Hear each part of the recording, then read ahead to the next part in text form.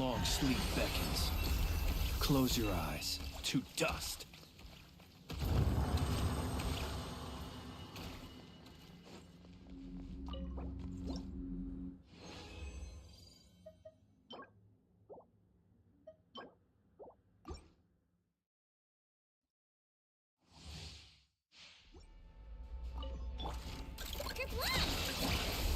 Observe.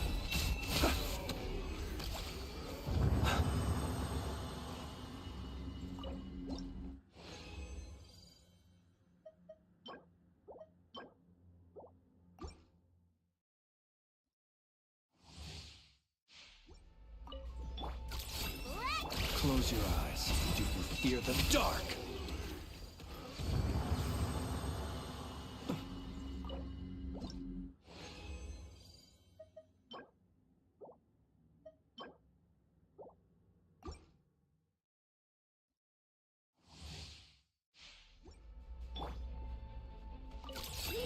Be silent.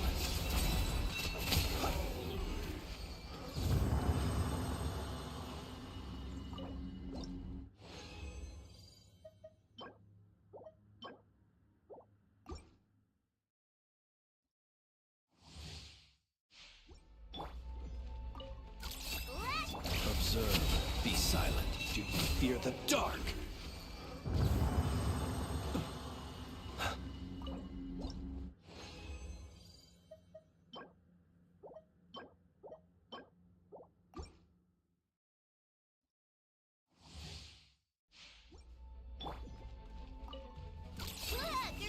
Observe. Do you fear the dark?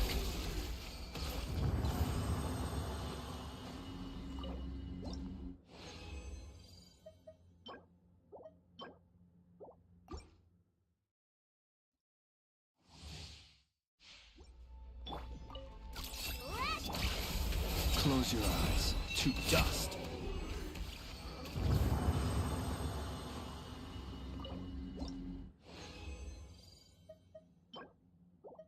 Nicht so eine Menge an Flint Pieces. Aber jetzt nicht, was ich brauche. Be silent. Close your eyes to dust.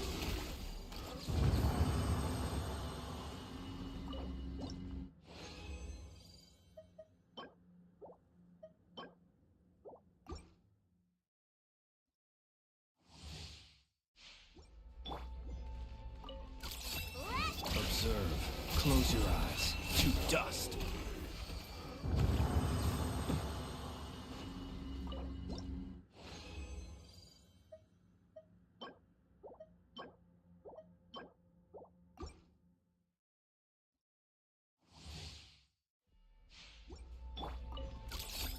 Observe. Night falls. Close your eyes.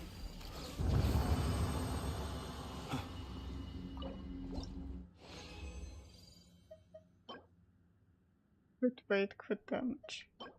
Ja. Brauche ich nicht, weil ist zwar ein Vierliner, aber miese Subs. To dust.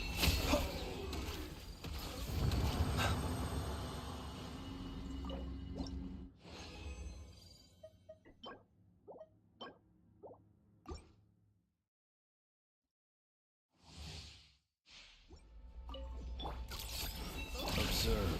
To dust. Close your eyes.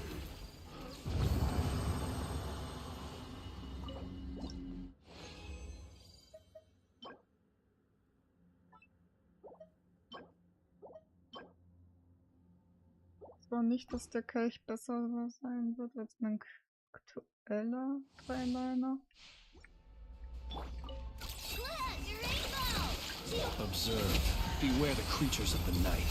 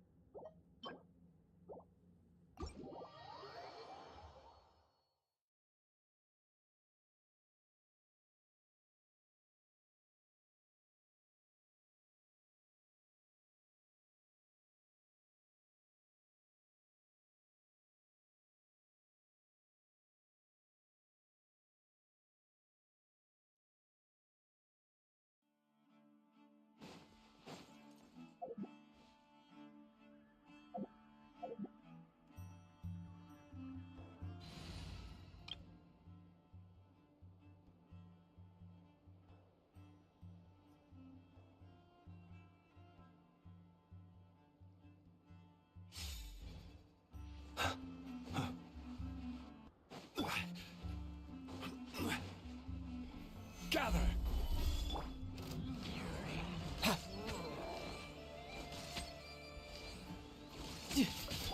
Close your eyes.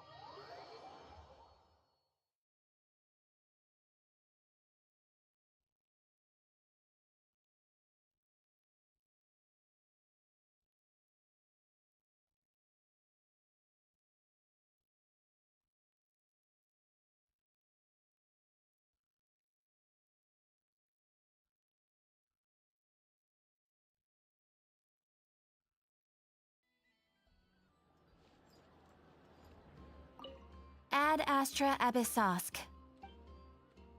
Thank you for completing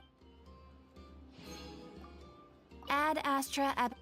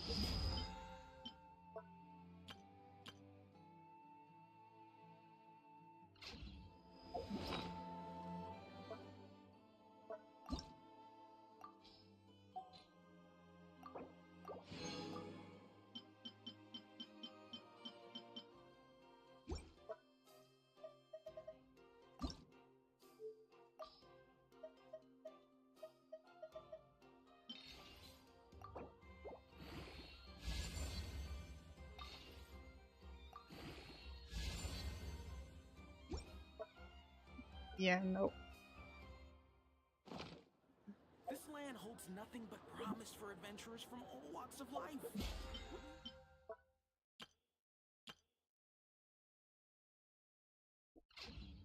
Everything is. I better get this out.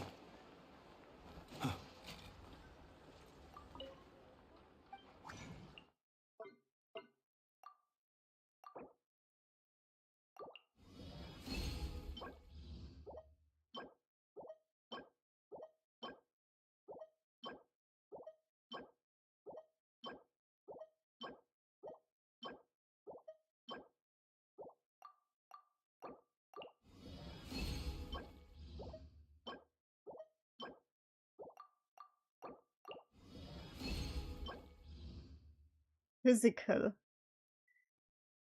Ich glaube eher, dass Waka Anemo möchte.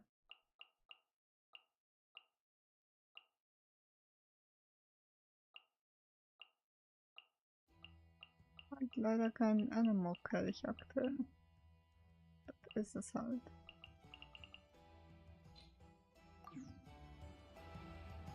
Für die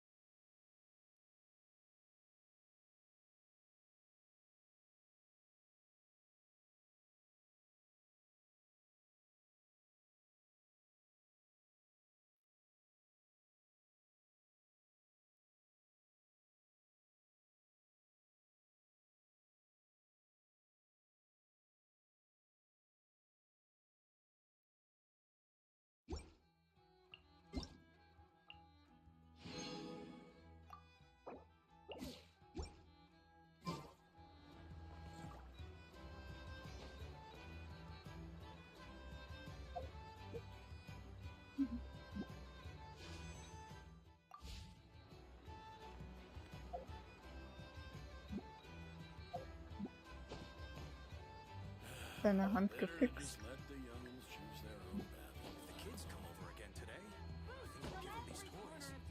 Including rare Northland varieties you won't find anywhere else. Come, try some.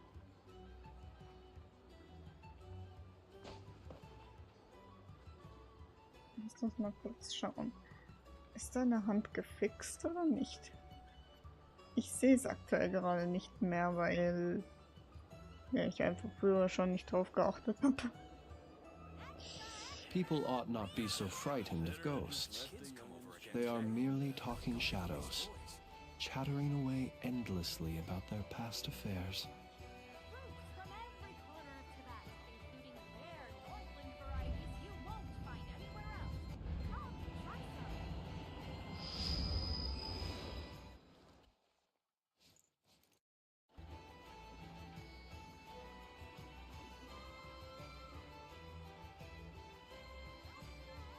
the kids come over again today, better to just let the youngins choose their own path in life, huh?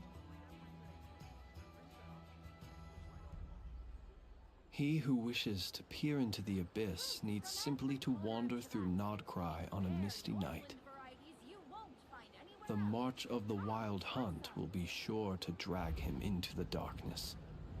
If the kids come over again today, I think I'll give them these toys.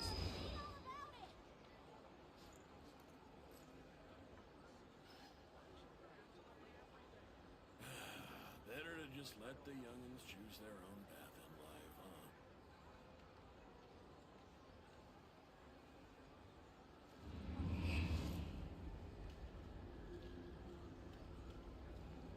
Fruits from every corner of Tibet, including rare Northland varieties you If the kids won't come find over again anywhere today, else. I think I'll give them these toys.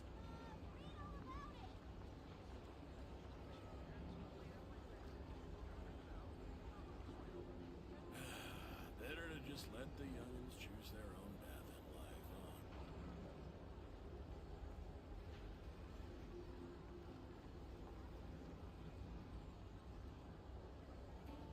Fruits from every corner of Tibet. Ja, seine Hand ist tatsächlich fixt. Varieties you won't find anywhere else. Come, try some. If the kids come over again today, I think I'll give them these toys.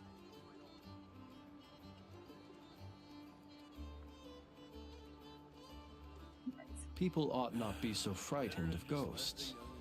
They are merely talking shadows, chattering away endlessly about their past affairs. Fruits from every corner of Tibet, including rare Northland varieties you won't find anywhere else. Come, try some. If the kids come over again today, I think I'll give them these toys.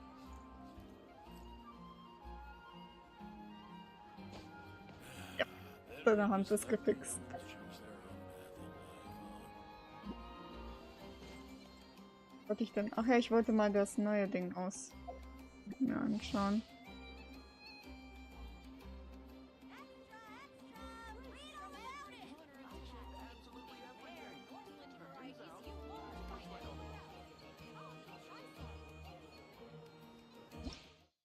Ich schaue es mal einfach mal an. Imagine, if you can believe it, a whole other world within this universe.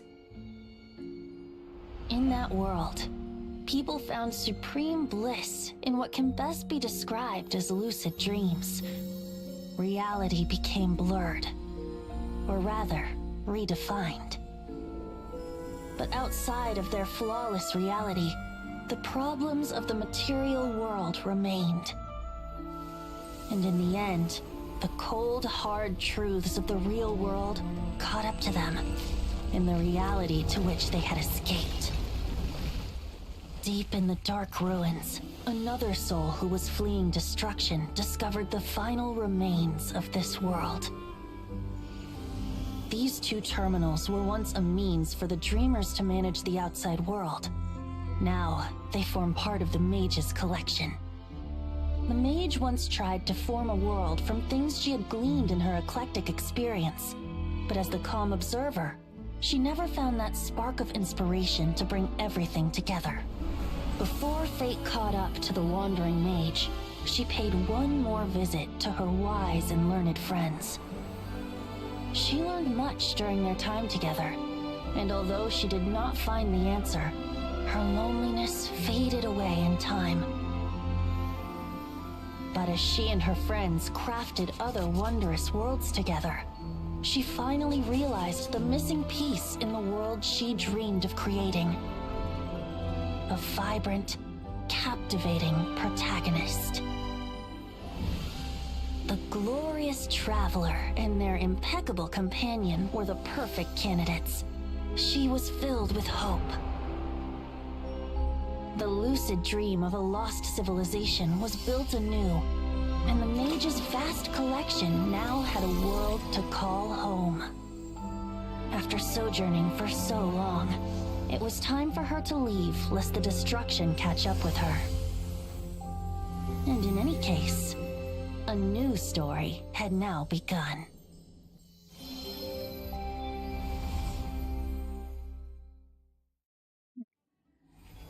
Very pretty. We're going to choose the guy.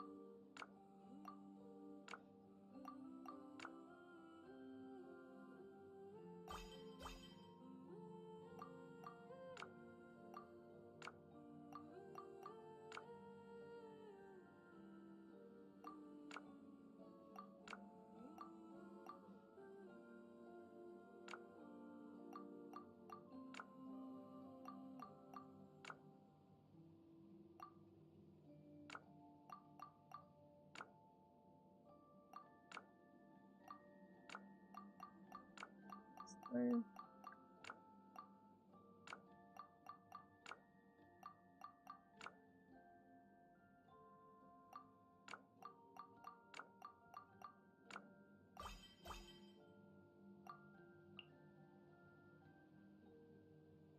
Sincerest greetings, Traveler and Paimon.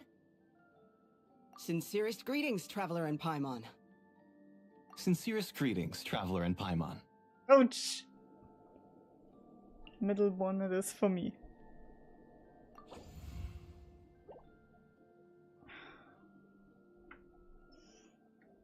Let's see.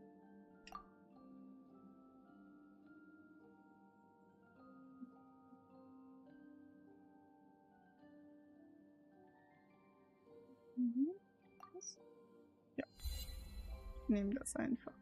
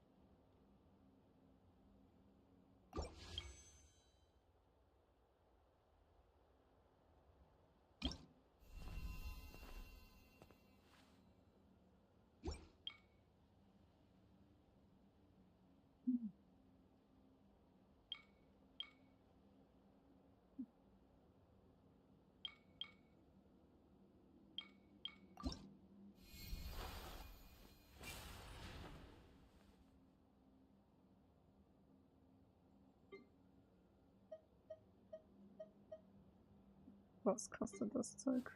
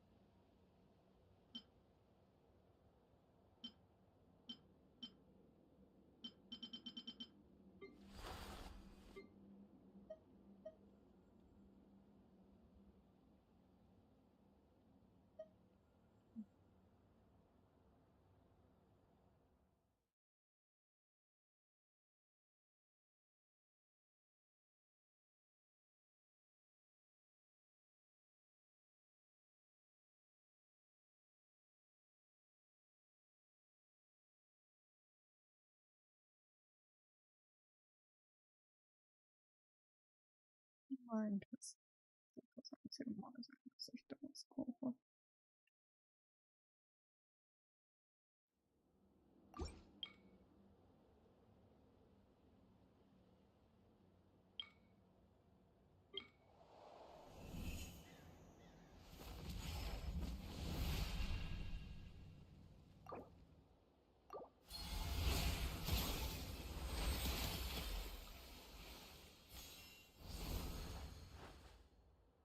Lustigerweise finde ich das gar nicht mal so schlecht.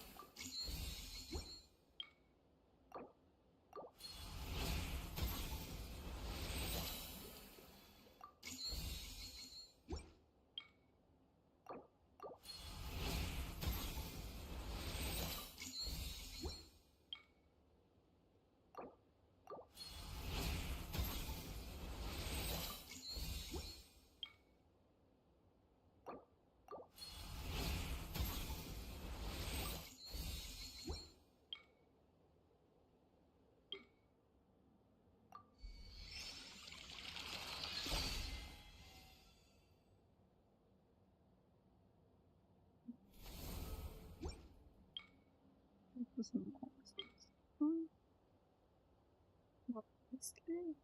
Joke. Ich finde das Nero-Outfit eigentlich schön.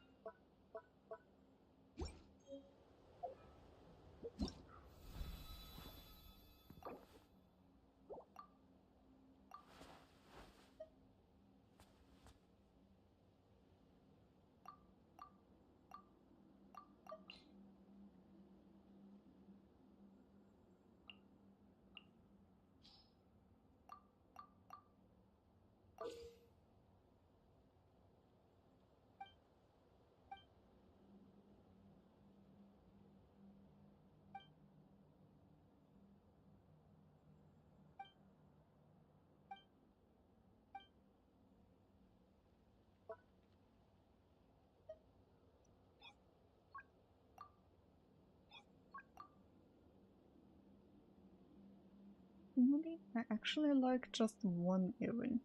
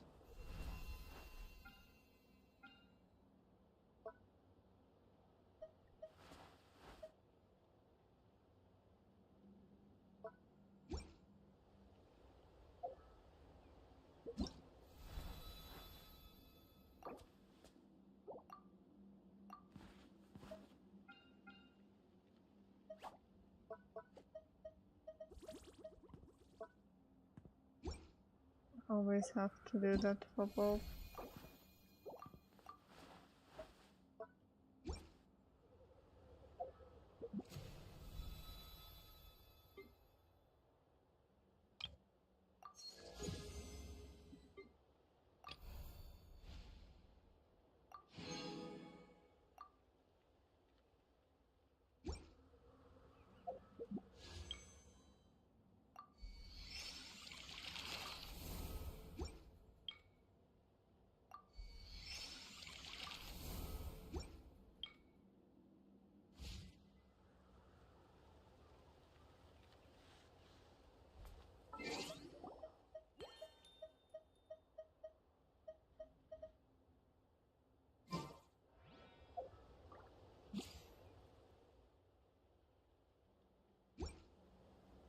How do I get back out of this one?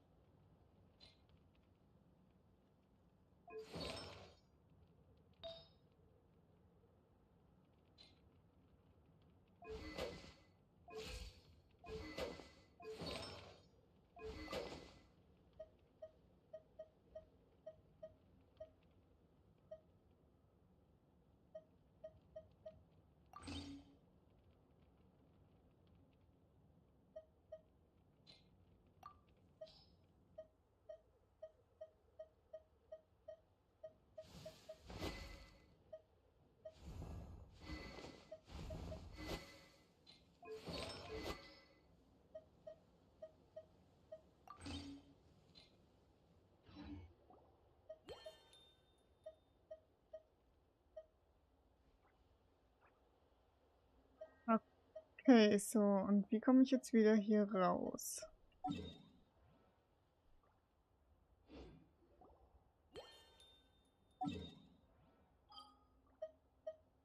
Ah, okay, das ist quasi ein eigenes Ding. Able to enter. Serenity tiefer ziehen. Zurück nach Nordkreuz. Okay, so, das bringt mich wieder raus. Ich sehe schon, ich sehe schon. Okay. Ja. Nicht als großer Freund von dem Mode.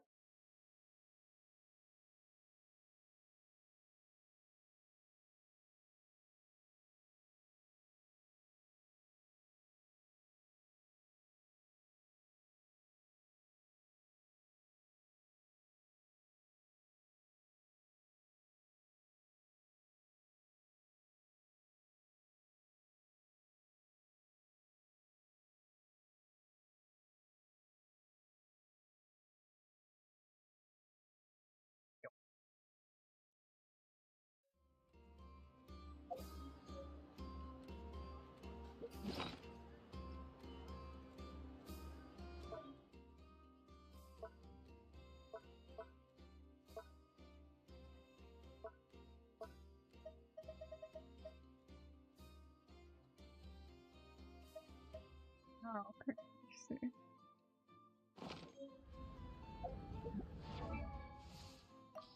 Das ist jetzt wahrscheinlich eine Charakterliste. Jo. Hier. Hier wird wahrscheinlich auch erst nicht gelevelt.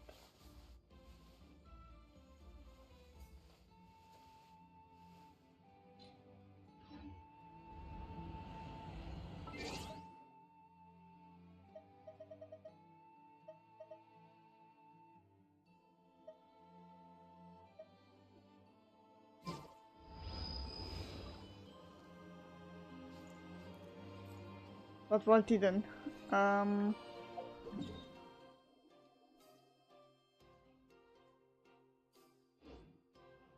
Ich wollte die Quest weitermachen.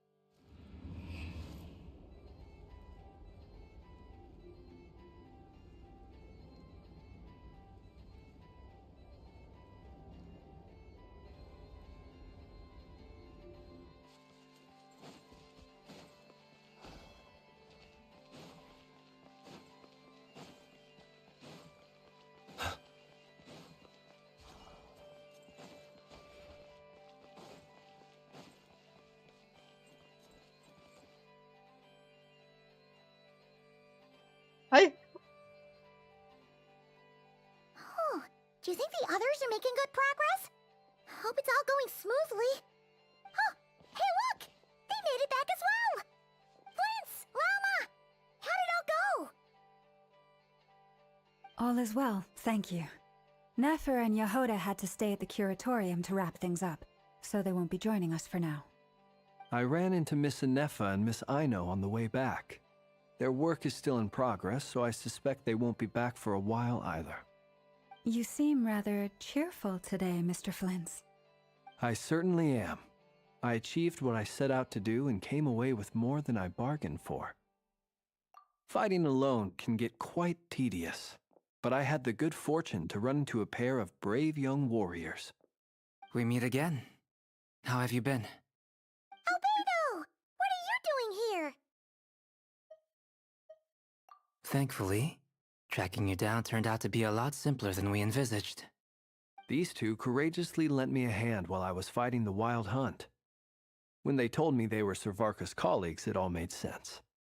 And given how people of outstanding talent tend to cross paths, it's no wonder you're already acquainted. So, who's your travel buddy, Albedo? Why don't you come and introduce yourself?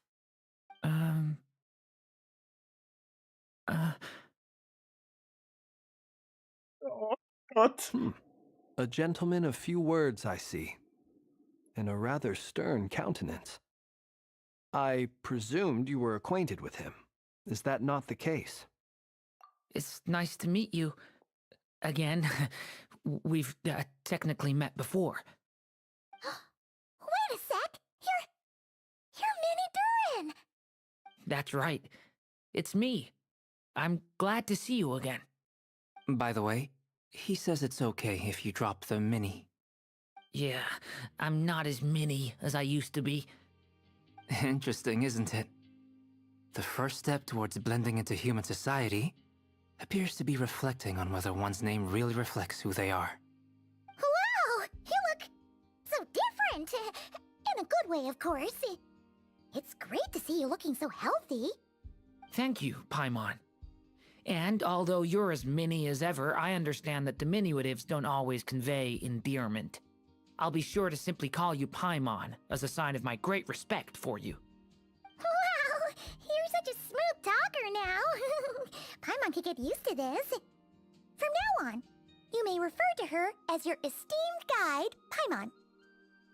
Personally, I think our little Paimon is the perfect size. When people call her Little Paimon, it's just because she's so adorable that they can't help themselves. If that's not a sign of endearment, what is? You're absolutely right, Miss Lauma. My brother still has a long road ahead of him when it comes to understanding human relationships. Anyway, speaking of long journeys, didn't Columbina, leave with you? How come she isn't back yet? She's been catching up with old friends. Wouldn't be surprised if she stopped for a cup of tea, or 10, on the way back. Uh-oh. People are talking about me. Hope it's nothing negative.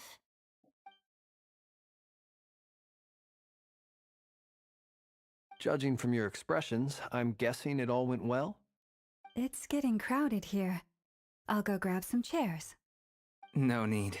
This is a job for an alchemist. I'll whip some up momentarily. Thank you for your hospitality, ladies and gentlemen, but I was merely escorting my friends back. I'll be meeting Zendrone shortly, as we still have some things to discuss. It's been a pleasure, everyone. But this is where I'll say goodbye. We really appreciate your help. Oh, come on. Spare the formalities. I'm just glad I could help out some true friends. I understand. Well, bye for now, Harlequino.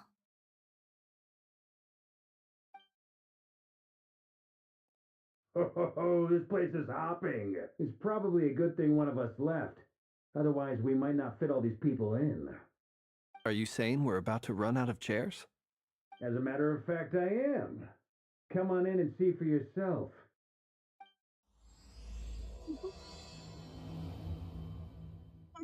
Those... You two, man. Oh, I'm Albert, he's such... I love him. He's a dog. In a good way.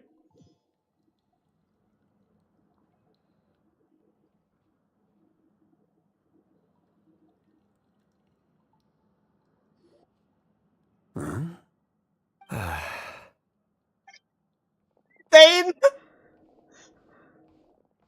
Hello! I overheard your little chit-chat outside, by the way. With Miss Columbina's colleague gone, we should be back to the original crew plus the other colleagues I brought in. Though, it looks like we have another new face. Someone else managed to rope in a colleague, too? Frankly, you and Paimon are the only people I know here. This here is Deansliff, colleague of Tibet's greatest guide, Paimon, and greatest adventurer, the Traveler. Well, not exactly colleagues, more sort of friends. When someone else jumps in to do the announcing, you know you're speaking to someone important. Let's hear what he has to say. Note to self. Once Paimon knows your name, the rest of the world will soon follow. When he comes looking for us, it's usually something important. Paimon's guessing you've heard about the Wild Hunt, then. From the looks of it, you're about to hold a meeting. If I were to say that the Wild Hunt is our mutual enemy, would that earn me a seat at the table? As the saying goes, the enemy of my enemy is my friend. Mr. Dainsliff, there's a seat with your name on it. Though, I can't promise the same for everyone else. Hey, Albedo, think you can rustle up a couple more chairs? After all this time apart, Grandmaster Varka's first order is to rustle up a couple more chairs. I've missed this. Is he being sarcastic? Hey, he's your brother. Why are you asking us? I've still got a lot to learn about the nuances of human conversation. Trying to decipher Albedo's way of speaking has been like jumping in at the deep end. Oh, good point. Paimon gets you now. Don't sweat it. There are people who go their whole lives without getting the hang of it. You're ahead of the game already. I wonder what's taking Nefer so long. Perhaps you should go and check in with her. If anyone can hurry her along, it's you. I just got back from the curatorium. Besides, aren't you curious to see what's taking her so long? Miss Nefer doesn't strike me as the type to share secrets. And since gathering intel is her specialty, I'm guessing she'd prefer to keep her methods confidential. Under such circumstances, would it not be tactless for me to impose? Oh, but it's fine for me to impose. What can I say? You have an unrivaled ability to garner people's affection, Miss Moonchanter. Besides, you have far more in common with her than I do. All right, then. Impressive. She barely fought back at all. I admire your powers of persuasion, my friend. As I'm sure Miss Lauma will realize soon enough, the trick in life is to always pitch in with other people's responsibilities so that you can be selective with your own. Another trick is to simply hide in the background. Spoken like a true sage. Anyway, looks like we've got some time to kill before the meeting. Let's take a little breather, folks. And feel free to chat amongst yourselves. We'll get down to business once the other two arrive.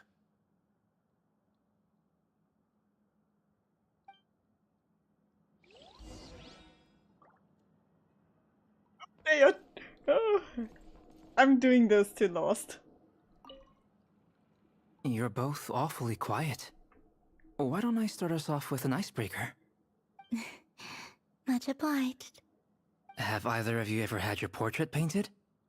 If not, I'd be glad to help. That sounds like a lovely idea. You know how to paint, then? I dabble occasionally. He's an excellent painter.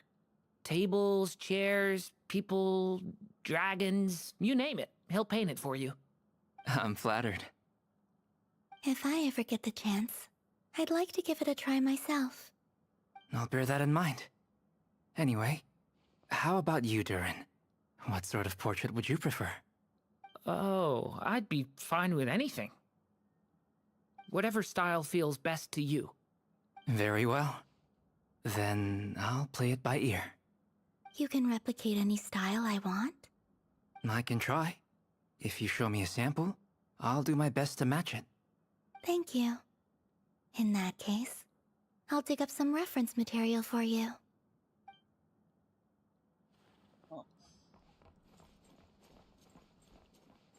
Is there something you'd like to say to me? Yeah! For starters, why'd you just show up here without even giving us a heads up?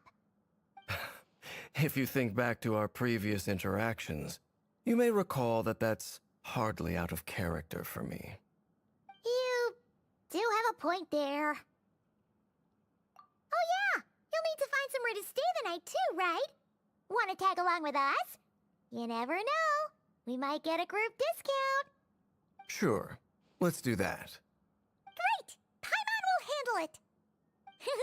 And in return, we can get Dainslift to be our very own personal bodyguard. If that's what you had in mind, you should have said so sooner. I'd be happy to help. Oh, okay then. Paimon was only kidding, but good to know. Anyway, since we're all here together, we might as well watch each other's backs. That's just what friends do, right? Indeed. Thank you. The zooms! Oh, there's those two. I need to record it.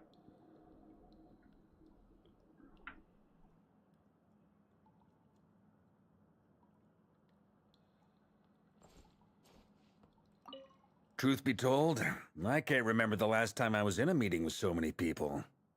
You're not alone there, my friend. The Lightkeepers also struggle to bring everyone together for a serious discussion. I don't doubt that. I've only ever met two Ratniki, one being you, and the other being that young guy, Eatlua. Eatlua is a good apple. I'll give him that. He's kind, honest, and regularly delivers supplies to my lighthouse. A true Ratnik to the core. In that sense, he puts me to shame. So you're what? A fake Ratnik?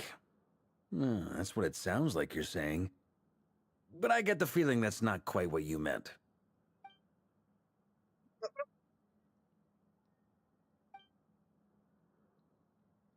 Come on, why the awkward silence? Sorry. I'm not even gonna bother trying to hide it. You've known all along, haven't you, my friend?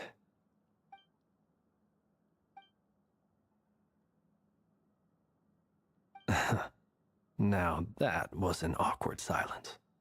Let's just keep this between ourselves. Probably best if Eloa doesn't know, huh? That goes without saying. Gotta be careful what you share with youngsters, after all. Anyone else in the know? Let me guess. The Traveler and Paimon? It's dangerous being too sharp for one's own good, you know. Then, in the name of the Animo Archon Barbados himself, I swear, your secret's safe with me. When we went for drinks, you said that you and Barbados were practically best buds. In the light of that claim, do you really expect me to take your oath seriously? Of course. Just as long as you don't go spreading around the fact that I'm close with Barbados, all right? Fair enough, then. Nothing like a bit of mutual leverage to seal the bonds of friendship.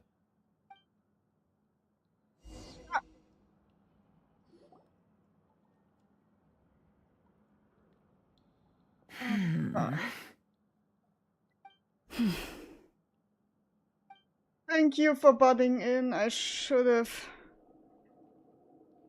put out Miss the Nefer, speech you to made it chat. after all. But what about Yehoda? I'm here to give you an update on how things are going on our end. Once this is over, I'll be heading straight back to continue my work. I left Yehoda back at the curatorium to watch over things while I'm gone. Huh. So much for just this once.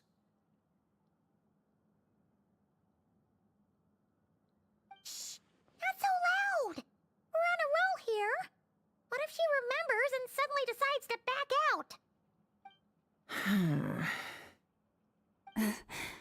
Did you say something, Mr. Varka? Huh? I didn't say anything. Right, Flint's? Must have been a frog. They get so noisy around here at nighttime. It's like they're putting on a concert in the background. Anyway, before we begin, there's a few introductions to make. Let me start by saying that it's an honor to be speaking before so many distinguished colleagues and collaborators.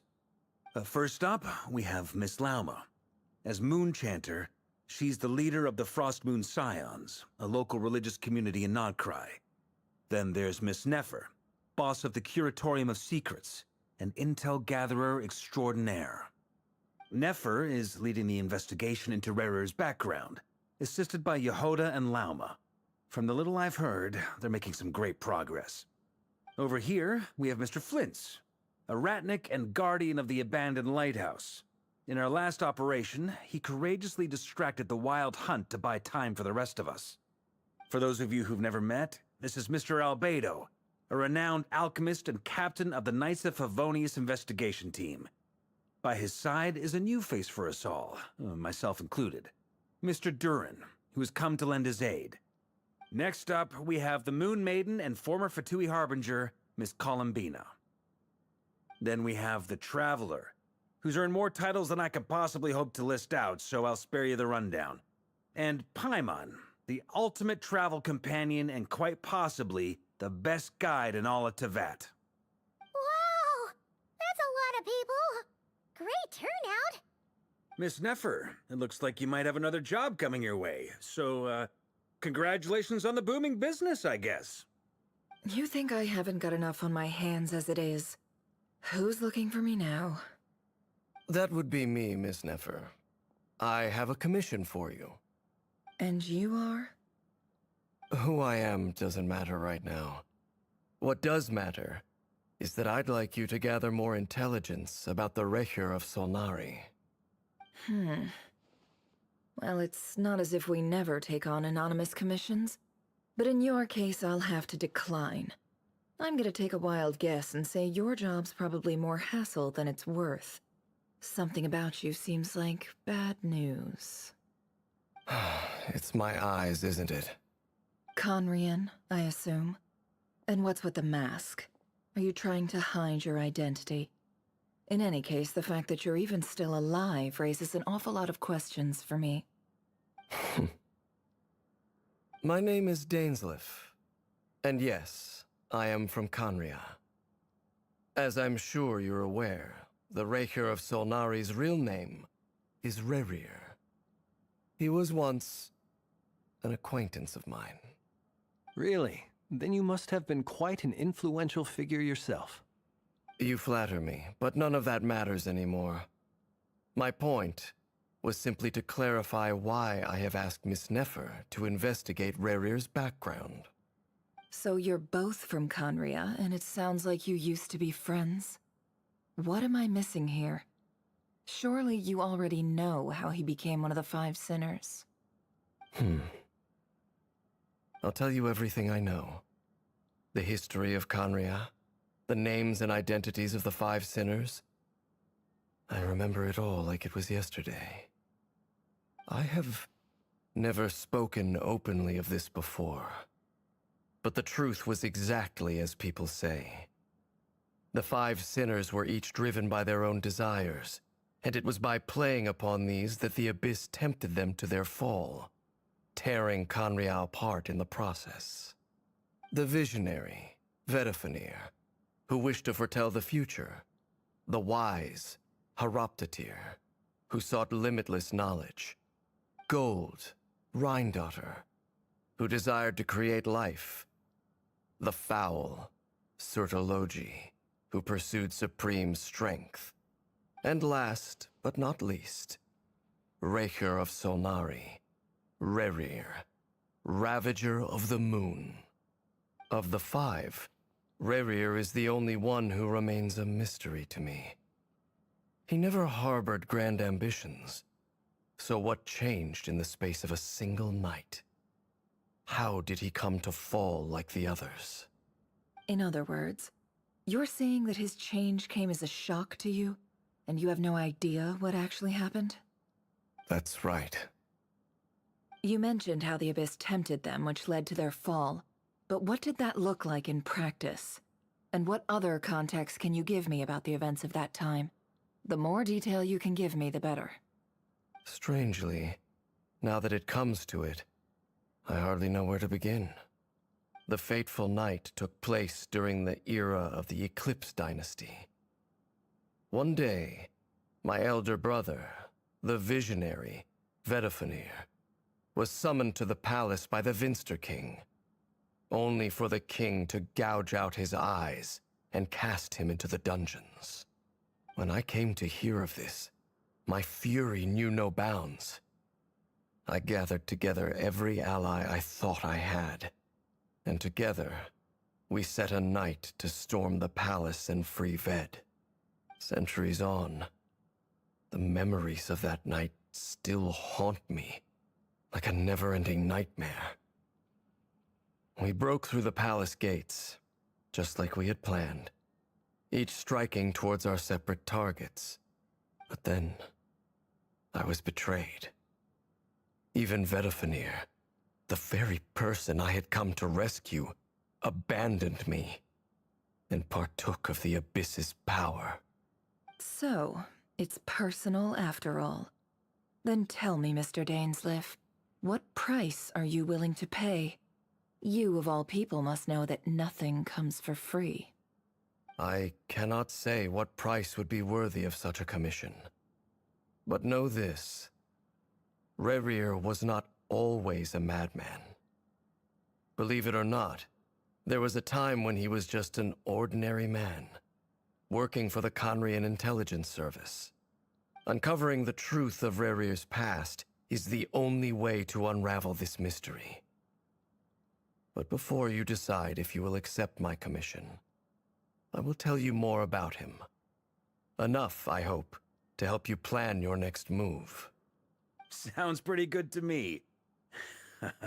Feels like we just flagged down a random passerby, only to discover he's actually a master strategist who has a score to settle with our enemy. Can I borrow your halo? It could be useful in the lighthouse. Hey, enough with the wisecracks! Besides, isn't that lamp of yours bright enough already? Relax. It was meant to be a compliment. If that was a little over the top for your liking, I'll make sure to tone it down next time. I'll give your proposal some serious thought, Mr. Dainsleif. Let's speak in private once the meeting is over. Before that, there's a few things I'd like to share.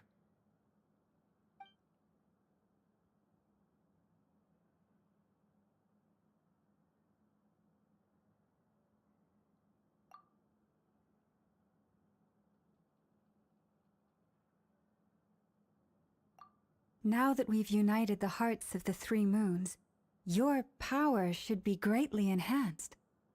But it seems like that hasn't happened yet. I believe it will take a little longer. You've done so much for me, so I want to be completely honest with you all. Even though I'm doing a lot better now, the truth is, my recovery will likely be an ongoing process. From the moment I was born, my power has been slowly ebbing away. And that is because Tevat has never accepted me. Even with the moons united as one, it seems my rejection cannot be undone. So far, I have yet to find a solution. It may turn out to be a problem that will plague me until the day I finally leave this place behind. Even so, I will do everything in my power to help you drive out the Rayhir of Solnari. As Arlecchino put it, this is not about chasing the spoils of victory. It's just a gesture of heartfelt gratitude. Kutar. Defeating the Rayhir of Solnari will be no easy task. While my strength slowly recovers, we'll also need to gather more intel. Naturally. We should take all the help we can get if we hope to defeat him. We've considered several viable plans now, but our choice hinges on the answers to a few key questions. Is it even possible to kill Rerir? What experiences shaped the person or monster he became? And what's he really after? Given Albedo's expertise in alchemy, I think we should leave him to try and answer the first of these questions. Understood. As for the other two, I'm afraid we'll have to count on you again, Miss Nefer. Believe me when I say it's not my wish to burden you. But right now, relying on your skills is our only option. So you're placing all your hopes on me, huh? We can't thank you enough for agreeing to help us. Honestly, I can hardly believe how lucky we are. You sure have a talent for changing your tune, Miss Moonchanter. Timid like Yehoda one moment, then flinches insincere flattery the next. Ladies, please. I must object to your portrayal of me. That's all. Feel free to keep bickering. Just pretend I'm not here. I almost don't want to leave this room. I'm curious to see how this plays out. I have faith in you, Miss Nefer. Something tells me you'll stand by us until the very end. Oh? And what makes you so sure of that? What if I suddenly decide that my compensation is insufficient? This isn't about the money. I can sense that you've got a deep-seated distaste for Rerir. And knowing you, that alone is motive enough. Look at them getting along so well. Like two peas in a pod. And I'm the one they accuse of insincere flattery. There is no justice. Miss Lauma, you have to understand something. Unlike you, I don't actually enjoy having everyone's hopes on my shoulders. Is that right? Well, maybe the fact that I'm willing to put my hopes in other people says more about me than you. But the fact is, I also trust you. And that's because I know that you're someone we can count on. Anyway, we've got our plan, so let's get moving. Mr. Dainsleif, let's talk. And Traveler, once we're finished, if you've nothing else planned, I'd like you to come with me. This whole experience is teaching me a lot. For instance, I now know that when other issues come up in the future, I'll have far more luck getting Lauma to convince Miss Nefer than trying to do it myself. Hate to say it, friend, but that's one of the funniest things I've heard in a while. Why? You think I've got it wrong? Quite the opposite. But what makes it so hilarious is how long it's taken you to realize.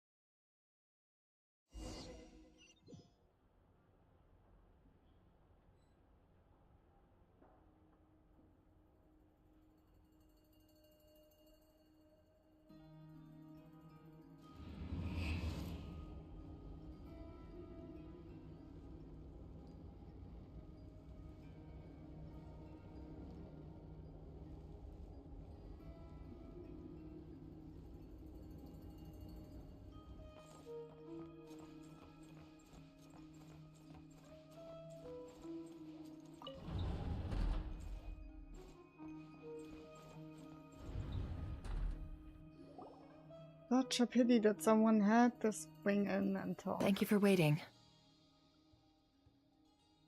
That's okay. We actually used the time to help Dainsleif get a room at the hotel. That's very considerate of you.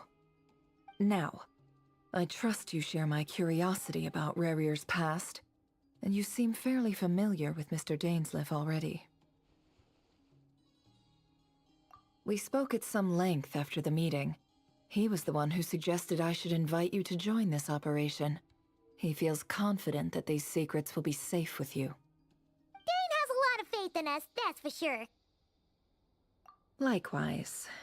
I appreciate that you got right on board without interrogating me about why I invited you. It shows that you trust me to explain everything in due course. That's because we know what you're capable of. We appreciate you too, Nefer. You might have been forced to help in the beginning, but this time, it was your choice. That's one way to put it. Another is this, that once a decision's been made, it's set in stone. After that, my only goal is to see it through. Alright, so here's how it is. I'm going to access Rarier's thoughts again using my confidential method. Now, I'm sure you've seen things like this before on your travels, so you're surely well aware of how dangerous it can be. The reason I've gathered you all here is to ensure my safety during the proceedings. I plan for us to enter the fragment of his consciousness together, and once inside, I will focus on searching for information. Think of this as a diving expedition into someone's brain. If I'm the diver, you are my safety equipment, tasked with keeping me alive while I'm under the surface. Once the ceremony begins, we will all be spying on privileged information. But in the interests of safety, you must remain absolutely silent at all times. We will discuss our observations after the ceremony has concluded. Lastly, any individuals of a weaker constitution are advised not to partake in the ceremony. In any case, Paimon has her own job to do, which requires staying in the room, but not joining the ceremony.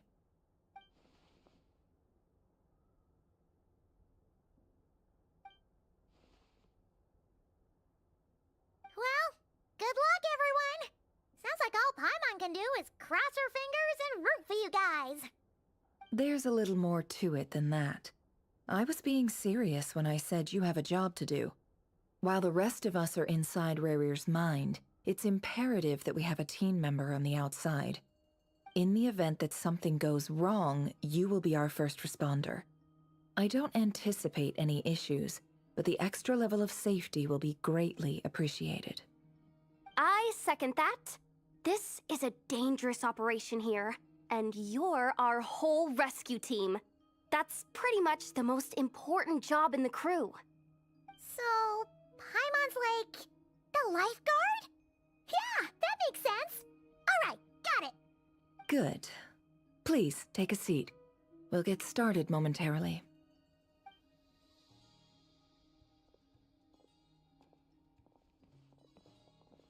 So, did Mr. Dainsleif tell you anything else? He told me that he believes Rarier kept some big secrets in his life. He's not sure that they were the cause of his eventual downfall, but he's asked me to uncover what those secrets were all the same. But surely you're not planning to go through with this, no matter the cost. If you think that, you'd be overestimating me. I'm a businesswoman, not a mercenary. But I do have my own professional reasons for taking this job. You think I'd turn down the opportunity to get a first-hand glimpse into Conrian history? No chance. Well, as long as you don't let morbid curiosity get in the way of safety concerns, we're good. We'll do whatever we can to help you. You're such a killjoy.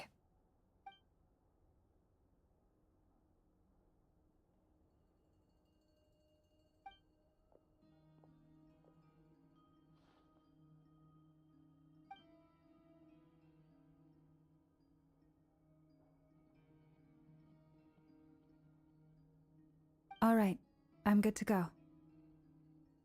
All set over here, too. Promise, Paimon, you'll be extra careful. All right. Let your whole body relax. We're about to begin. Close your eyes.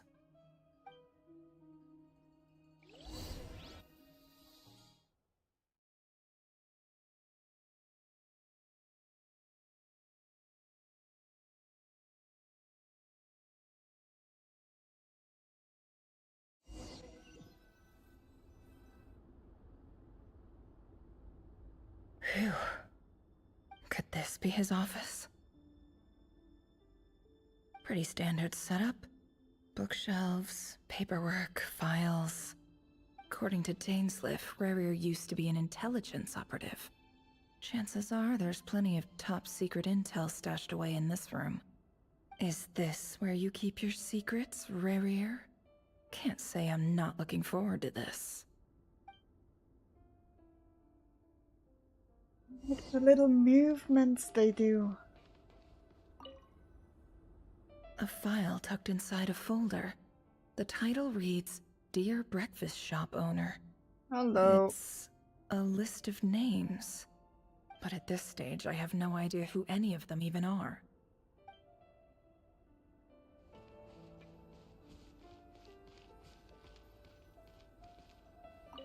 He looks even gloomier than last time.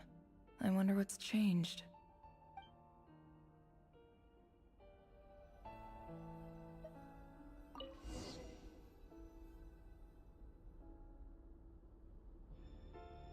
Today's files are in. Time to wade through them, just like usual.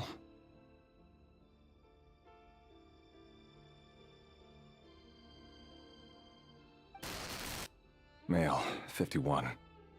Occupation, cook. Confirmed Crimson Moon descendant. Has maintained frequent contact with other descendants over the past year. Poses a threat to the dynasty. That is a very pretty quill. Neutralized. Oh boy. This one should be archived under purged targets.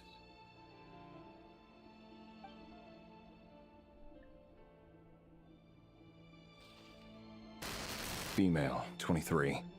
Occupation, office clerk. Confirmed Crimson Moon descendant. Has maintained frequent contact with other descendants over the past year. Poses a threat to the dynasty. Neutralized. Jesus, very Another one for purged targets. Sounds like she was that other man's daughter. Never mind. What's it got to do with me?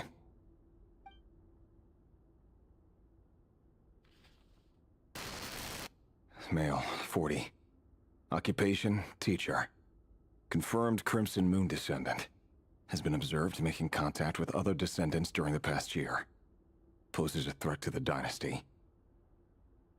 Neutralized on...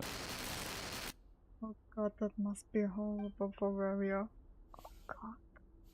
Just another nobody for the archive. Come to think of it, I remember surveilling this man. A case like his never would have been considered a priority in the past. Huh. He barely even interacted with other Crimson Moon descendants.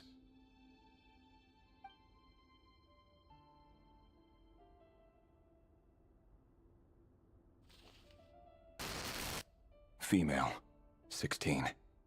Occupation, none. Orphan and confirmed Crimson Moon descendant. Has been observed making contact with other descendants during the past year. Poses a Nicht threat to the wirklich, ich dynasty. brauch's nicht selbst tatsächlich. Und ich mach's ja auch einfach aus Spaß. Neutralized on...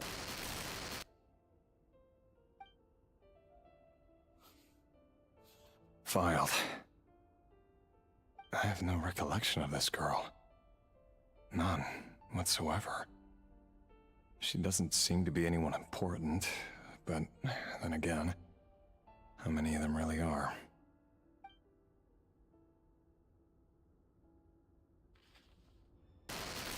Female, 13. Occupation, none. Orphan and confirmed Crimson Moon descendant.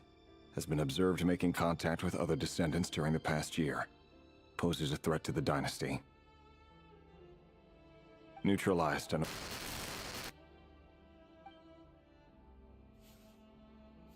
Filed.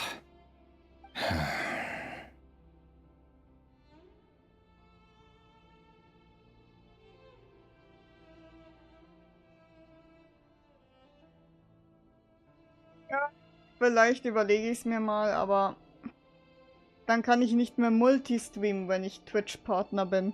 Das ist das Problem.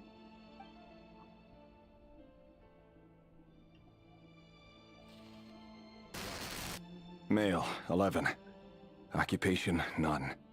Orphan and confirmed Crimson Moon descendant. Has not been observed making any contact with other descendants during the past year. Poses a threat to the dynasty. Wait, what?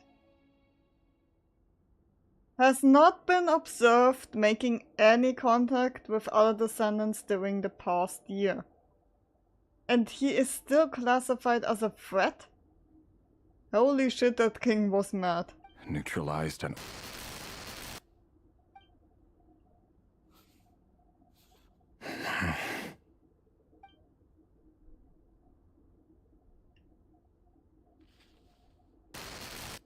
Male.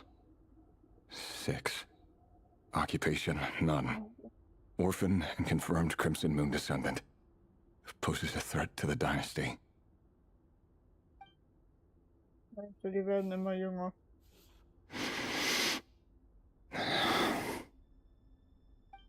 It's funny, isn't it? Your job is becoming both harder and easier at the same time, depending on how you look at it. Sooner or later, the Crimson Moon descendants will be completely wiped out. But as their numbers dwindle, they become harder and harder to track down. That's not how it is. Fortunately, however, most of the able-bodied adults have already been taken care of. The remaining weaklings will be increasingly easy to deal with. Was ist dir? No! No. My job is to ensure the survival of the Eclipse Dynasty. And the only way to do that is by eliminating any and all potential threats. It's a perfectly legitimate line of work. Every single one of my colleagues can attest to my fairness. And if my friends were aware of the facts, I know they'd back me up too. Assuming, of course, that they were aware of all the facts.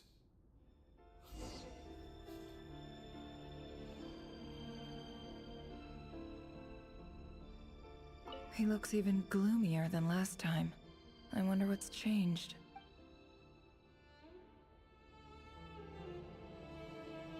Holy...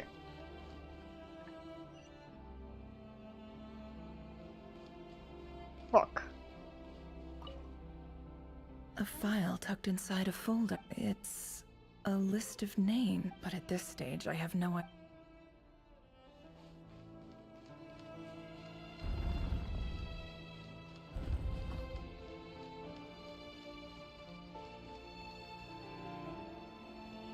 Mr. Vedifalnir, it's been quite some time since we last met.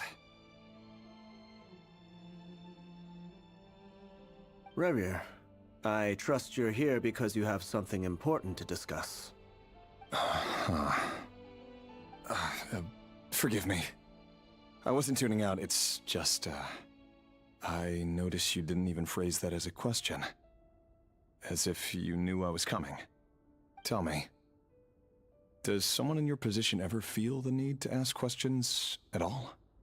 It is indeed within my power to foresee certain things. Things like your arrival. I was just thinking. It won't be long before I'll be inviting both you and Dane to my wedding. That isn't a lie, but nor is it a fact as such. It's a wish, isn't it? No fooling a prophet, is there? Ever since that day we met for drinks, I knew it was only a matter of time before you came looking for me. Does it feel good? Knowing how the future will unfold. I'm afraid the notions of good and bad fail to capture the complexity of what such a power entails. Once you've seen what will come to pass, it can be all too easy to succumb to fear and melancholy. Unless, of course, you learn to abandon these feelings.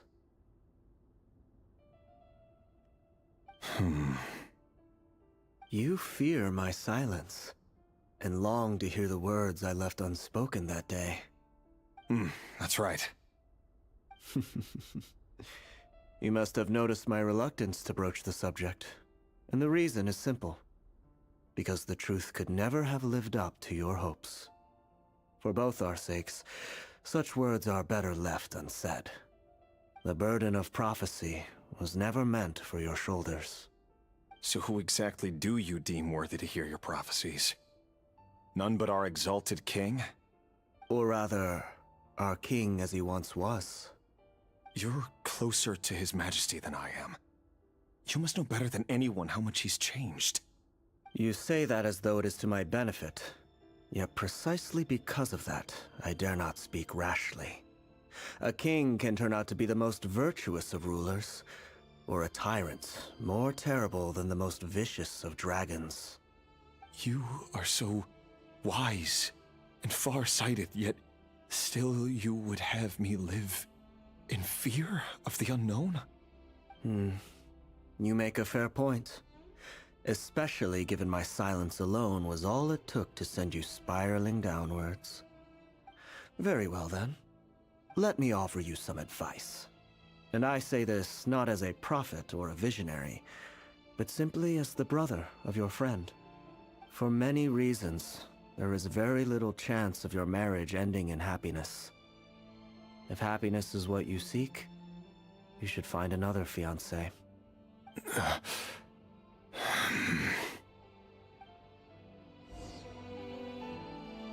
Hold on. There's that same black fog again. Could this memory belong to Thelindis? Guess I'd better tread carefully.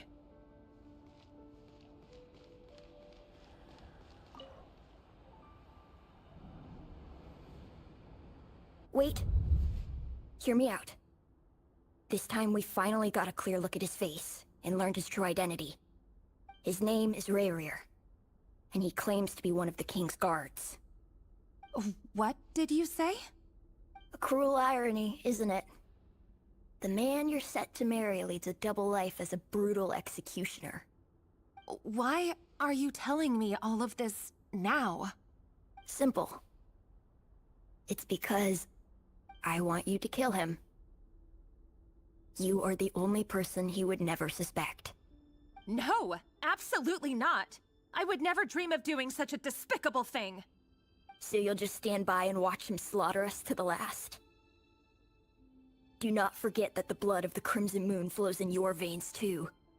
The blood of the Crimson Moon? What does that matter now? The dynasty has long been dead and gone. You think that alone is reason enough for me to throw away everything I have? Why wouldn't it be? You two were once a child of the Crimson Moon, just like me. Don't tell me you've never felt so much as a flicker of fury for the way we were trampled into the dust. As long as you promise to abandon this pipe dream of restoring your dynasty, I can try to persuade him. Or have him persuade the Vinster King. Persuade the Vinster King? Do you even know why he's so obsessed with hunting us down? Why he keeps trying to force us to hand over our secrets? Over and over again? Or why we refuse to give up on restoring the dynasty? The Vinster King. A blind fool. His eyes clouded by powers from beyond this world. A petty little man with a miser's heart. And he dares to sit upon the throne? Mark my words. Sooner or later, Conria will fall. And it will be his doing. If you can't bring yourself to do it, so be it. Just you watch. It won't be long before calamity descends upon us all. The Rayrir of Solnari. That really is quite a secret you've been keeping from me, Rayrir. But who am I to talk? Am I really any better? I've kept my own past a secret this whole time too. Love should be built on honesty. But ours was born from lies. And yet, is it really so wrong to hide things that would only make life harder? If we don't cover up the parts that no one else should see, how can we go on pretending to be normal? Vedifulnir must have known all this. And that's why he made his prophecy. In the end, nothing stays hidden forever. Ich wusste es. But Crimson I Moon won't Descent. just sit by and watch this disaster unfold. I'll do everything in my power to protect what I cannot afford to lose, no matter who I have to face.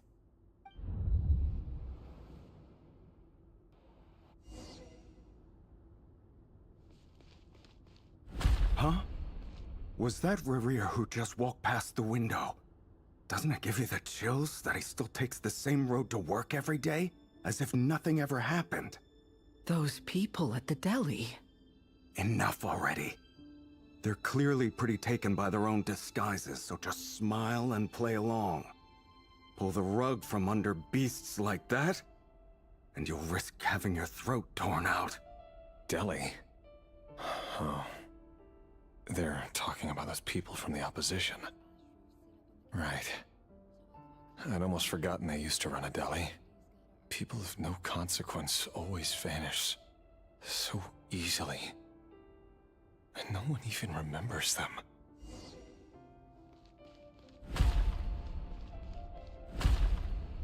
Oh, jeez, that is.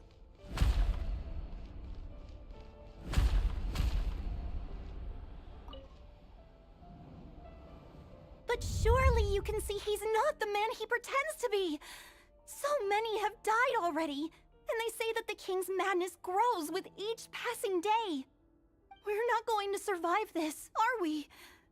But why does it have to be this way? Do we really deserve to die just because of the blood that runs through our veins? Felindis, are you even listening? Sorry, Freether. My mind was off wandering. I heard you, though. You're talking about what Rerir said. He's just following the king's orders. He's a secret agent, and it's his job to hunt down rebels and dissidents. By the time you first met him, he'd already taken lives. Maybe he was using you from the very beginning. No. Rerir has no idea I have anything to do with the Crimson Moon. My family are only distant relatives of the main lineage, and besides, my eyes are perfectly ordinary.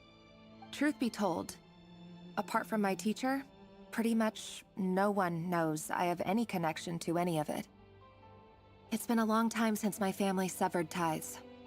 But as Orlog said, who could possibly talk sense into that raving lunatic of a king? No one. I'll work something out. Trust me, I'm with you all. But for now, you need to keep yourselves hidden. Don't let anyone find you, anyone at all. Don't forget that Rerir is an Eclipse operative. You need to be extra careful when he's around. And when I am too. For now, don't come looking for me. And if anything happens to me, just act like we've never met. If even you can't escape this, what hope do the rest of us have? But after all this time together, surely he wouldn't lay a hand on you. I won't speak in his defense, nor can I give you a clear answer to that question. But I'll do everything I can to put an end to this. Here, hold on to this. If an opportunity to escape presents itself, take it. You'll be glad you took some spare change. You call that change? But what about you? I've got a job, and there's still money coming in. But you can't go anywhere right now. Please think about yourself for once.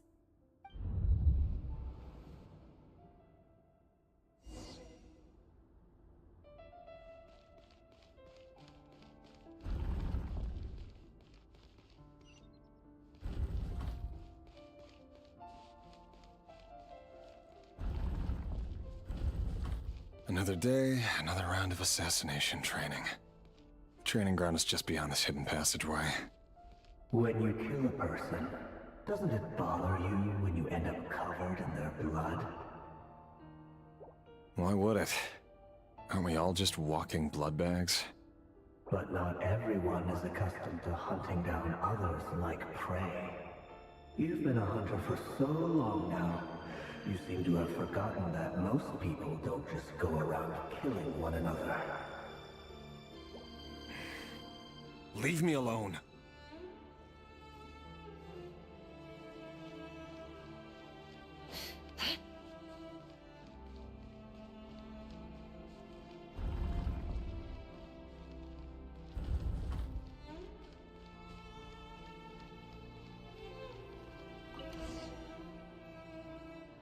Make sure you have a firm grip on the handle, then choose your angle well.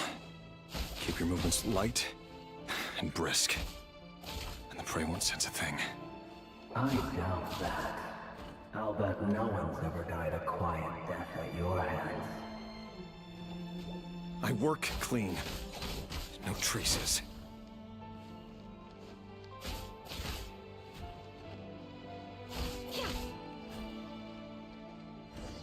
That doesn't make it open and above board, though. The king just happens to need you right now. What if someday he doesn't? That won't happen. He's changed. Ever since he fell under the spell of that power. In the beginning, he only had you take out a handful of the guilty. But now... The ones I've dealt with have always been guilty. And I've carried out my work flawlessly.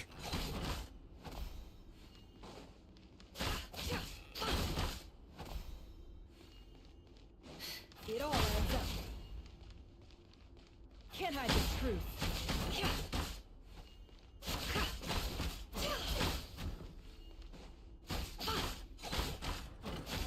You know why Felindis didn't accept your proposal, don't you?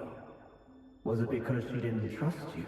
Or something else? No!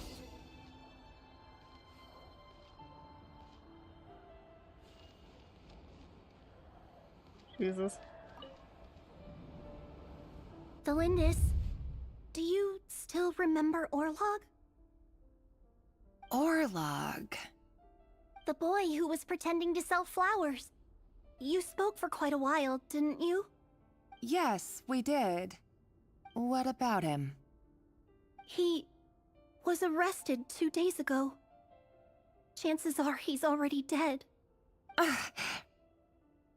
He...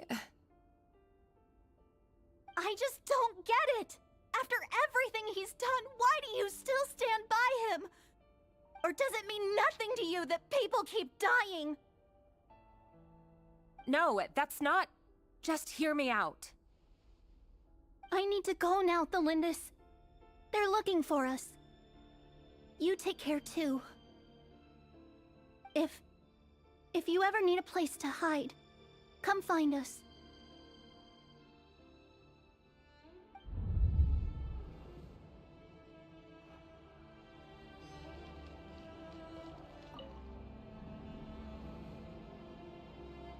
Author Felindis. Over the course of this week, the research object was subjected to interference for a total of 47 hours for experimental purposes.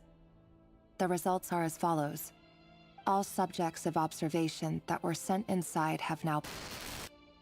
The situation within is proving more problematic than anticipated. No progress whatsoever. What now?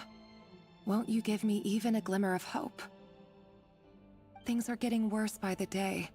I have to find a way or we'll all be in danger.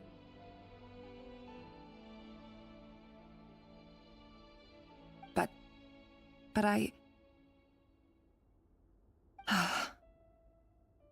If all this research comes to nothing, what then? Sooner or later, it'll be my neck on the line. Oh, she's not looking good. Could he really bring himself to kill me? No. Surely he wouldn't have the heart. Oh, nein, please. Ah.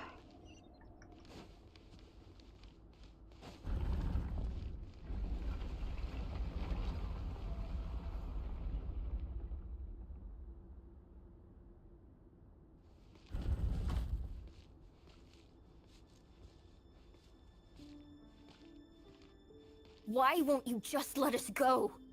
We don't even know each other. All we want is to live ordinary, peaceful lives. You want to live?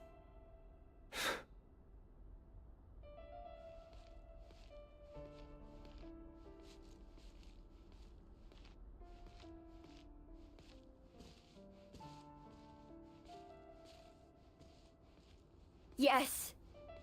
I just want to go on living. Is that really such an unforgivable crime?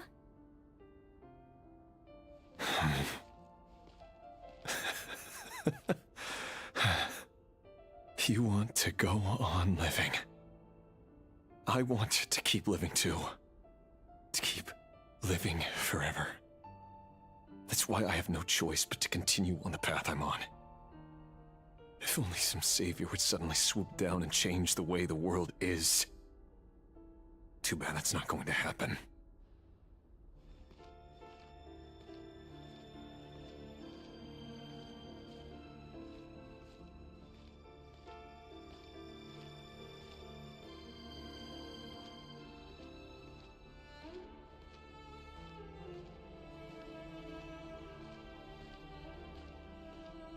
Imagine that.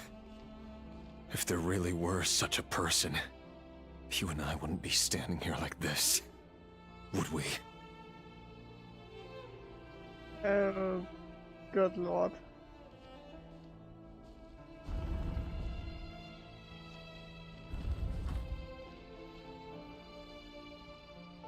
Today's files are in.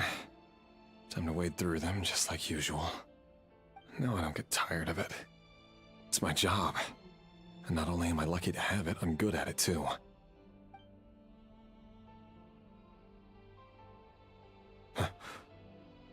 Wait. That's... Thalindis? No. No. No! Why? But you bear no mark of the Crimson Moon. How could you possibly have anything to do with them? It cannot be! A diluted bloodline. Carefully concealed. I see it now. You've been living in the shadows just like me. What a fool I've been. Numbing myself with talk of justice. Even imagining my friends would back me up. But in the end, Irminsul. Finster King! How far are you going to take this? From the direct bloodline to secondary offshoots? And then what? Today it's the descendants of the Crimson Moon. Who will it be tomorrow? Will you not rest until everyone down here is dead? No. This cannot go on. This is where it ends.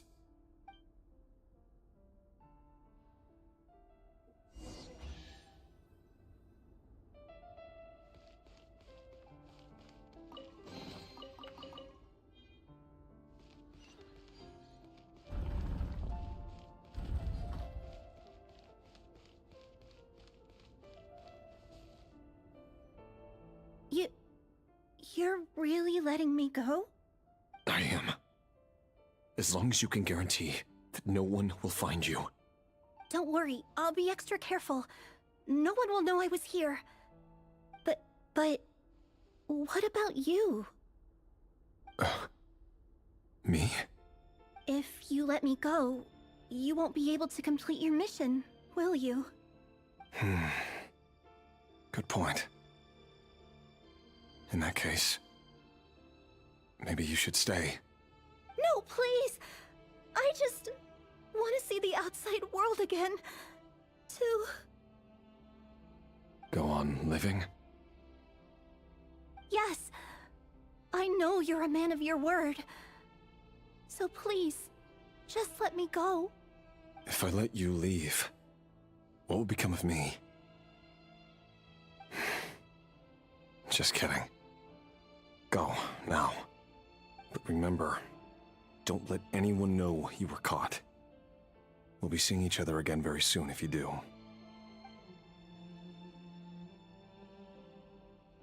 Even shadows in the dark must live by a code.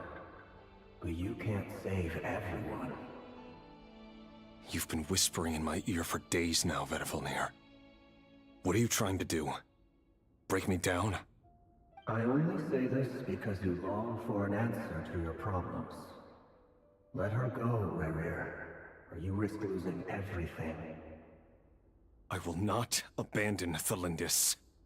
Then you'll need a little more vigilance and a lot more power. The world is changing, Rerir. Keep your eyes peeled for your moment of opportunity. That voice used to be so unclear. But now I know exactly whose it is. It's Vedifilnir. He won't tell me how to actually resolve any of this, but he keeps trying to manipulate me like a puppet. What's his game here? Tell me then. What will this moment of opportunity look like? And no answer. He's like a ghost. Always disturbing me when I'm on edge, but never answering when I need him most. So, the Eclipse Dynasty was purging, well, massacring the descendants of the Crimson Moon. And it seems like it was all connected to the Vinster King's research. The King's obsession with abyssal power left the future of Conria hanging in the balance. No wonder every aspect of Rerir's life was so unstable. And it looks like this Thelindis, Rerir's would-be fiancée, herself belonged to a sub-branch of the Crimson Moon Dynasty's descendants. It almost defies belief that a couple like them could hide the truth from each other for so long. If the Vinster King hadn't intervened in such a drastic way, they might have gone on deceiving each other for the rest of their lives. And why does Vedifilnir, Dainslif's older brother, keep talking in Rerir's head? This guy kept more secrets than I ever imagined. The human mind is like a vast desert of shifting sands. When you follow the flow of someone's memories, you only ever see the parts they're willing to let surface. Time for something a bit more creative. We've been inside Rerir's mind this whole time, building up a picture of his psyche. There's already enough clues on the board to start reading between the lines and mapping out the rest. Now, we can finally begin to put the pieces together. Sure, it'll only be a reconstruction, part simulation, part reasoning, but it's usually pretty accurate. Once we've built up a cognitive profile, we just need to cross-check the logic behind his actions. And then we'll be able to take a sneak peek at whatever it is that Rerir has really been hiding.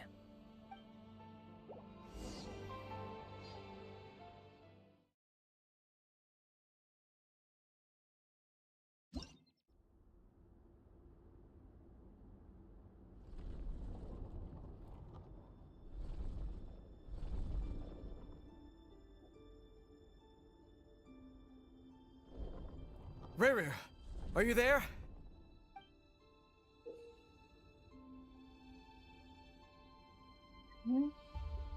Dainsleif.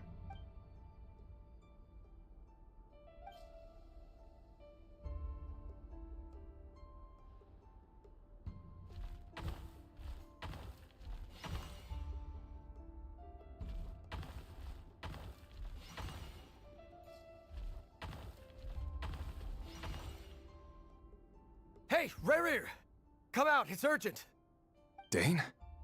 What's wrong? Quick, come with me. I'll explain everything once we've met up with the others. Okay. I'll come. But the Lindis is still over at the Universitas. I'll need to leave her a note. All right then, but make it quick. I've never seen Dane so worked up before. Whatever this is, it must be big trouble. So Rerir is shown as a wolf here. Interesting depictions.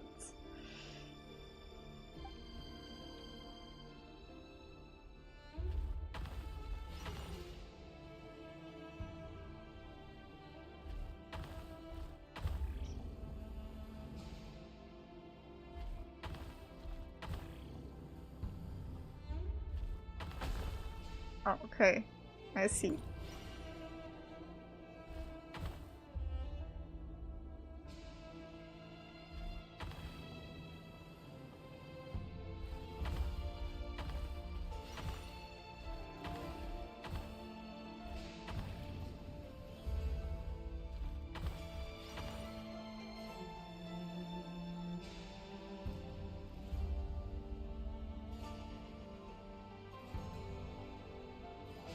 Well, this is a nice change, meeting you all at this hour.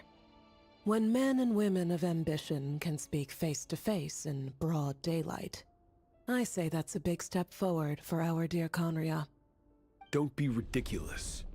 We do not fear the day. Why would we seek refuge in the night? You might ask your blade that same question. I'm told it prefers the cover of darkness. The word on the street is that Sertologi only strikes when he has an unfair advantage. But that is patently false. I see you're missing an arm and a leg. Surely only a fair fight could explain that. If this is your way of offering me replacement limbs, believe me, I'll take them. Oh, we can certainly discuss that. With bioalchemy, anything is possible. Assuming I have your full support in my research. Lunatic. Robtatir, what brings you here? Why, Dainsleif, of course. He invited me. Please, cast aside your apprehensions, Miss Rhindaughter. Whatever the rumors may say, I am but a humble servant of the king, and I can assure you he affords me no greater convenience than he does you. Well, the Universitas Magistrorum won't stop fawning over you. So at least some of the rumors must be true. You're clearly doing well for yourself, so drop the humble servant act. It endears you to no one. You're president of the Universitas Magistrorum, the chief royal mage known as the Wise by royal appointment, and by far the most favored among the 4 pillars of Conria. Vice President Veet doesn't even try to hide his envy when he sees you. My success is the product of hard work and good luck. It's as simple as that. Were the king not such an extremist, I hardly think I would have received a senior post at my age. Of course, no job is without its gripes. Serving a king like ours can be a challenging task, as I'm sure you can imagine. And as for Efterveet, in missing out on the presidency, he's dodged a mountain of stress. Like everything else in life, it comes with pros and cons. You're all here. I apologize for the short notice, but it was an emergency.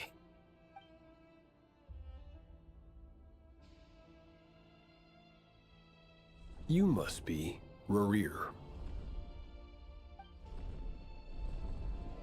Mr. Sertologi. Yes, I handled your case file during your sentencing. Nothing personal, of course. I'm pleasantly surprised that you remember me. You're clearly a person of substance if you've been invited here. But Dainsleif, you'd better have a very good reason for convening this little gathering. It's my brother, Vedofenir. After he spoke at the court this morning, the king was so infuriated by his words that he had him blinded in both eyes and thrown in prison. Vedofenir in prison? Strange. I thought the king trusted him and Horoptatir more than anyone else in the world. Does this mean the king's circle of trust just got even smaller? It has nothing to do with trust. It's about what the king wants, which is as clear as day to anyone paying attention. I simply appease him, because it's in the best interests of the Universitas Magistrorum. And also because you're slimy. Vedofenir, perhaps less so. But still, a visionless visionary? It rather inclines me to think that qualifications are not what get you ahead in Conria. Do you honestly think this is an important discussion to be having right now? Dane, what are you planning to do? Rescue Vedofenir, I assume.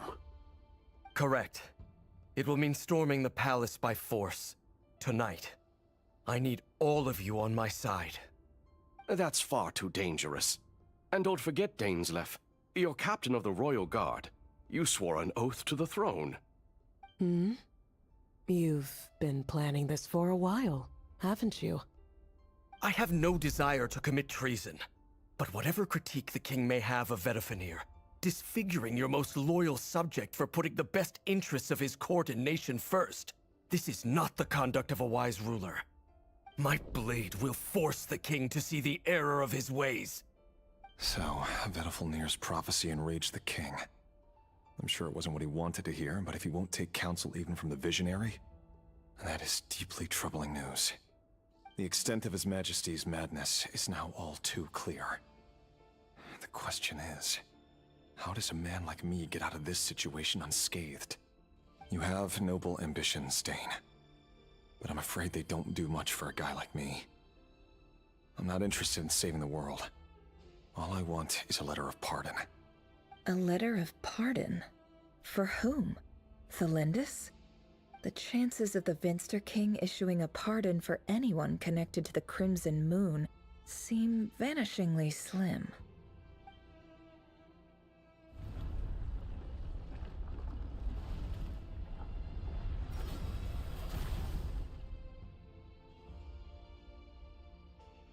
This black fog over the board must have some connection to Thelindis. But why is it taking this form? Does it have something to do with Rarir's past? Another mystery I'll need to unravel.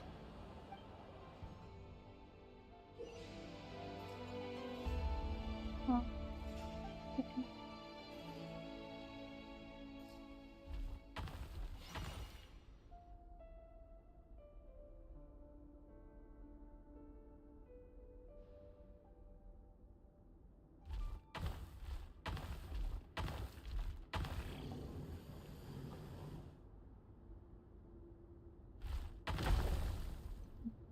I see.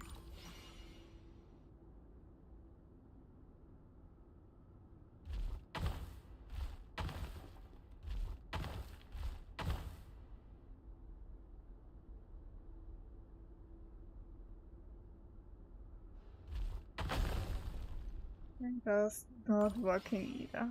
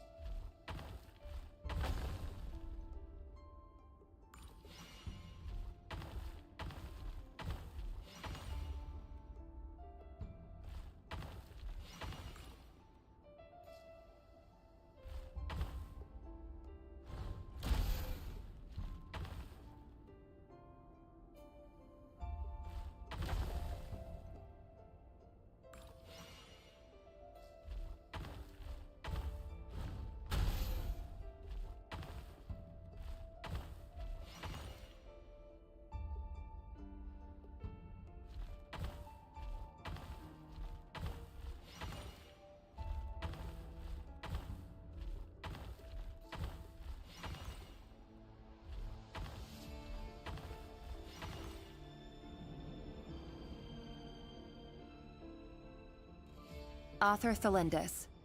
Over the course of this week, the research object was subjected to interference for a total of 60 hours for experimental purposes. The results are as follows. Research dating back to the Crimson Moon Dynasty has established 2 points regarding moon marrow. Firstly, its origins have something to do with a god's power. Secondly, it serves as a portal to an as-yet indeterminate location. Moon marrow can thus be defined as a spatial gateway. However, there are a number of hurdles to overcome before we can answer the question of where it leads to. To start with, opening the gateway requires a specific power source, which the relevant literature indicates. An enormous amount of power is then required to keep the gate open. Currently, the total power output of our instruments remains in the single digits. To make matters worse, I am now the only staff member remaining in the Moon Marrow lab, the Universitas Magistrorum recently decided to move most of its personnel into abyssal energy research, which has stymied all Crimson Moon-related projects. This is not a wise move. I have always maintained that placing all our hopes in a single source of power is risky, especially one as poorly understood as this. As well as making ourselves overly reliant on a single resource, we are neglecting other promising technologies. I apologize if this comes across as disrespectful. But as a Moon Marrow researcher, I desperately want to see the world beyond the gateway. If we really made it there one day, what would we find? And how would we go about taming the unknown? My imagination is endlessly fueled by questions such as these.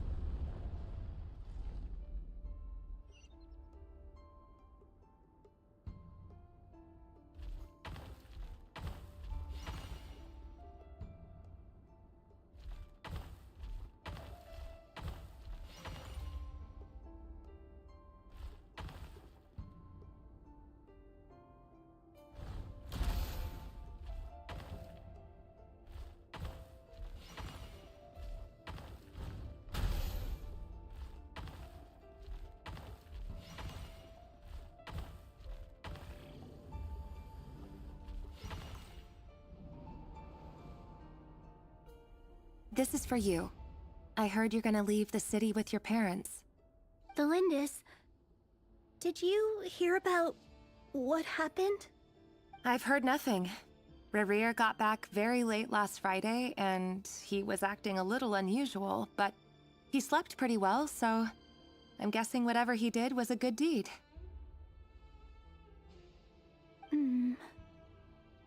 You never saw him, and I don't know what he did. And this conversation never happened. You understand? What if he finds out that you pried into his secrets? Don't be silly. I don't know what secrets he does or doesn't have. All I know is he's just a normal guy who happens to run some errands for the king. Are you scared of him? I don't know. The Rerir I know doesn't match the person you all describe. Logically, I should be scared of him. And yet, I don't want to lose him. But enough about that. You should get going, and be careful with the package I gave you. Keep it secret. Keep it safe. What's in it? A piece of the moon. All you need to know is that as long as you keep it safe, then in the future, everyone will be able to see a red moon. A red moon? You mean our moon? That's right. Our moon. Promise me you'll look after it. I promise, Tholindis. The Crimson Moon bloodline will never die out. Its light, the color of blood, will become like a fire that flows in our veins, no matter how long it takes.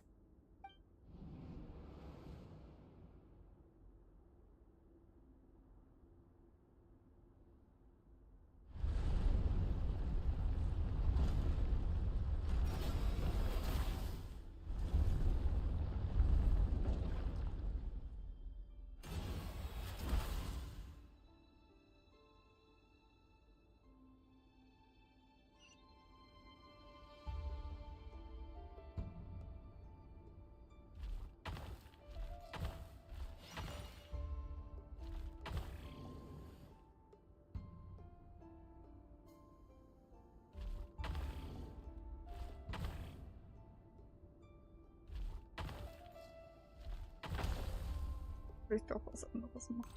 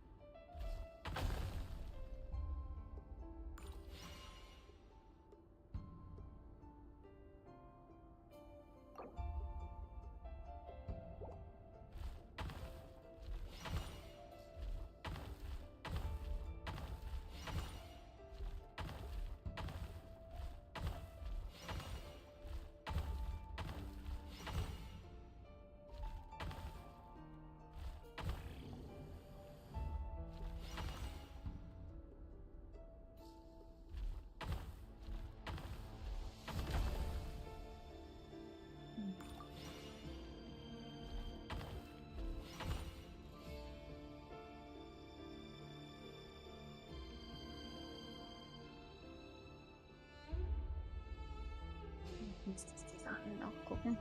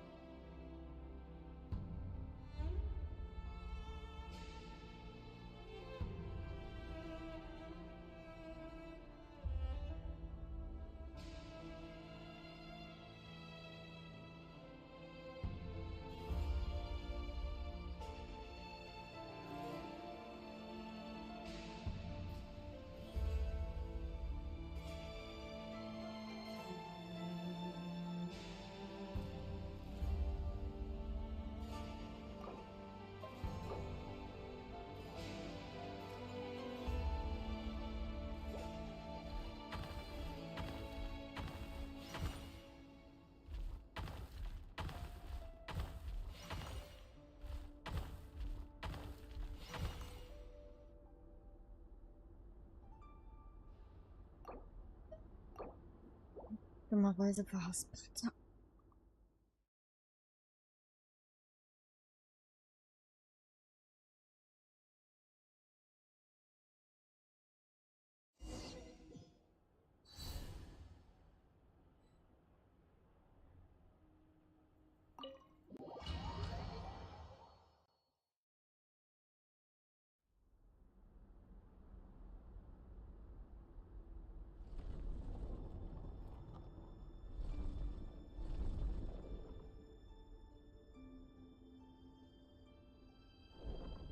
Rerir, are you there?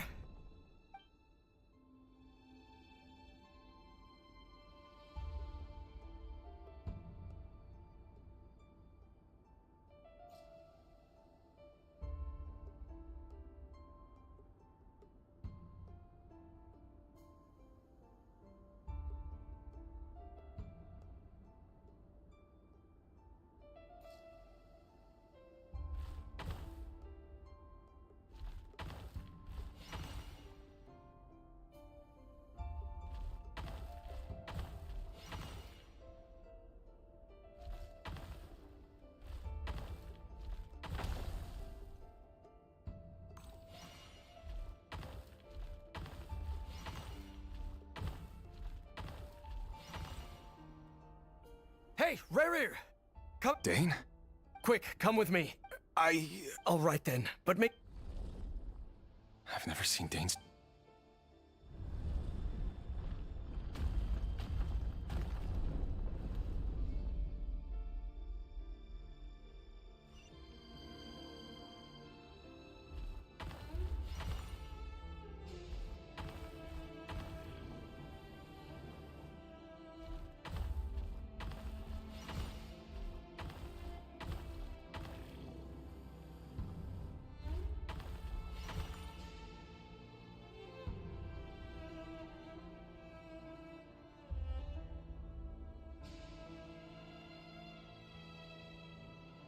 Well, this is a nice change. Don't be ridiculous. You might ask your blade that the word on the If this is your way of... Oh, we can Roptatir. What brings... Why, Dainsleif, of course. Please, cast aside your apprehensions, Miss Rhine. Well, your president of vice president. My success is, of course. And as for Eftervit, in missing out on the presidency, he... You're all here.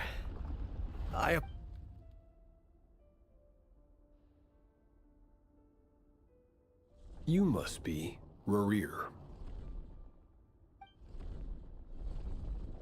Mr. Sertologi. Yes, You're clearly a It's my brother. Vedifulnir. Does this mean... It has nothing to do with trust. I simply appease him, because it's in the best interests of the University. And also because you're slimy. Do you honestly think this is an important discussion? Dane? What? Rescue Vedifulnir, I assume. Correct. That's far too I have no desire to commit. My blade will force. So, Vedifulnir's... The extent of his majesty... You have no... A letter of the chances of the...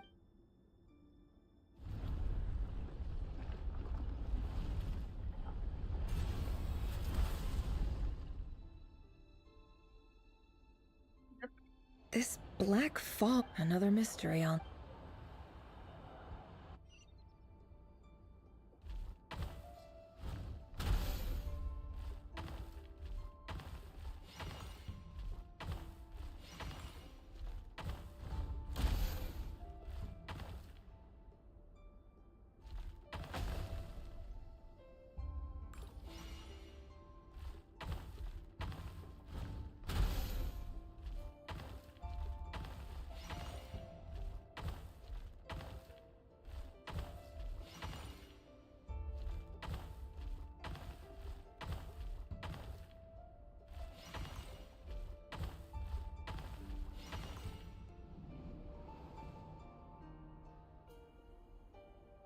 Author Thelindis. Over the course of this research dating, however, an enormous to make matters. This is not a why. I apologize if we really.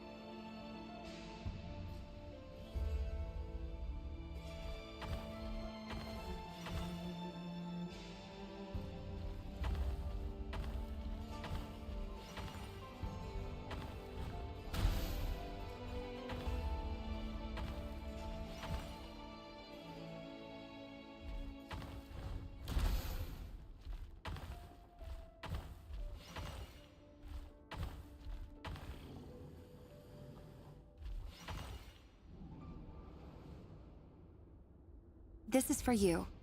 I heard you're gonna leave the city with your parents. Thelindis. I've heard nothing.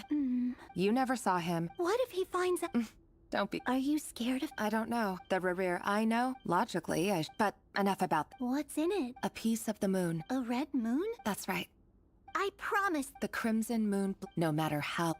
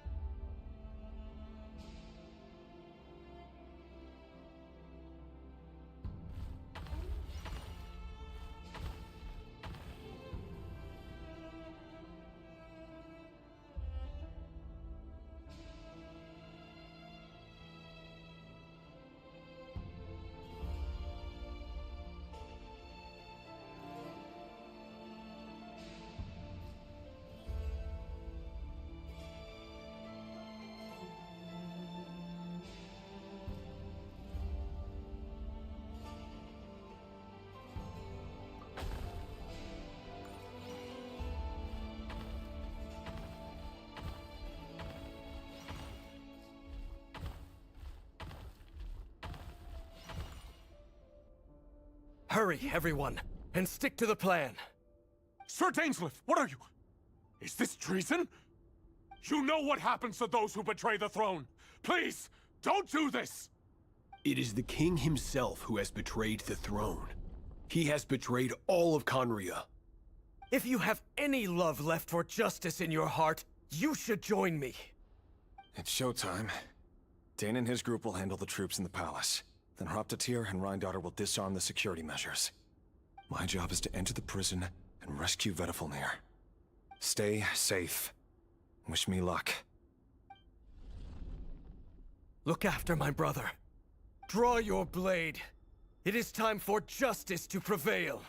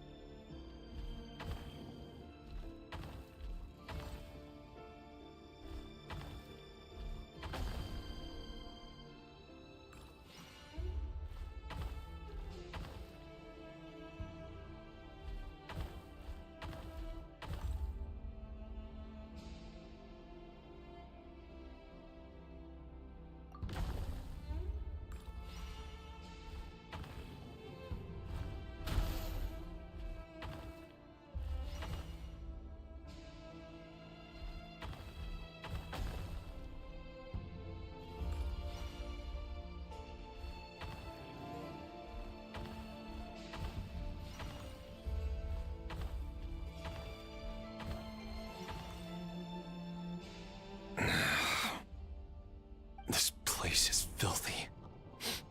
And the smell is abominable. Clearly, the king doesn't allow his prisoners a single shred of dignity. This is dire. Found you. Hello, Mr. Vedafilnir. Ah, it's you. Surprised? Oh, wait. I guess surprise isn't an emotion that prophets feel very often. I certainly felt some surprise in the moment when I was blinded. Surprise at the king's sheer ignorance. Surprise at just how unfairly this world responds to words of earnest remonstration. I'm curious. What did you prophesize this time? It wasn't a prophecy. It was a word of warning. Someone had to say it.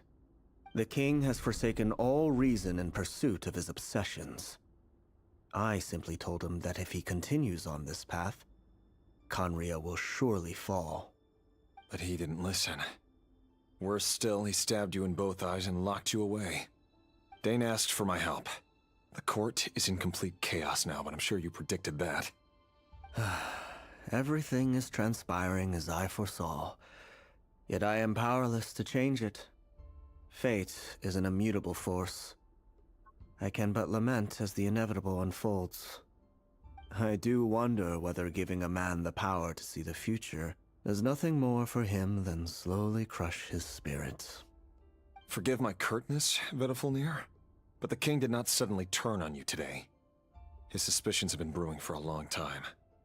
You can't have wisdom beyond the reach of your fellow man without attracting his fear and suspicion. There are things the king does not want to see. So, he doesn't want you having visions of them either. He blinded you because he thought this would make the visions stop.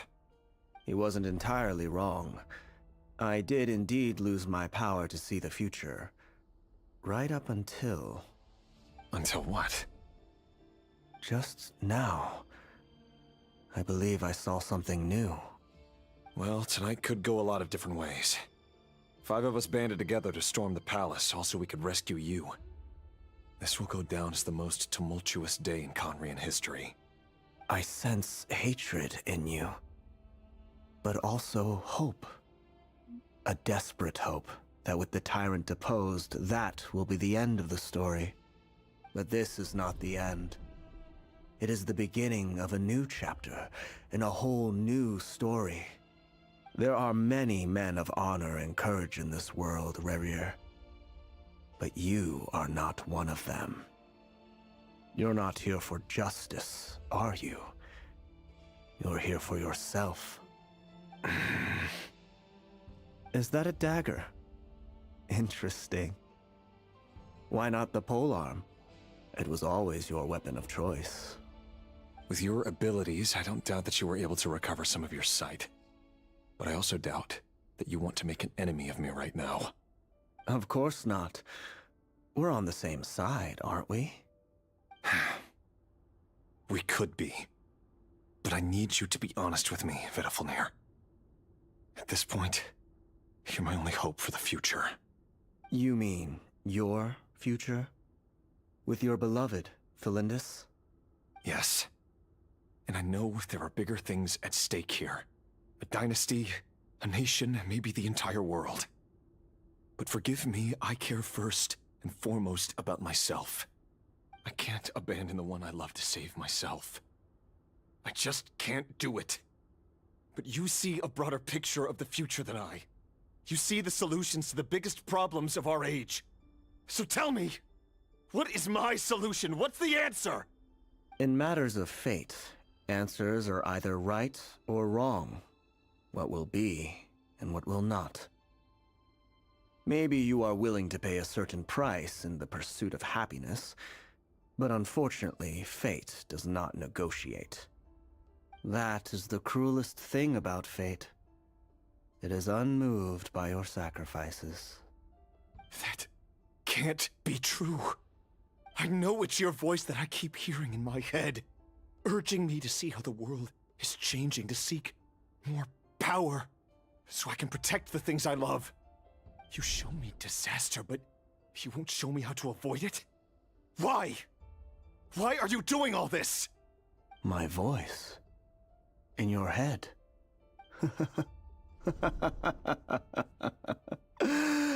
So, you hear it too? The voice that steals your mind, gains your trust, and drives you crazy. It turns out that we are not so different, you and I. Vedafilnir just broke into the strangest smile I've ever seen in my life, as if he'd discovered some monumental secret. But then he suddenly switched to looking extremely weary. Very well then. My advice to you is as follows. You must persevere. Whatever trials and tribulations you may face, be steadfast in the belief that they are your path to the future. For as long as you live, your story with Felindis shall not come to an end. That is the only chance you have of fighting back against fate. It is up to you whether you believe my words. Regardless, that is all I will say on the matter. I have no right to intervene any further. I will hold you to your word. Thank you for setting me free. In return, I will tell you one more thing that you cannot afford to ignore. Just then, a strange wave of energy rippled through the city. We had no idea what it could mean. If I were you, I would head to the Universitas Magistrorum. The Universitas? Oh no! I'm sure we'll be seeing each other again very soon, Rerir. Whatever Vedafilnir said, I didn't catch it. I didn't even help him out of the prison. There was no time to lose.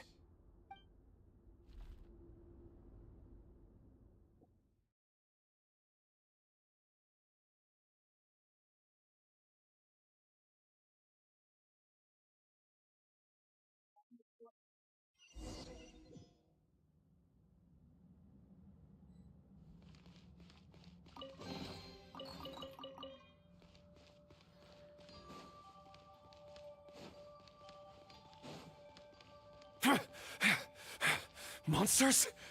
Is this Rhindaughter's doing? Or the Universitas Magistrorum? Out of my way! This is gonna hurt. The long sleep beckons.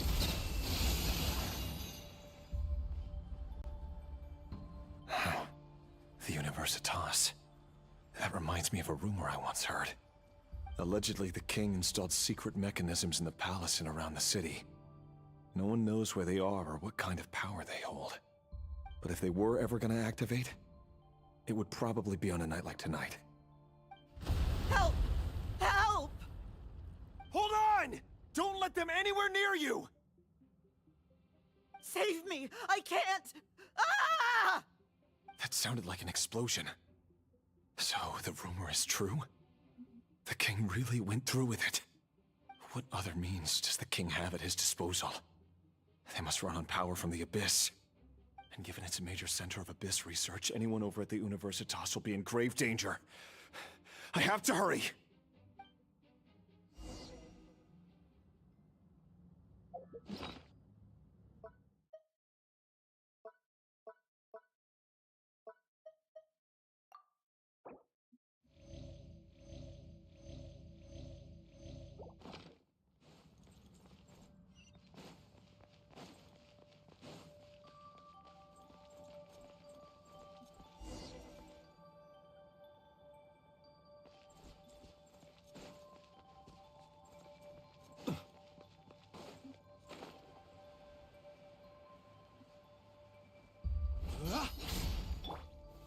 Gather! Order guide you. Tidal wave. Be silent. Night falls. Ich hasse das Monster. Observe. Night falls. Close your eyes.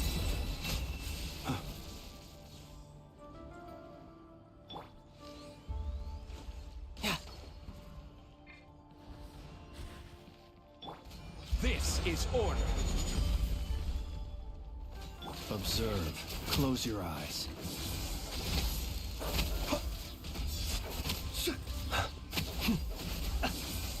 Observe.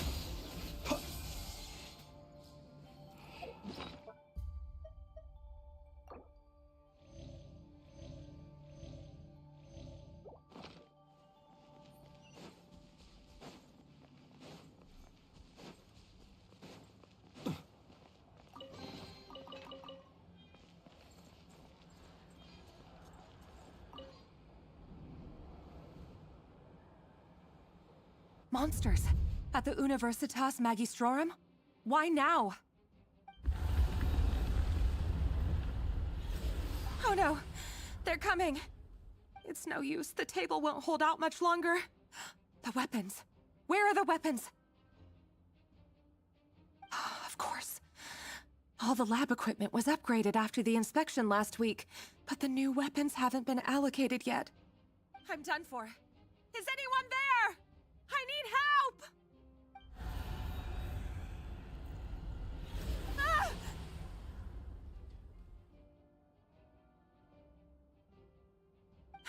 Stay back! Please stay back! Please!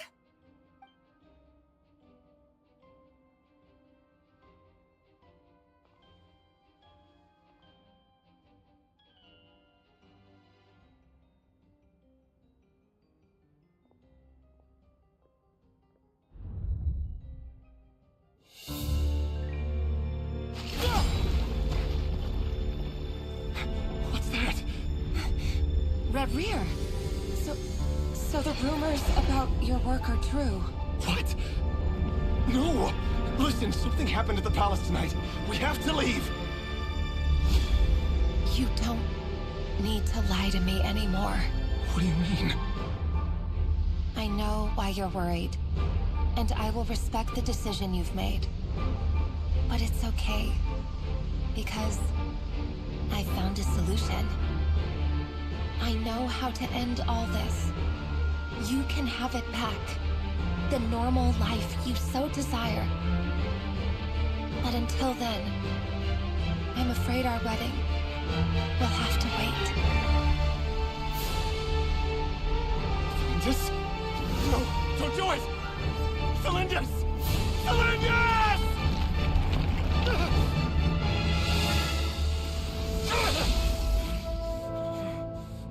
I told you, Renrier. Let her go. You will find someone better. No! No, I won't do it! I have to save her! By what means exactly? A lowly pawn.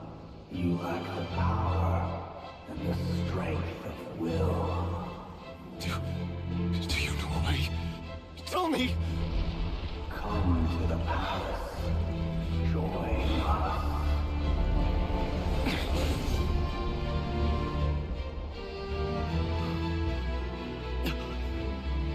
Renrier, thank goodness we... Step forth and take your share. You made it. Not you too.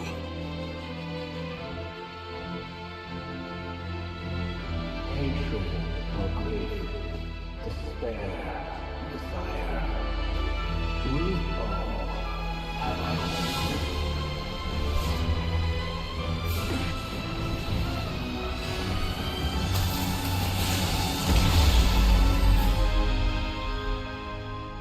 Renrier. Renrier. Celindus? Were you daydreaming?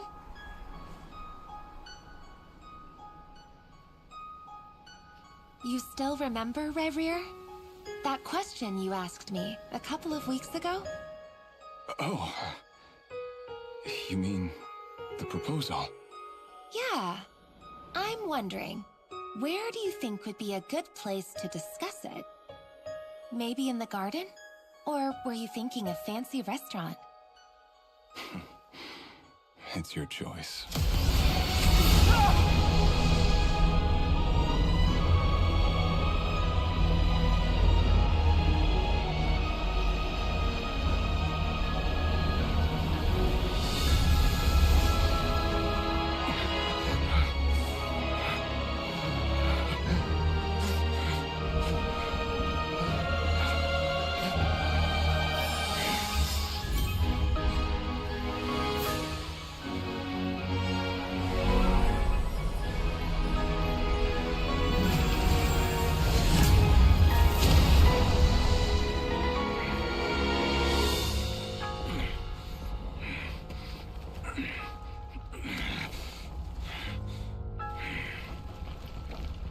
I will find you. And then... you can give me your answer.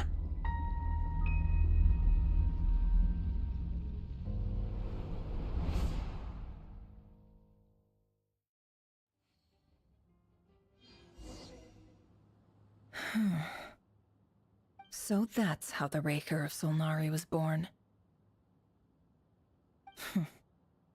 A monster created by circumstance is a monster all the same. Viewing other people's thoughts for too long can get uncomfortable. Right now, I'm feeling a strong sense of loathing. In a nutshell, the story of Conria is what happens when the truth falls by the wayside. Everyone tells little white lies, and before long, you have a huge pack of lies that destroys everything. Whew. Time to get back. His past is filled with sorrow, but the tale of any fallen civilization is one of endless tragedy. Cruel as it may be, that was Conria's fate.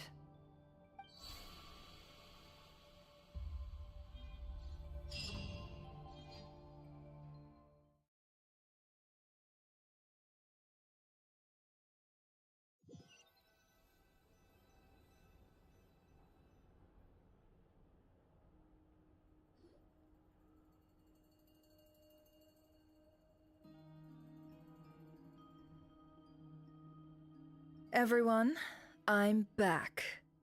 Can I get a standing ovation? Never! How are you holding up? Feeling okay? She's fine. Boss is a pro. Yes, I'm fine. You will have seen the events of Rerir's life through my thoughts. It's now clear that he is just a regular nobody, driven by personal tragedy, as he said himself. I mostly agree. There's only so much we can know about him from his memories alone, but they did give us a clear glimpse into his life in Conria. However, I would not consider Rerir to be a nobody. He was deeply involved in the events of that era.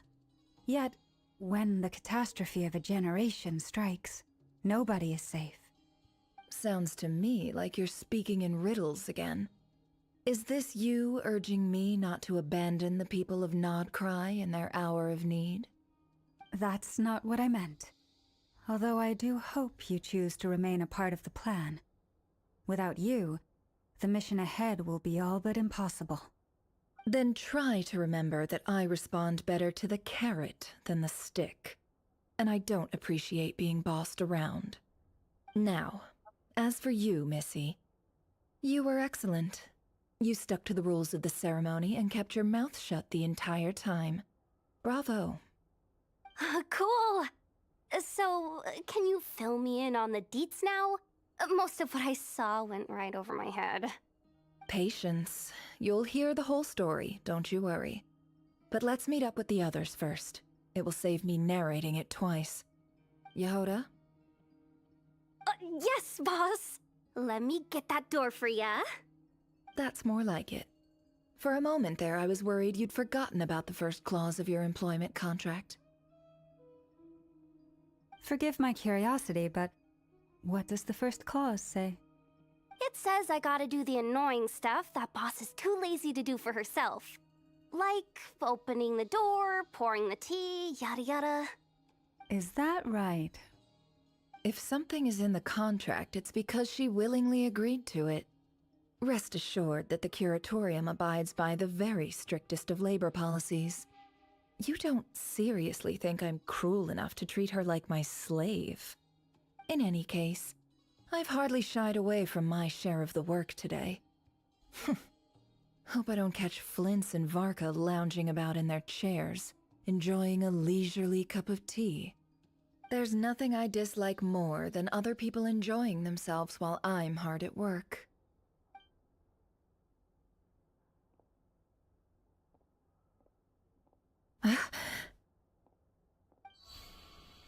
Oh no.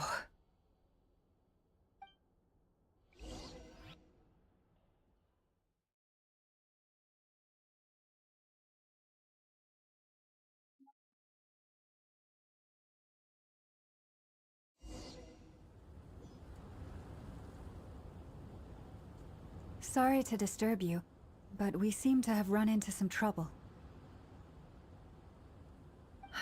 Evidently so. Don't worry, I'm not about to leave you to fend for yourselves. I'm not that kind of boss. And it would go against the Curatorium's labor policy. I'm sorry? What did you hear me say? I wasn't talking about labor policy. Wait. How long have I been standing here? Not long. You just appeared by the door a moment ago.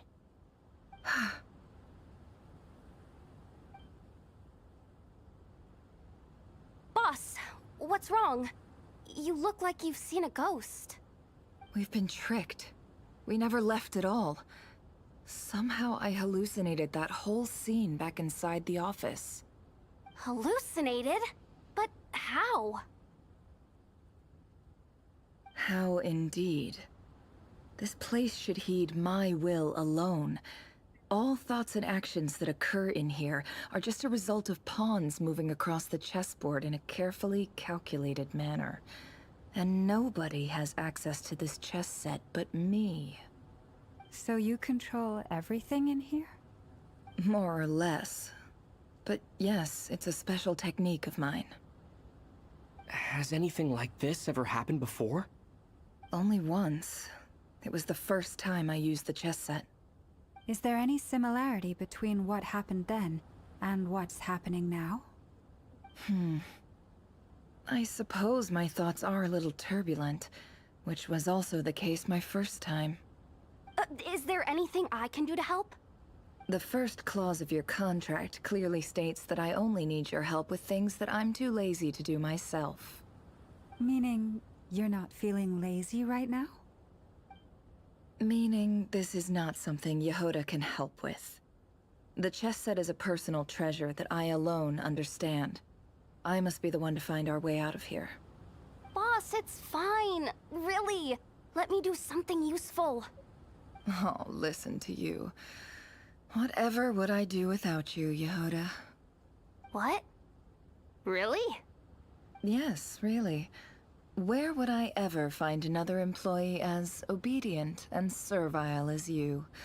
God forbid anything ever happens to you. Oh, okay. Well, anyway, I was thinking of fetching some water. There's gotta be a source around here somewhere. I suggest everyone finds someplace comfortable to take a rest. We gotta conserve our energy. Even though all this chess malarkey doesn't exist in a physical sense, mentally speaking, it's all real. And so is our tiredness and fatigue. You don't want to dismiss mental fatigue. Just because it isn't physical doesn't mean it's any less serious. But anyway, I got your backs, so don't worry about a thing. Don't I have the best employees? Jealous much? If we can find a suitable time, I'd love to borrow Yehoda for a day to help out at the Frostmoon Scions. Would you be amenable to that, Boss Nefer? Oh, Lauma. Have I ever told you just how pretty you are? Beauty runs from the tips of your antlers to the depths of your imagination. Time to rally, everyone. Follow me. As we continue our journey, the same rules will apply. That means stay focused and no talking no matter what we encounter. And don't disturb the chess pieces. You have my word that I will get us all out of here.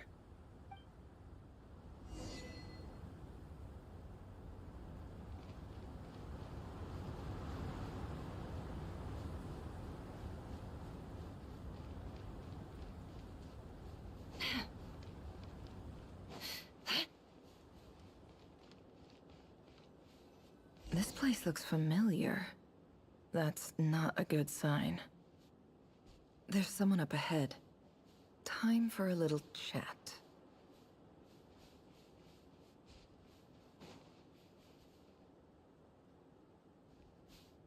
I wasn't expecting visitors at this hour. Wait, is that? Oh, it's him. There you are! Sinue's been looking for you all day. I think he has some news for you. Oh yeah? What were you doing just now, Uncle Retinue? Hiding away some more loose change? I know I saw some Mora. What do you mean, loose change? Oh, come on, I'm too old for this. Just pretend you saw nothing.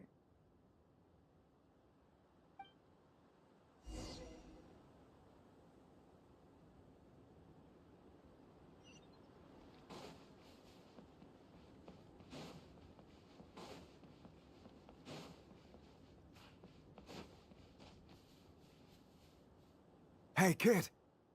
Mind telling me what Sinuhe's been up to recently? I'm trying to get in his good books and I need a way in. Get in his good books? Why? What do you want with my dad, Uncle Apepi? I've written a new song. I was hoping to showcase it at the next festival, but I'll need his approval. A new song, huh? I'd love to stay and listen, but unfortunately, Uncle Retinue says my dad's looking for me. Well, there's plenty of time and I'm not going anywhere. See that pile of stones? I'll be sitting there warming up my vocal cords. Come find me when you're done. Pile of stones. Got it.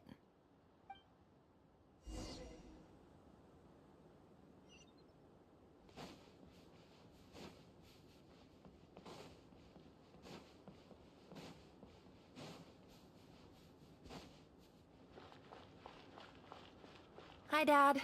Uncle Retinue said you were looking for me. Ah, there's my little princess. If you'd gotten back just a little sooner, you could have shared the spoils of war with me. Spoils of war? Who were you fighting against, Dad? It was just a figure of speech. The aftermath of a sandstorm is no time to be waging war. I was talking about our war against thirst. I went out to fix our water supply problem, and now I'm back. Which means... We have a well again! That's right. I found a new one and brought back as much water as I could carry. It should last us for a good while. If it wasn't for these blasted sandstorms, our wells wouldn't be caving in. You wouldn't be spending all your time out searching for new water sources. As the chief of our tribe, I'm supposed to be leading us out of hardship and poverty, onto better things. You know how prosperous our ancestors were. I've told you all the stories. And look at us now, squeezed into these hovels. No one would choose this, if it wasn't for the endless wars over the years. But things are looking up. I started working with some folks from the academia a few months back. They gave me some contacts in return for my assistance in the desert. So you're the academia's helper now? Special ambassador, they call it. Think of it as a partnership. It's nothing bad, okay? We've been isolated here in the desert for too long. Seeking opportunities elsewhere is the best thing for us, and the fastest way to progress. So, do you get anything good out of being a special ambassador? Of course. My luck's improving all the time. One day, I swear I'm gonna lead us out of this place. We'll find somewhere new. Somewhere better.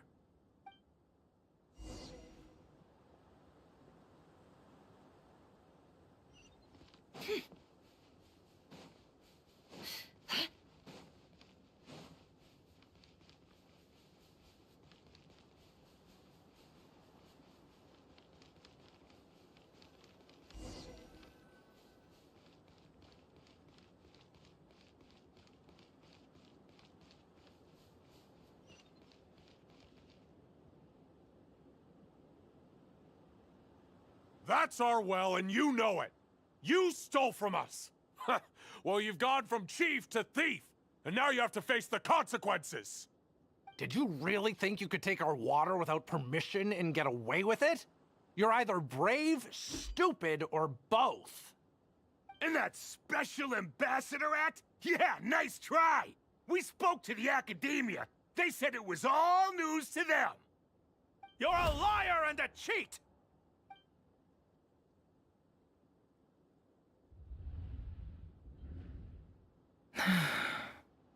I heard Yehuda gasp, but I don't blame her. Most people are terrified by the sight of blood. Corpses strewn across the ground. The wounds are clearly from scimitars and daggers. The desert dwellers' weapons of choice. There's a handwritten note on the ground. Let's see what it says. Halil, this is Sinuhe, chief of the Shimti tribe. Surely you remember me. I was the one who helped you and your colleagues avoid the quicksand in the desert. This is my second time writing to you. I assume my last letter must have gotten lost in the mail, as I didn't receive a reply. I hope this one makes it to you safely. I'm writing to you because I need some help. That sandstorm the other day completely blocked up our well, forcing me to look for another water source in Iab and Unut territory. It was a matter of survival. Praise the gods. The well of the Iab tribe was intact. It was my last resort. I drew what water I could and left, but not without being spotted. I fear they will retaliate. You told me to write to you if I ever needed help. You said you'd be my ally in the academia. I urgently need you to formally recognize my title of Special Ambassador and send some of your people to assist me for a few days. It's the only way I can convince them that this was the academia's decision and prevent them from retaliating. This is an emergency. Please send help as soon as possible. Looks like this letter never got sent. The writer died a grisly death, and the letter was trampled into the ground. It's badly defaced. Some parts are barely legible. What a ridiculous lie the surviving Shimti tell. Their whole village was butchered over a sip of water.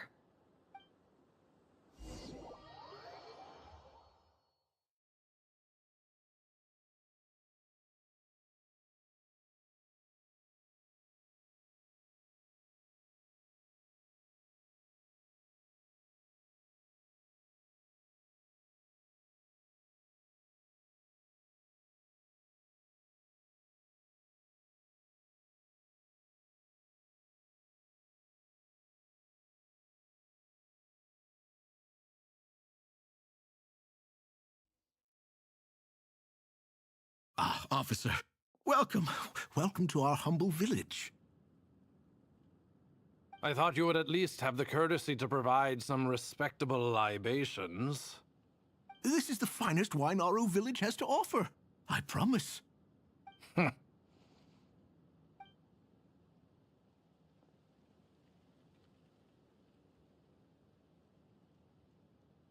The Academia has agreed to reserve a single space for a candidate from your village. But I remain skeptical of this entire endeavor. I highly doubt anyone in this desert possesses serious academic potential. Please, have faith. If not in us, then in our god. The child we found shows great promise. I beg you, take her away from this place. Give her a chance. Don't let her talent go to waste. I don't recognize her. New arrival? She showed up here a few days ago, and we took her in. She's a really bright kid. Please help. I'm begging you. So, where are you from? Nowhere special. Just a sand dune. What about the rest of your family? How many of you are there? Just the one. It's only you? Correct. So, no brothers, no sisters, no mother or father? Any who have slept on a bed of sand, I call my brothers and my sisters. Apart from that, I have no family. All right.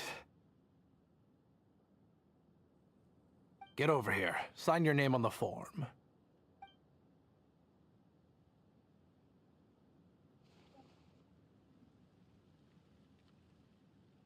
Never?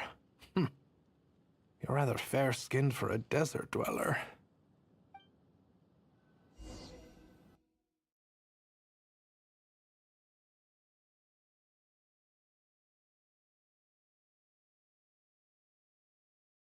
Papa, tust du mir dann wieder Chipstüte herrichten, wenn du gehst? Danke.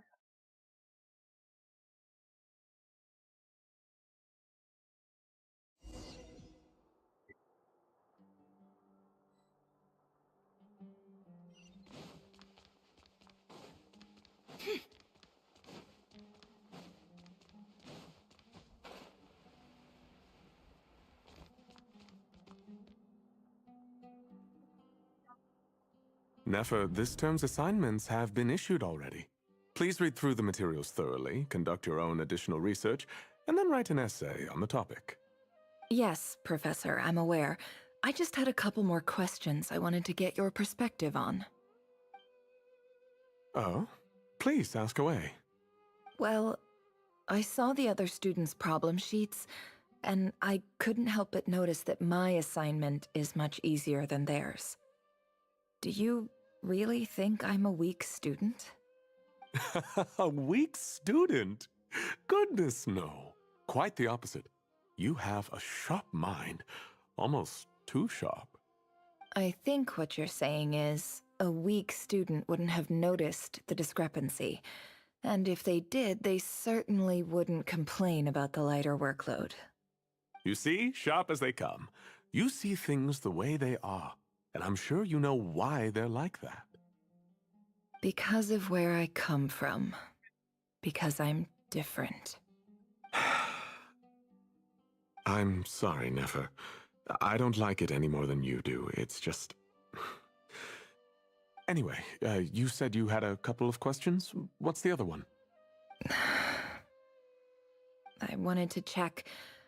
if someone sent me a letter to the academia, where do I go to collect it? Ah, your family wrote to you. As long as they put your name on the envelope, someone should hand it right to you.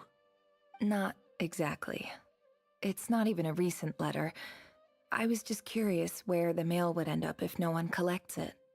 The House of Dana, I expect. I know there's a box for unclaimed mail somewhere in there, probably sitting on a shelf. Whatever you're looking for, that'd be the place to start. Okay, got it. Thank you, Professor. Oh, don't mention it. Honestly, I feel like I failed you. I'm supposed to be your teacher, but I haven't taught you anything. Hey, don't say that. You're a great teacher, and you do your best for all your students. But the rules are the rules. You're not allowed to teach students like me.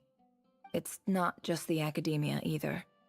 The whole world bends over backwards for the successful, and leaves the losers to suffer and die. Oh, my dear child. Don't tell me you've given up on life already. I haven't. I just think that if you want to make it in this world, you have to find a way to become successful.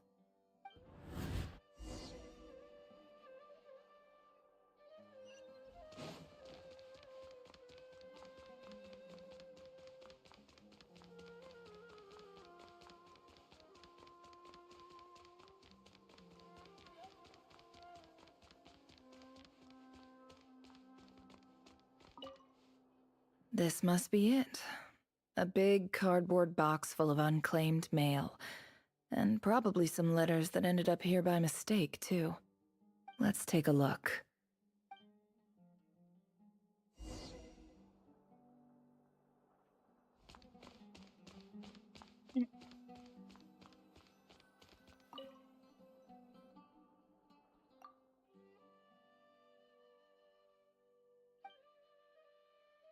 A dilapidation survey from Port Ormos. Looks like it's from a Core of 30 representative. What a strange thought. A bunch of mercs losing sleep over rundown buildings. This one was never even opened. I guess the recipient didn't care what the Core of 30 had to say about anything. Who was it addressed to? I don't recognize the name, but it must have been a Kasharawar professor. This one is addressed to the Immorta Sage. The title is Changes Observed in Satyavada Life Symptoms. Why do all these letters read like full-blown dissertations?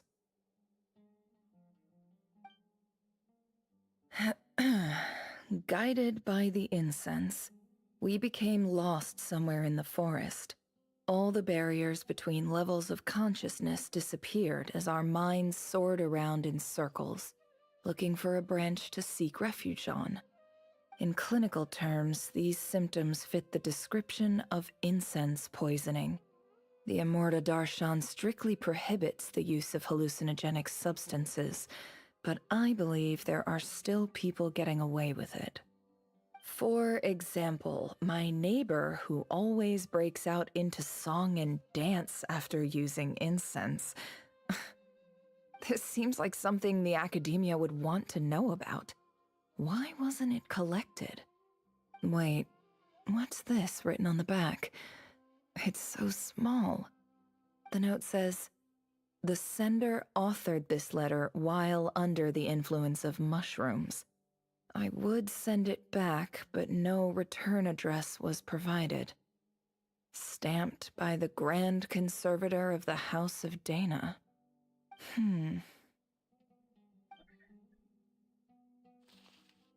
This next one is addressed to Grand Sage Azar. A few words of protest regarding recent changes in Sumeru's educational policy. In recent years, the academia has taken on a small number of students from the desert region, as per the policy to this effect. However, it appears to me that these students have not, in fact, been provided with educational opportunities that are, in any meaningful sense, equal to those enjoyed by their peers. As well as receiving dumbed-down assignments and perfunctory tutoring, they do not even have full access to the Akasha system. Education is the fundamental purpose of this institution, which should go without saying in a nation whose founding virtues are knowledge and wisdom. I ask you, is the lip service we pay to the policy of education for desert students truly the standard of pedagogy to which the academia aspires? As Grand Sage, policy decisions are your prerogative, but do not forget your roots. You and I were once students too, as was everyone else in this institution. I do hope you will give some serious attention to this matter. I encourage you to discuss issues like this with myself and others, and listen to some alternative opinions. Great letter. Shame it didn't get to where it needed to go. And the sender is... Huh? Sage Cyrus of Spontamod. I didn't realize anyone else even knew how bad students like me have it in this place. So this is where letters from the Sage of Spontamod end up? Nice one, Grand Sage. Really enlightened leadership. Whatever. This isn't what I came here for. Moving on. I'm not exactly holding out hope that a letter sent from the desert would even make it here. But if it did, where else would it end up if not in this box? I can't believe how much discarded mail there is. Must have been years since someone last went through it all. And this is just one box. The whole House of Dana is boxes on shelves. I don't believe for 1 second that any human being has sat down and read through all the documents in this place. Who has that much free time on their hands? Wait, could this be it?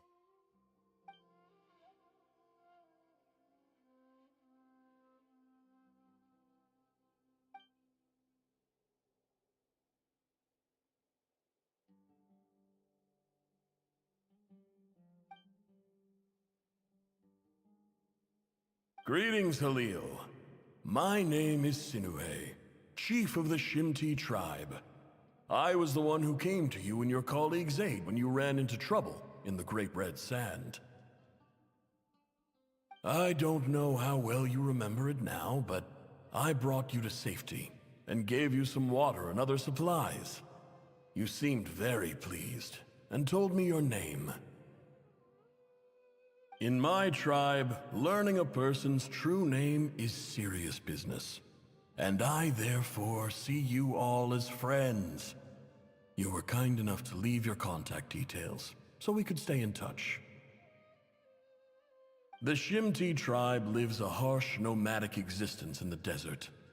You were sympathetic towards my plight, promising to make me a special ambassador of the academia and help us find a way to make a better living.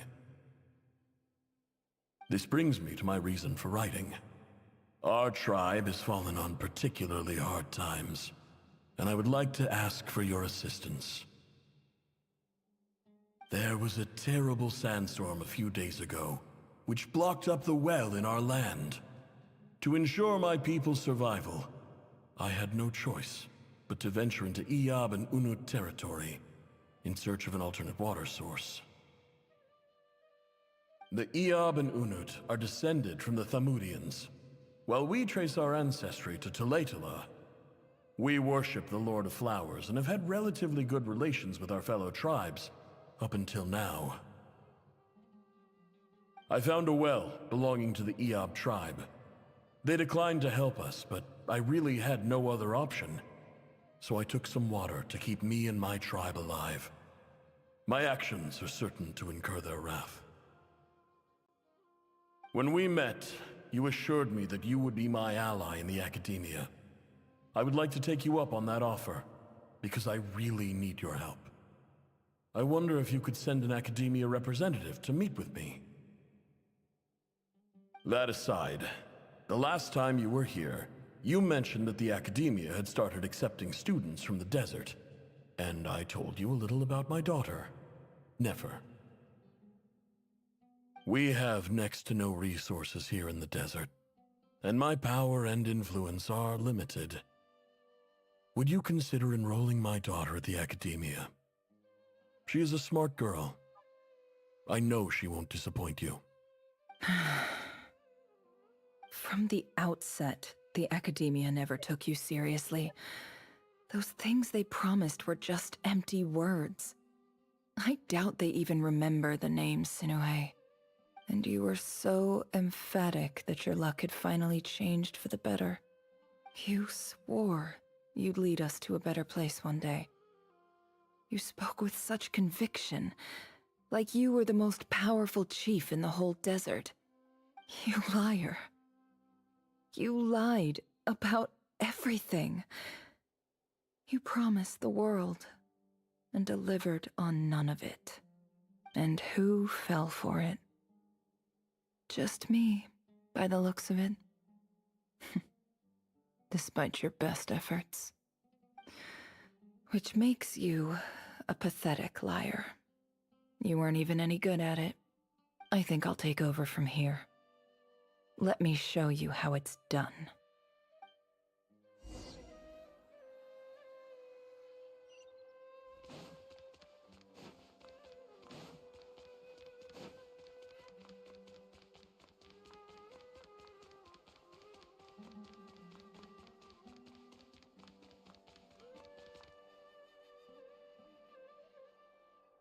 I just came to say goodbye.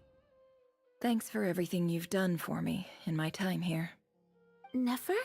You packed your bags. Where are you going? I'm quitting. Something's come up in my hometown. Gonna head back and deal with it. Huh? But this was a hard-won opportunity for you. You know that better than I do. It was. But it doesn't matter. I have more important things to deal with, and they can't wait. Oh, and I didn't want to overfill my bags, so I left some incense on your desk.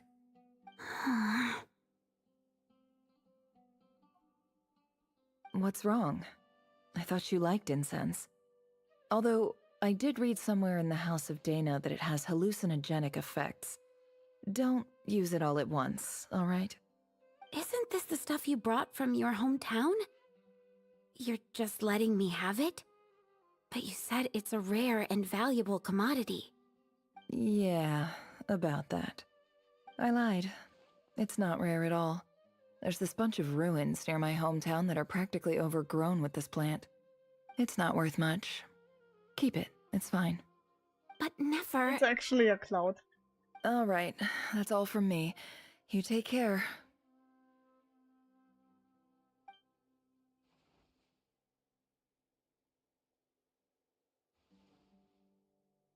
Don't forget me, okay? I mean, we're more than just classmates, right? We're friends. Yeah. I'll remember you. I lied again. That incense is worth a fortune, and it's a rare find even in those ruins. And as for remembering her, I have far too much to do when I get back. No time to reminisce.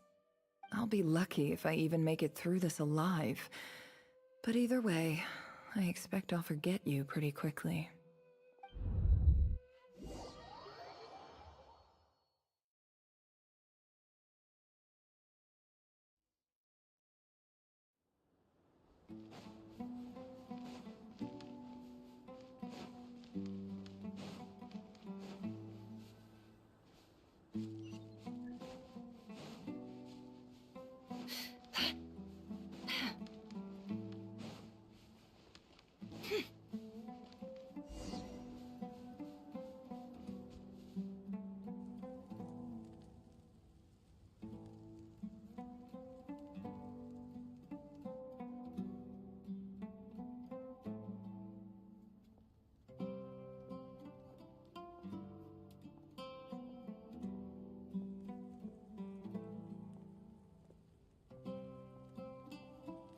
It's a pleasure to meet you, Mr. Arif.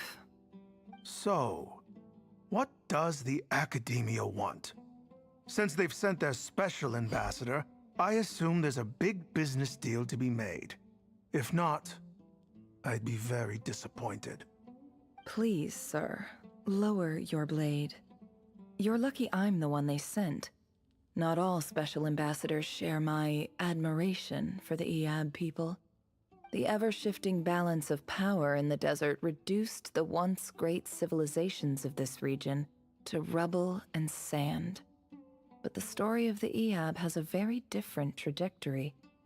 Others grew weak, but you grew strong, beginning in obscurity and moving to prosperity. You're the only ones who defied the trend. Huh. So, you do know who you're dealing with? This well is the perfect symbol of your strength, is it not? It used to belong to the Unut, but it looks like you have control over it now. You're not wrong. But I'm sure you didn't come all this way just to flatter us. Of course not. I came to bring you some very good news. Some information that recently came to light, which might just be your ticket to freedom. Records uncovered by the Vahumana Darshan show that a certain well currently under Eab control is built on top of some ancient ruins. These ruins are of great archaeological interest to the Academia. I checked the map carefully on my way over here, and I'm confident that this is the well in question. The Academia is offering 50 million mora in return for excavation rights. 50 million? No, wait. If these ruins are as important as you say, 50 million's a little low, don't you think? Don't get greedy, Eab. We know far more than you think. We know that you seized this well by force. Wasn't that the first step in your rise to power? To drive away the Unut and steal their water supply? So what if it was?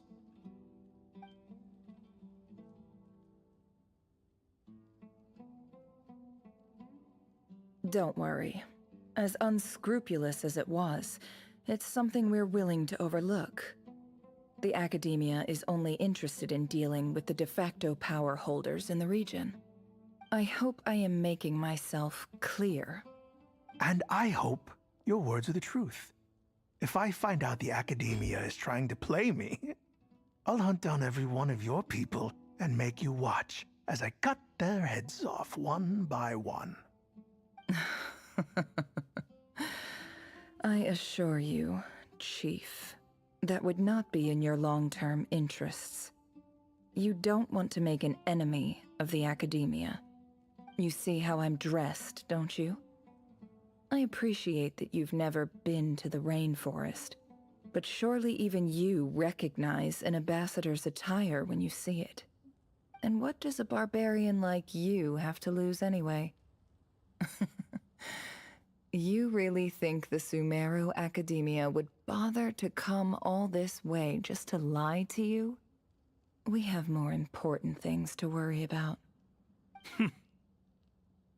All right, I take your point. The Academia is the highest authority in the land.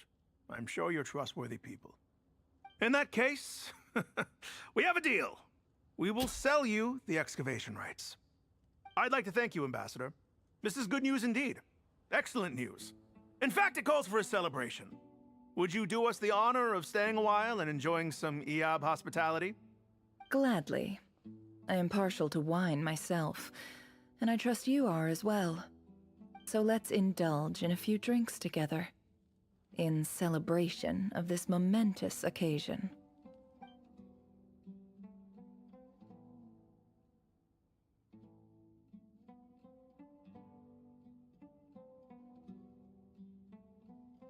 Chief!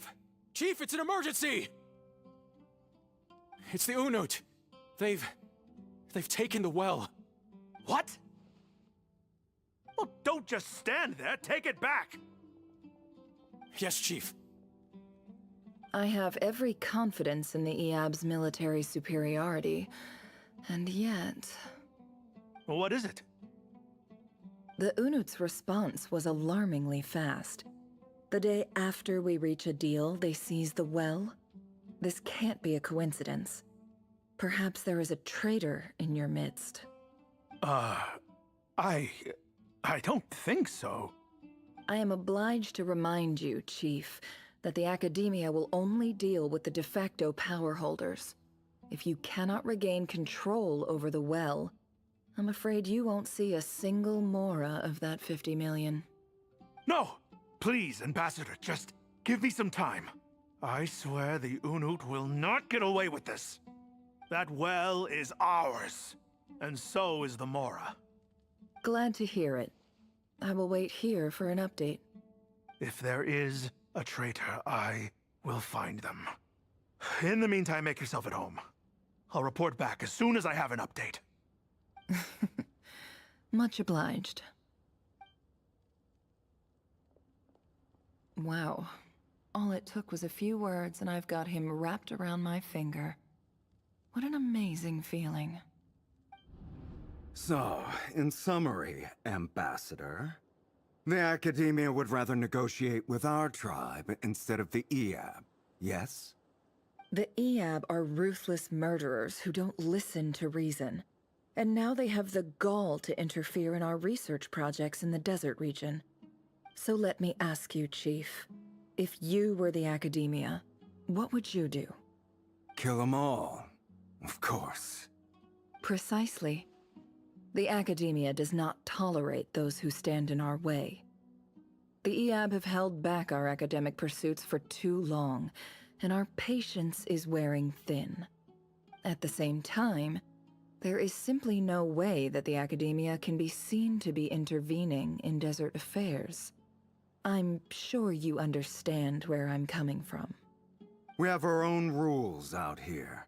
If the rainforest dwellers raised arms against a desert tribe, you'd start a bloody war. Right. We can't confront them ourselves, but we can support their enemies. The Unut have always had strained relations with the Eab, which makes you our natural allies.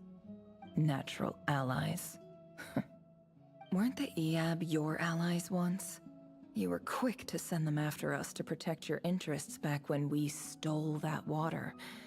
And now look at you. You're at each other's throats. Let me be clear. The Academia wishes to collaborate with the legally recognized rulers of the desert in this matter. We are asking for excavation rights to that well, and our offer is 50 million mora.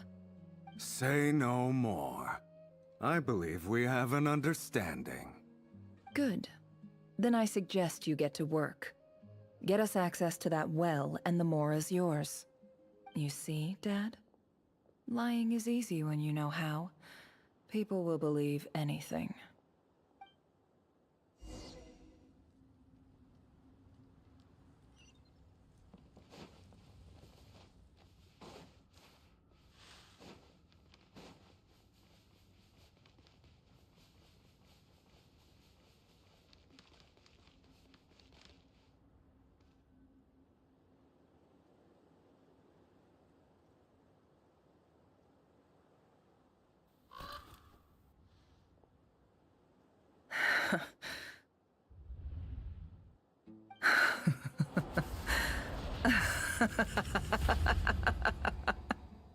Look at yourselves.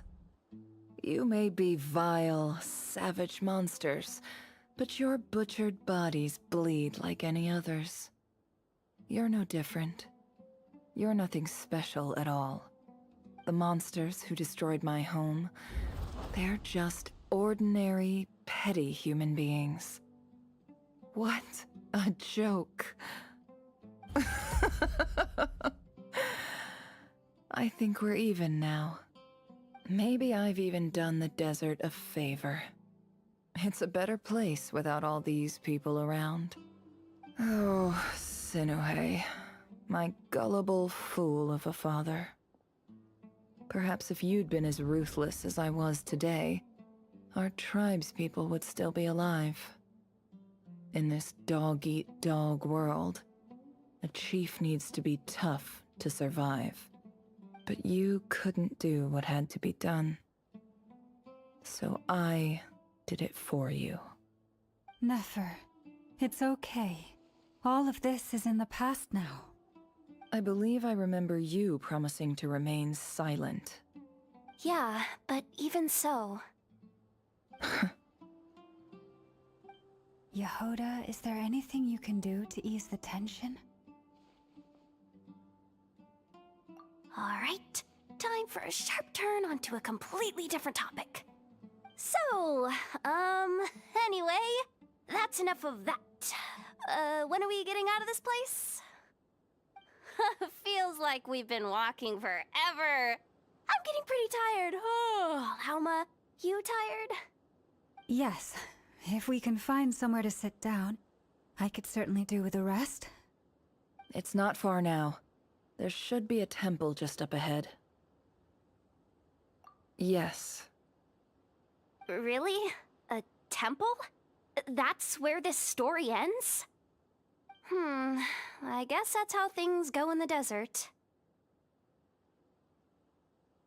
Desert dwellers can never escape their destiny. Or so everyone says. I never wanted to believe it, but looking back now, I'm as desert as they come. You mentioned a temple. What's waiting for us there? My biggest trade secret of all. Ah. Then I'm guessing it's where you got your power from. The power to peer into other people's minds. I didn't know you were clued up on any other religions. I'm no expert in the history of Sumeru, but since you come from the desert, I would imagine it has something to do with King Deshret. Sounds impressive. Ah, I know who you mean. General Mahamatra Sino. The spirit of Hermanubis dwells within him. That's Boss Neff for ya. She knows everything. Sino's hardly a figure of obscurity, but I know about Sethos too. What about him?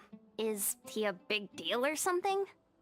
Well, he's not a small deal, let's put it that way. Please, this is the bare-bone basics. Save the flattery. Thanks for your patience, everyone. I'm sure it's been a lot to take in. With any luck, that's our exit just up ahead.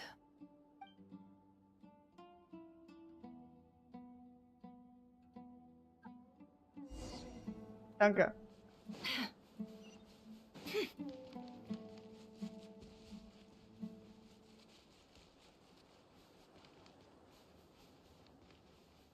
Can't hide the truth.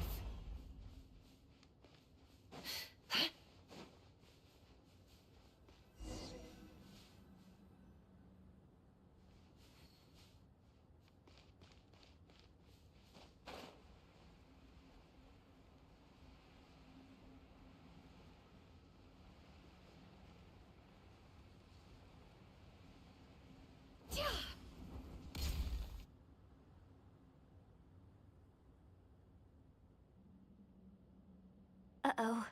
Uh-oh. Uh-oh. I'm totally out of my depth here. I don't have anything to add about any of this stuff. Like, look at that statue, for instance. I want to do the whole name-dropping, this girl knows her stuff thing too, but I've never seen anything like it before. A statue with the head of a bird. That's Thoth, the Ibis King, one of the 7 pillars of King Deshret. The legends say that he, the Crocodile King, and the Goat King were the 3 retainers of King Deshret. Let's take a look.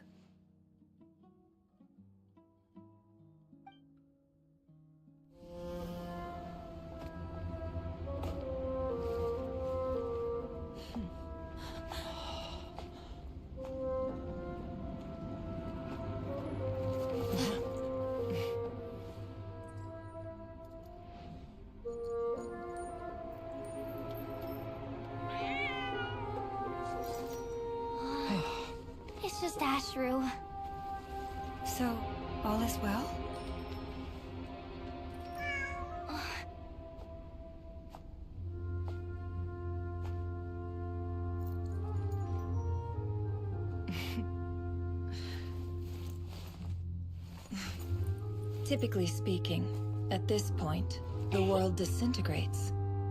Then we find ourselves back in the outside world. Besides, these are my memories. There's nothing to fear. You're sure? Of course. It's almost over.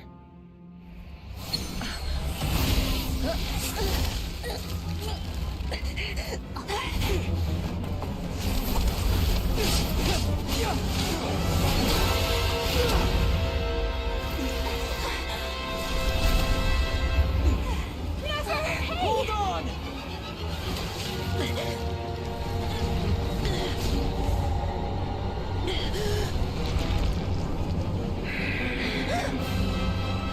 Knowing too much is always a death sentence. Speak for yourself.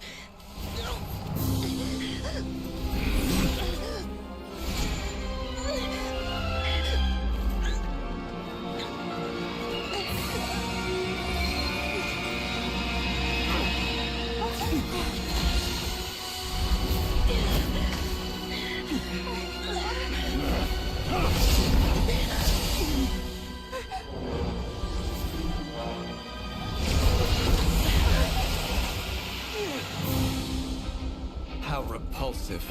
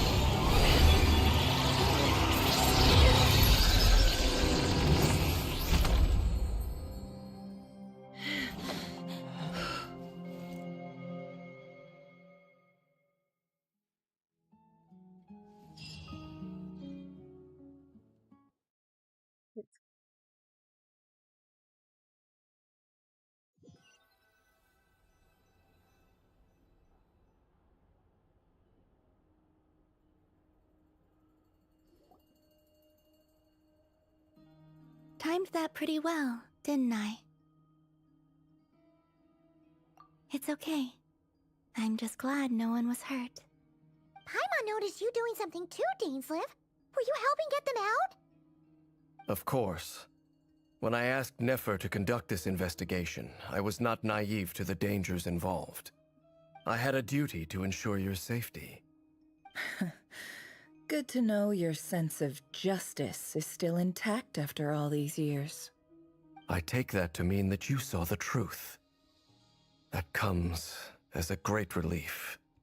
I certainly did. And thanks to your help, I also managed to trap Rerir inside the chess set. Whoa, really? How'd you manage that? Well, to be honest, I sensed that something was wrong long before we made it to the temple. By using this fragment to probe into Rerir's past, well, the monster formerly known as Rerir, it seems I alerted him. I was tracking him, then he caught on and started tracking me too. Can't say I'm surprised. But how did he track you through your thoughts alone? That shouldn't be possible. Rerir was a secret agent who reported directly to the Vinster King. He is an expert at finding a trail and hunting down his pursuers. No wonder. He infiltrated the chess set, read my thoughts, and built a new virtual chess set inside of it. That's why we weren't able to leave at first. Speaking of your chess set, it's quite a remarkable item. Would I be right in thinking you have some connection to King Deshret? You overestimate me. I only have a connection with one of his underlings, the Ibis King. You all saw how this came to be. A long time ago, the Iab massacred my tribe, the Shimti, in our home village. A few years later, I enrolled in the academia, where some new information came to light. The Unut and the Iab fought a bitter battle over the rights to a well, all for the sake of a non-existent 50 million mora. The Iab ultimately won that confrontation, but their victory came at the cost of almost every warrior in the tribe. The final blow to the Eab came at the victory feast, when an Unut assassin beheaded their chief right before my eyes. The remaining Eab fled and have been scattered to the winds ever since. Having gotten my revenge, I returned to my hometown, where to my surprise, the nearby temple was still standing. There it was, seemingly immune to the relentless hostility of the desert, while my tribal home lay in ruins. As I stood there gazing at the temple, I noticed a cat just outside. This cat, as it turned out, was home to the spirit of the Ibis King. He led me to a gate deep inside the temple, and there he made a deal with me. This chess set is my gift from the Ibis King. The chessboard within is made to the same specifications as the one in the mausoleum of King Deshret, and represents his power of piercing analysis. With this chessboard in its container, I gained a certain ability to perceive hidden secrets. Now, you could conclude that the Ibis King simply wanted to give the people of this world the power to seek the truth, but I don't believe that's the full story. Every god plays favorites. Their hearts are as fickle as any human's, full of secrets, perversions, egotistical tendencies. But precious few gods are willing to admit this. It is the same with all powerful forces, including fate itself. Their gaze falls preferentially upon a select few. As you rightly point out, this is an act of favoritism. If you're alluding to the Abyss, then yes, I agree. Gather the others. It's time to share everything I've learned.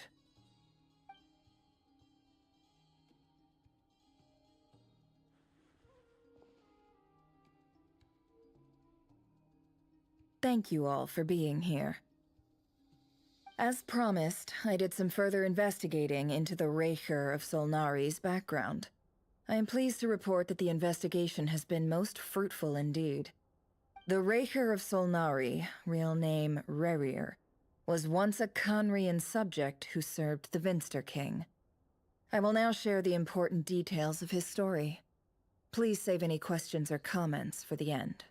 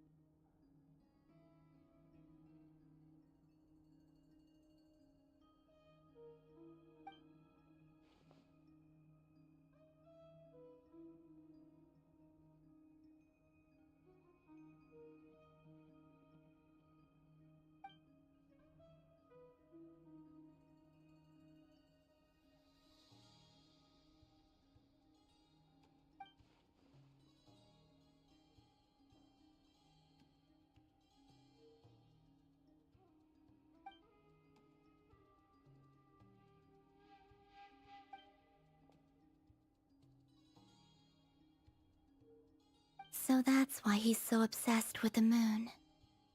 Ist A da tragic irgendwie tale, to be Voice sure. Lines But it verloren does not gegangen? excuse his many transgressions. No matter how much Rerir suffered in the past, the fact remains that he is what we know today as the Wild Hunt, wreaking havoc upon innocent lives in Nodcry.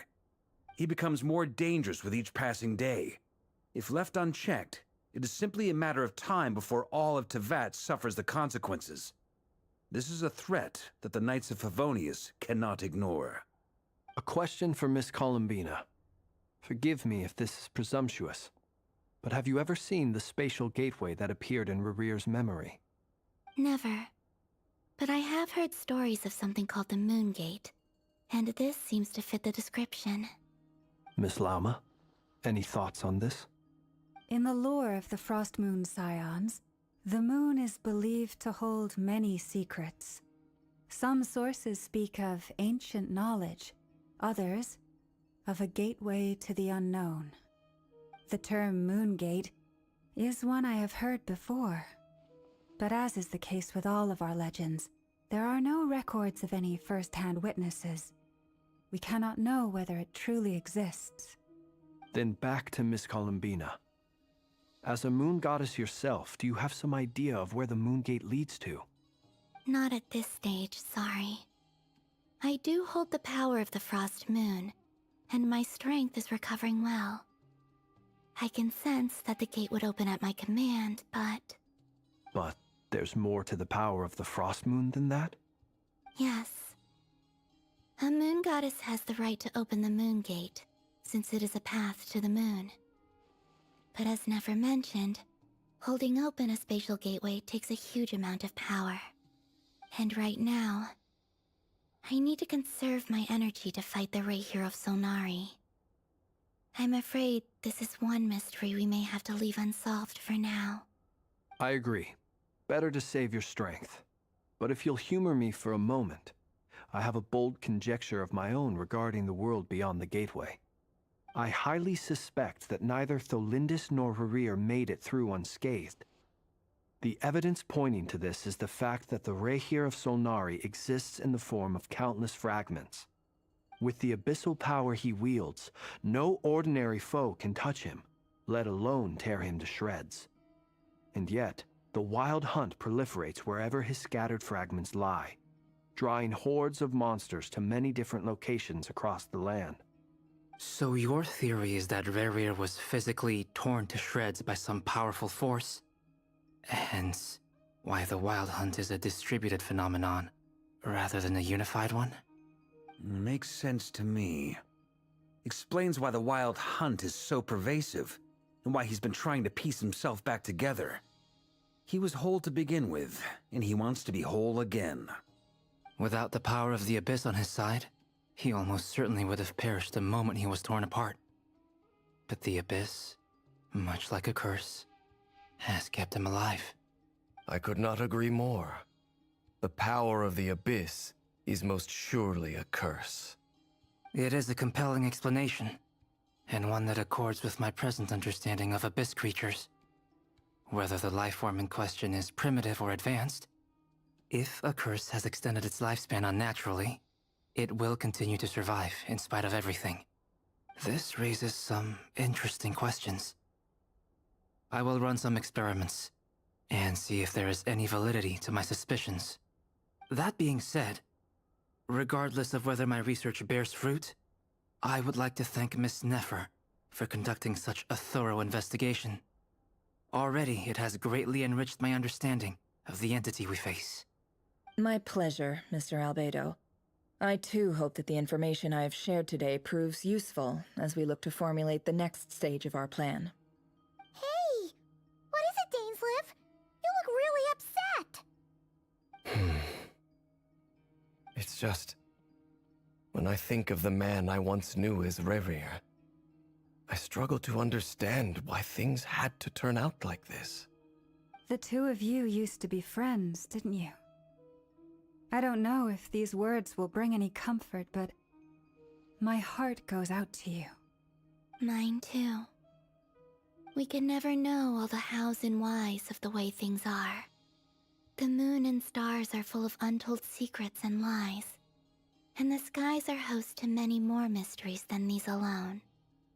Yet, none of that can begin to compare with the complexity of human life. Those are the first comforting words I've heard in a long time. Thank you, both. Well, I think this is a good place to end today's meeting. I'm sure Nefer needs some time to recover. She's been through an awful lot today. That's very thoughtful of you, Lama. Of course. Sounds good to me. Take some time to rest and digest before we reconvene to nail down a plan.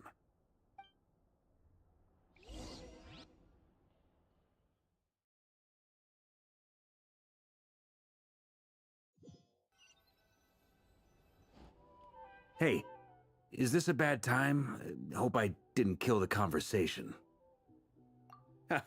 No need. Come on, let's talk outside.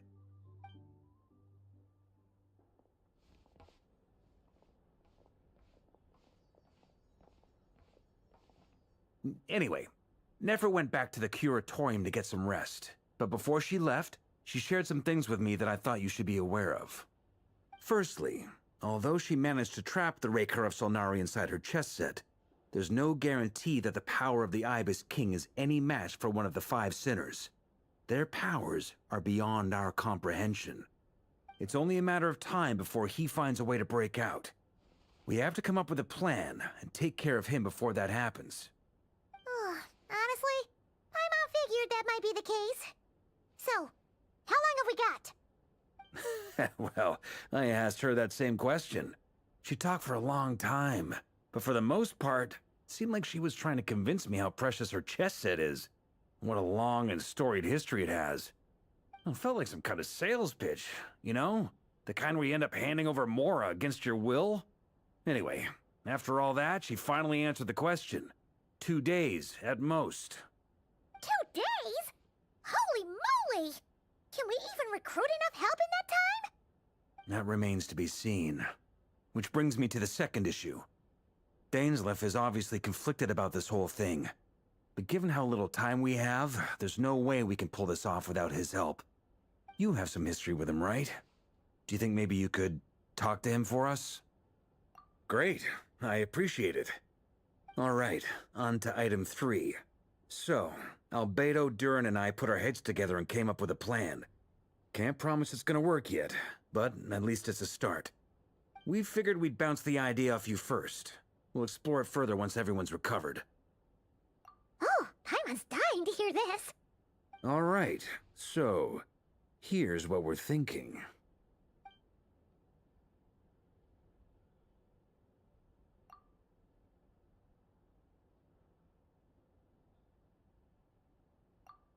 We felt a little uneasy about roping you into this. I mean, firstly, you're not locals, and secondly, none of us are your boss.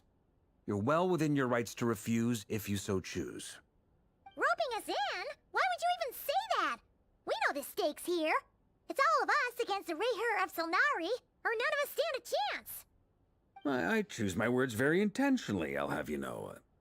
I like to think there's an art to striking a down-to-earth tone even when the stakes are through the roof. Sir Varka, I have a few thoughts about this plan. I'm all ears. I think we can be more flexible with how the roles are allocated. In my view, the most sensible lineup would be like this.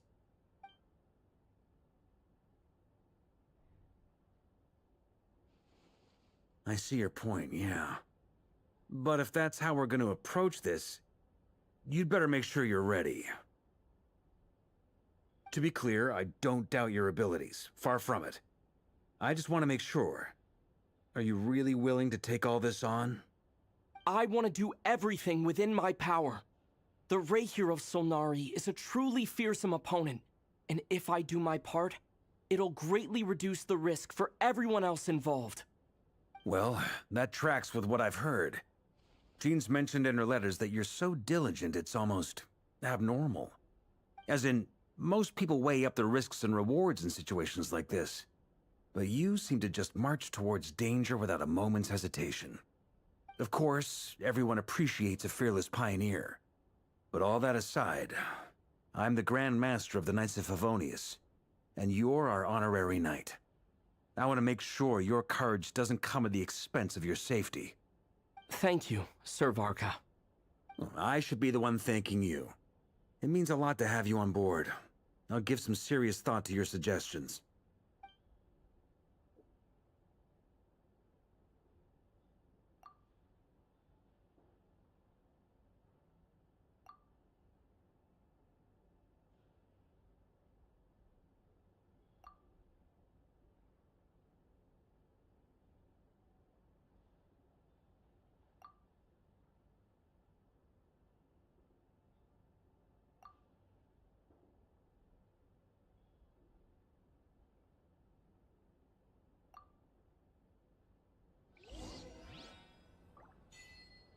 Okay. I'm going to continue. It's just too interesting to stop. There we go, the maps. This is a thorough plan, but I do have one last question before we take action. How can we be sure that our enemy won't leave the designated area? Great question. Albedo's been hard at work analyzing Rerir and the Wild Hunt's behavioral patterns. His conclusions are as follows. Firstly, from the earliest known confrontation until now, Rerir has never displayed any ability to manipulate the dimension of space. So it's unlikely he has any power in that domain. Secondly, he seems to have a particularly strong vendetta against our group. If we put him in a fight-or-flight situation, he'll choose to fight every time. Thirdly, finally, and most importantly, he is consumed by hatred, both for the moon and for his enemies. Turns out, we tick both of those boxes. We have a reincarnated moon in our ranks, and a spy who accessed his private memories without permission. He'll be baying for blood, not looking to escape. As someone who's had their fair share of interactions with the Wild Hunt, those all seem like valid observations to me. Understood. Then I will defer to the verdict of the group. Well, everyone, that's the plan in full detail. Albedo and Durin are carrying out their part as we speak. Plan approved. Scheduling. Okay, any firepower you need, I got you covered. Let's light this baby up. The Frost Moon Scions are behind you as well. And the rest of you?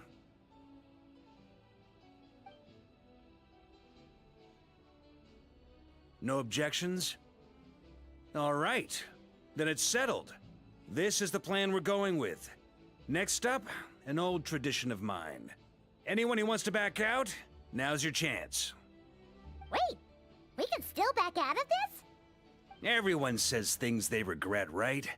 I don't want anyone feeling trapped because their mouth said yes before their brain had time to think things through. A very people-first approach. I hear that's common practice in the Knights of Favonius. Heh.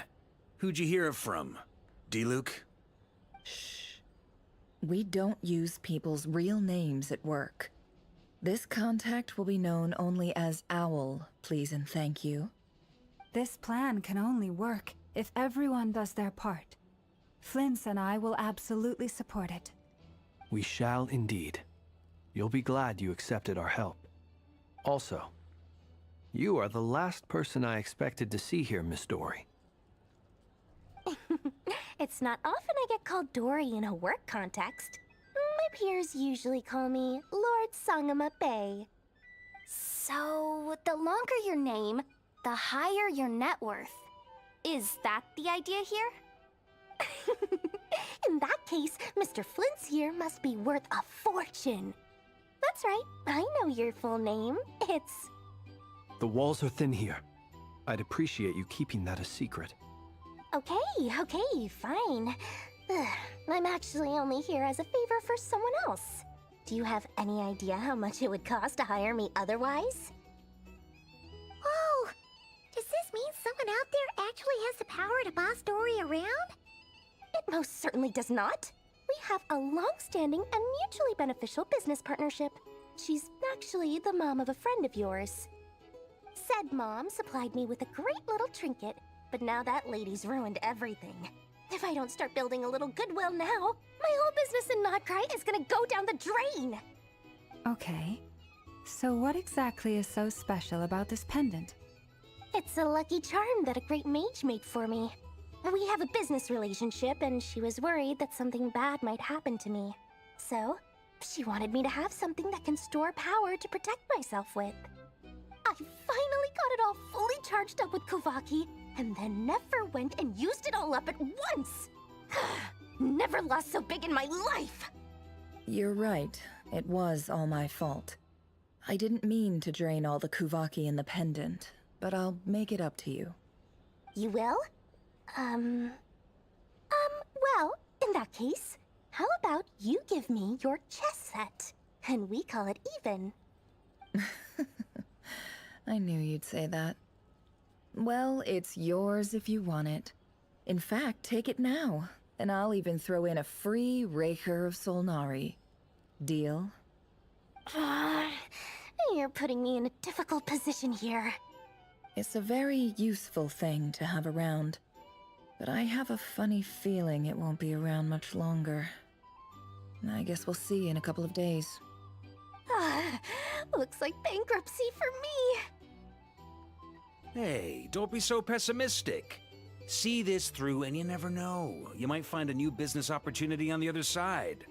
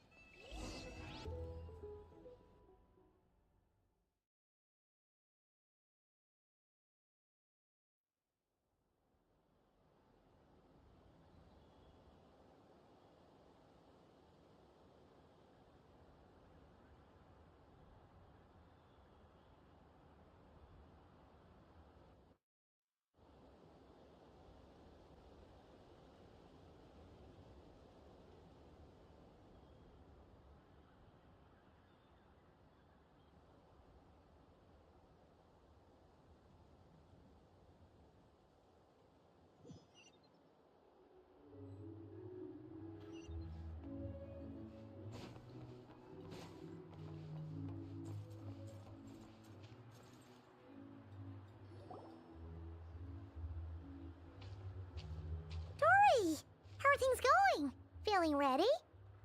Oh, I was born ready. We only have 2 days. You think Lord Sangamabe would let an opportunity like this slip by? Don't forget, when something's in high demand, the people with the goods on hand get to charge the highest price of all. Even higher than the sellers taking advance orders. Ta-da! See? It's right here! Ah, it's so pretty! Did you make it?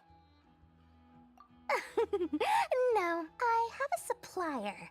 We go way back, so he made me a very attractive offer. Aha! No wonder you were talking about Lucky Charms at the meeting. You've been getting Kaveh to make them for you. That's not the full story. It actually started a while back as a project between me and the Dendro Archon. Mage Alice once warned me that this world won't stay safe forever. There may come a day when everyone faces a great crisis. I passed this on to the Dendro Archon, and she secretly brought together a research team made up of Sumeru's top scholars to invent a technology that could keep people safe.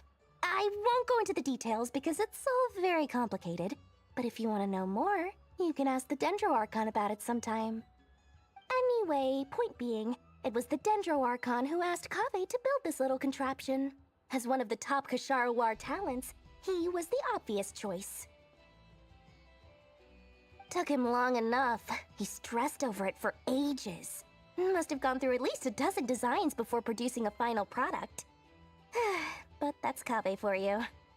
Marak delivered it to me a couple of days ago, along with a letter from Kaveh.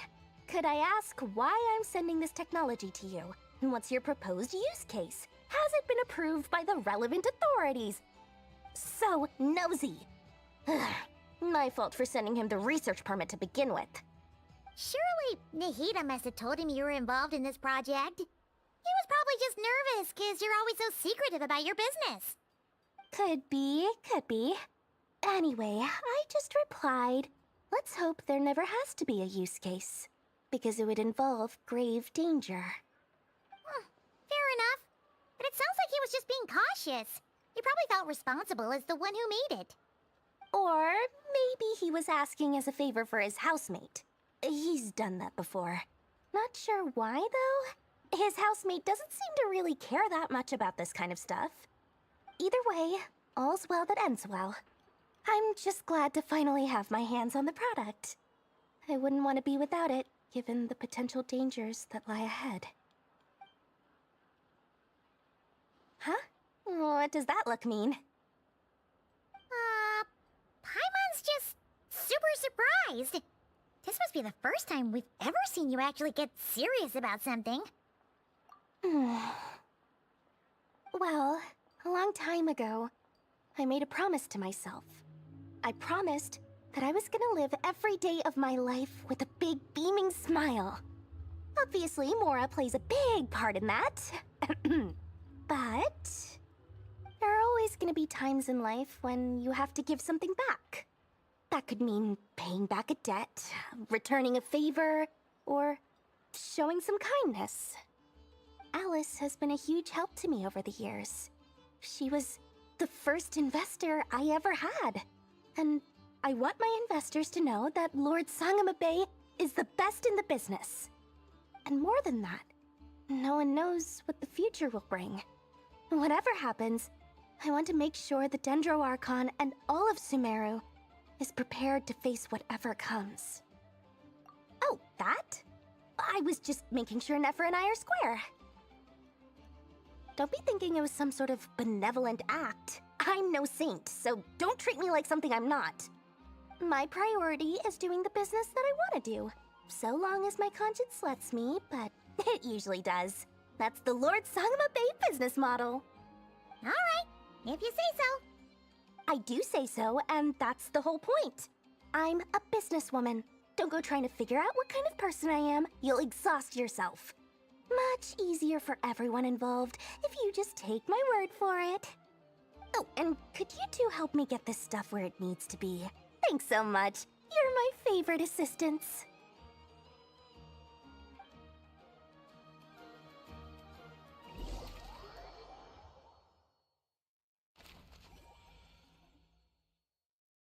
Yeah, there are the drawings.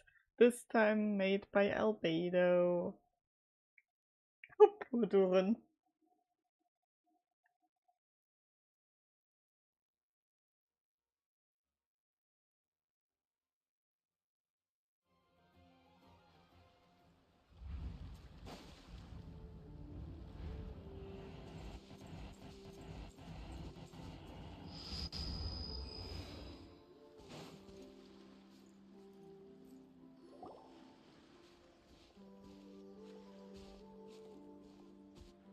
Traveler, Paimon, it's good to see you.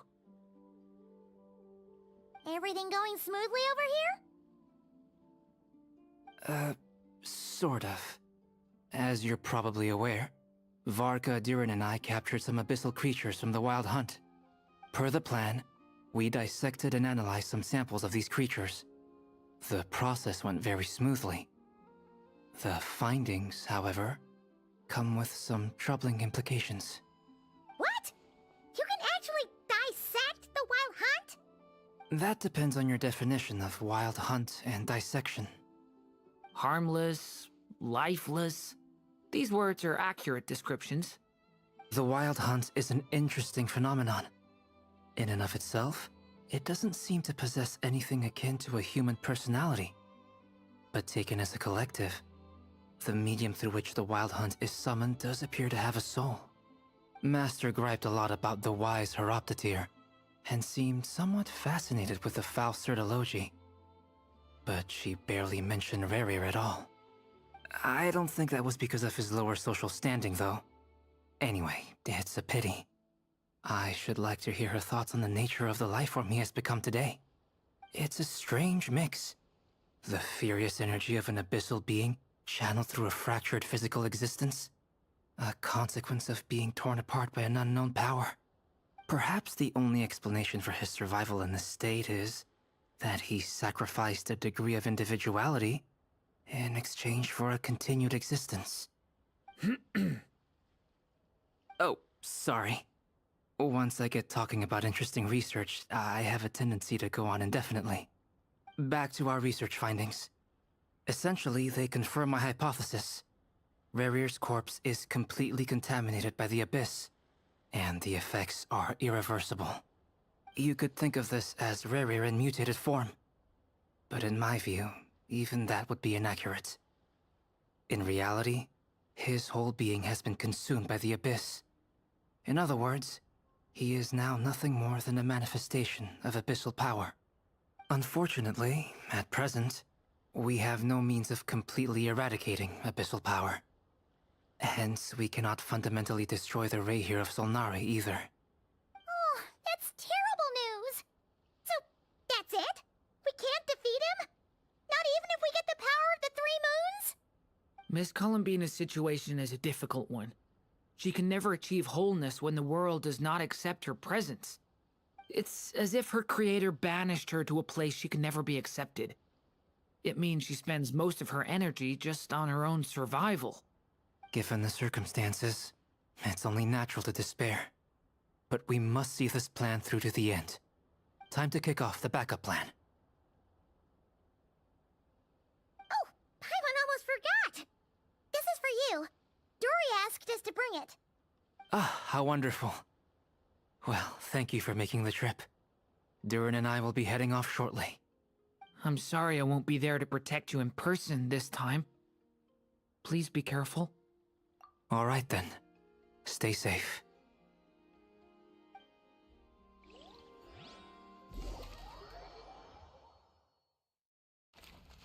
Varka and Loma. God, so cute. I made over your drawings.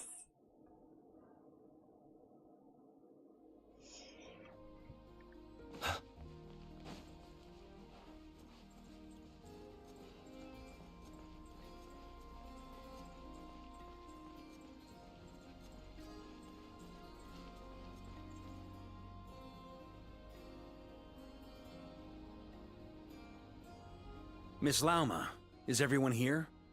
Yes. The fate of my flock is in your hands, Grandmaster Varka. Please keep them safe. My lady, what are you saying? Within the next 24 hours, we will face the biggest crisis the world has ever seen. This is not a burden that we deserve to bear, but I believe that we reap what we sow in this life. So I intend to act. I must do what I think is right. For me, that means fighting for the future of Nodcry. This gentleman is the Grand Master of the Knights of Favonius, Varka, Knight of Boreas. In my absence, please follow his lead. Hey, everyone. Guess I should introduce myself. Well, to start with, I know my way around a battlefield. The biggest strengths are honesty and hard workingness. Anyway, point is, I don't intend to let Lauma down. I'm gonna do everything in my power to keep every last one of you safe and sound.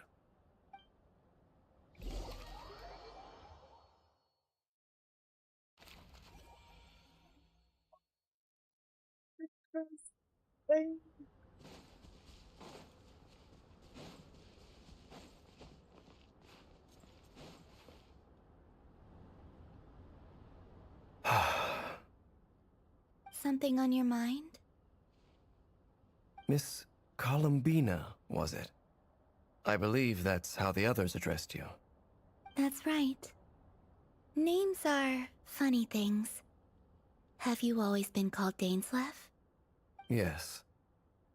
I take it your own name has a more complicated history. I have a different relationship with names than other people.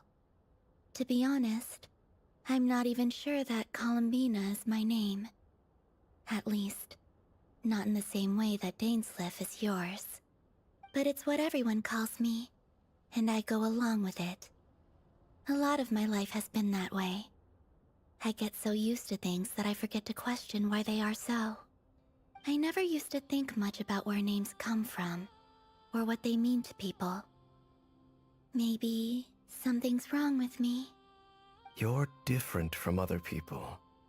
I sensed it the first time we met. You're more perceptive than most. I'm sure your long life and rich range of experience explains that. Do you ever find yourself missing Conria, Mr. Dainslev? Difficult to answer. I have dreamed of the past many, many times.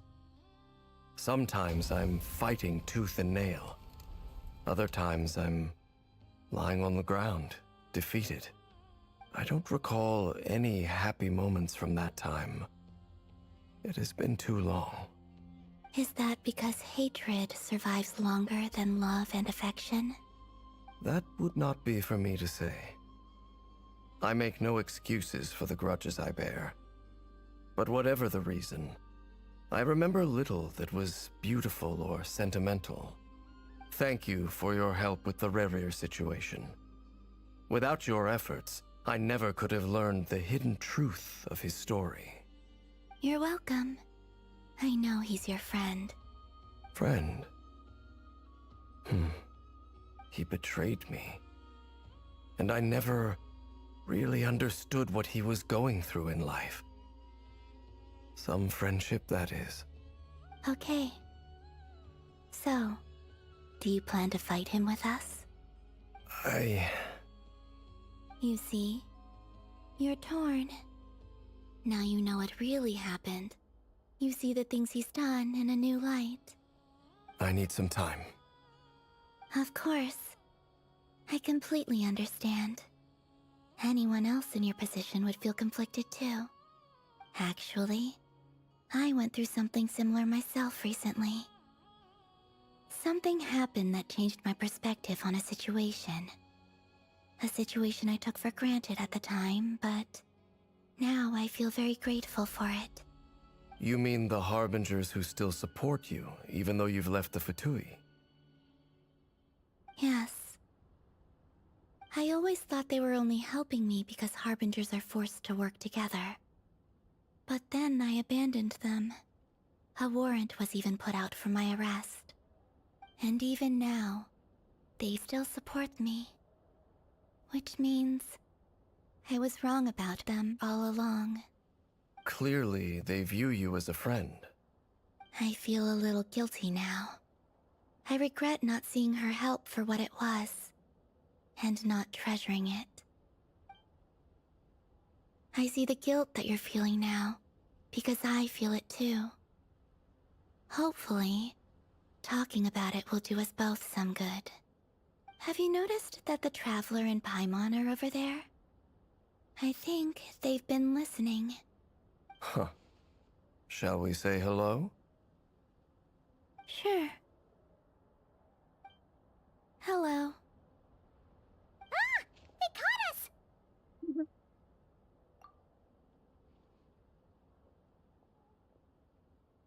I apologize for making you worry.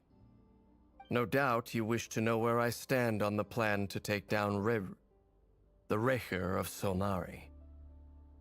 I'm afraid I need a little time, but I will seriously consider joining you. You will? Oh, thank you so much! Everyone will be so grateful to hear that! They needn't be. This was something that I was going to have to face up to eventually. That doesn't matter to them. They're grateful to you regardless. You can't control their gratitude, so just accept it. And then, have a think about whether you're willing to join us.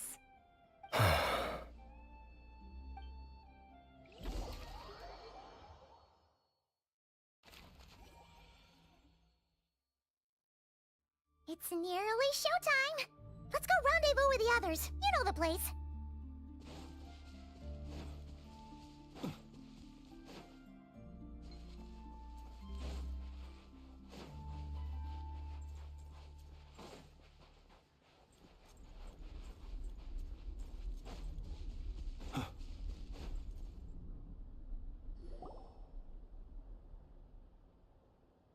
Ah, you're earlier than I expected. Hey, Flint's! Been waiting here long? Not too long. I came a little early so I'd have some time to think. Are you nervous about the battle? Quite the opposite. I'm reminiscing on my past battles. When I was awakened by the Ratniki, I had not touched a weapon in many years.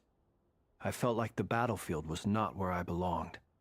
But after waging war against the Wild Hunt for so long, I came to realize something.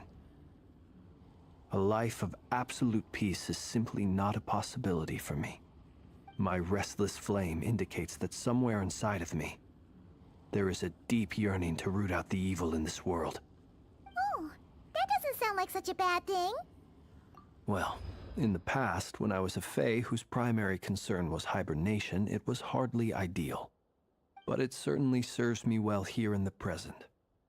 And I am delighted to be able to join forces with you in this endeavor. Looks like I'm not the first to arrive. Ah, Miss Lauma. Did you sleep okay last night? I struggled to settle down at first. because of the nerves. But don't worry. I got enough sleep in the end. I'll be just fine. Please, I'm just doing my part. Never! Over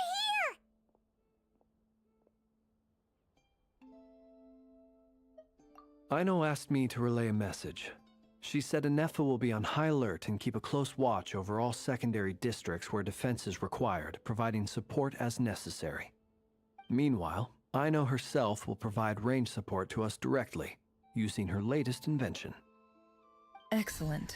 My thanks to all involved. The chess set's looking a little unstable. It won't hold him much longer. We should be prepared to engage at a moment's notice. No sense sitting around waiting. Let's make the first move while we still have the option.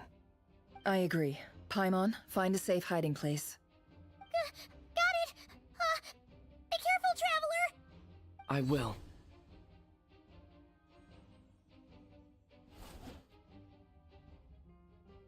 Everyone, take your positions as soon as the battle starts. Every ounce of strength we have in our bones, let us bring to this fight. Ready? Let's go. I've seen all your futile ploys before. You have become the authors of your own demise. I wouldn't be so sure about that. You are merely a moment of sport before I tear down the moon.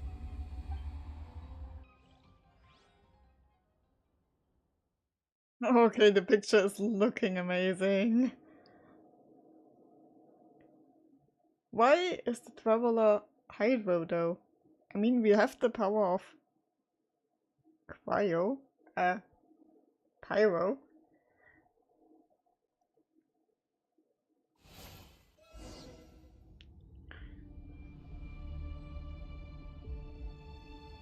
Stay on your toes.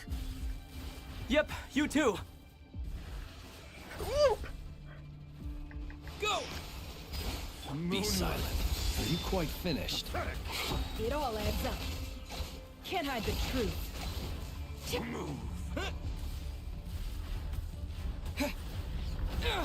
Ow. The moonlight betrays. Let me help you guys. Eat this!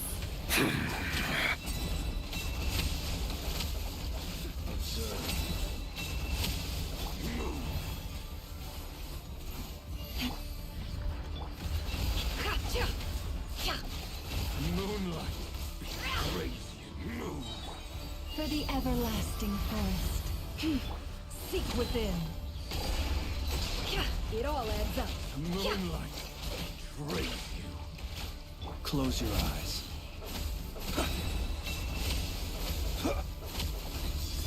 Steady now. Futile. Be silent. Leave this place. Hunt them down. The moonlight betrays you. I believe. No more lies. Absurd. Move. With one heart, we Can't hide the truth. The mystery unravels. No more lies. Beste Kollege.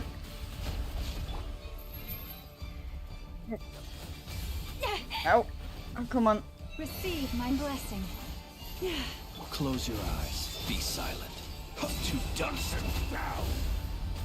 Close your eyes. It began with the moon, and so shall it end. The moon will protect you. Where the hell is you? The moonlight betrays you. Ow.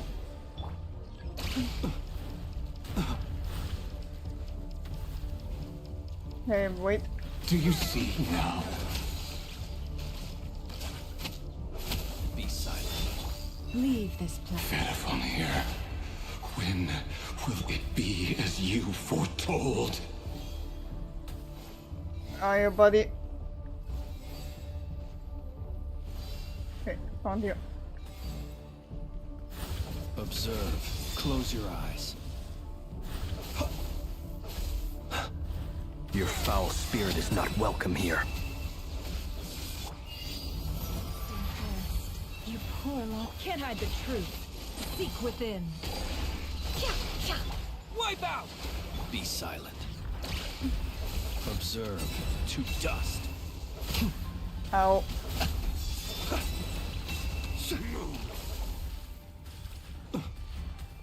Hunt him down. Ow. Lush as the moonlight. No more lies. It all adds up. No more lies. The mystery unravels. With one heart, we pray. Be silent. Do you fear the dark? Observe. Do you fear the dark? Buddy. Close your eyes. Forest, protect. Moonlight. Race. Hunt him down. Absurd. It all adds up. Futile.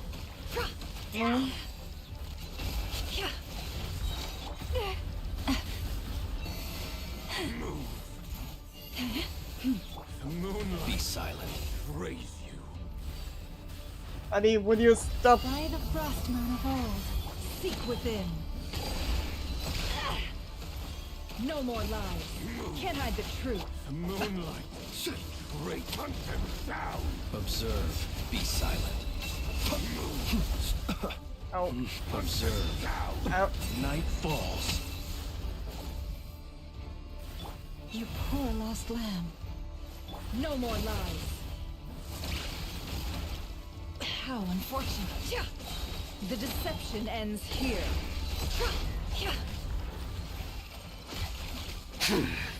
Your little game of heroics is over. Who wants to go first? Uh-oh. Get out of my sight! No! We've been separated! You okay? Never! Where are the others? Stuck outside the barrier. I guess he really doesn't like us. I told you before, knowing too much is always a death sentence. Be careful what you wish for. Travel. You are separate. Are you okay? Lauma! Can you hear me? Hold on, where? Silence. The voices are gone. But at least I know they're still there. I need to focus. Stick to the plan.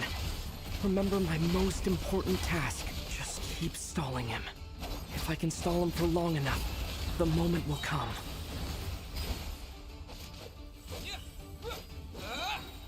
Wipe out! Seek within. No more lies.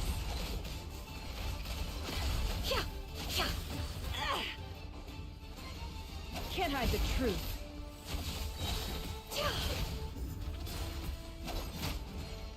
No.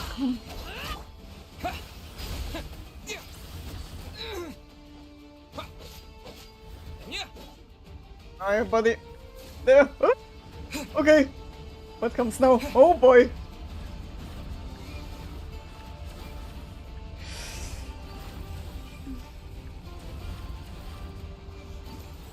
I've got this!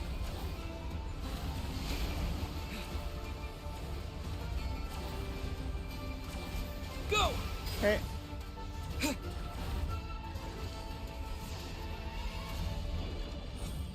Okay, so The shield's broken. I can't keep this up.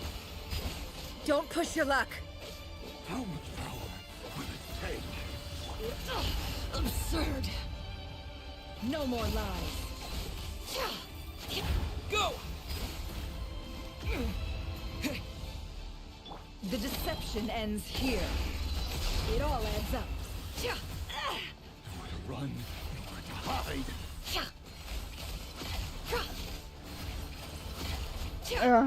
Can't hide the truth. Go! Ow. Destroyed. and reborn. Oh, dang it.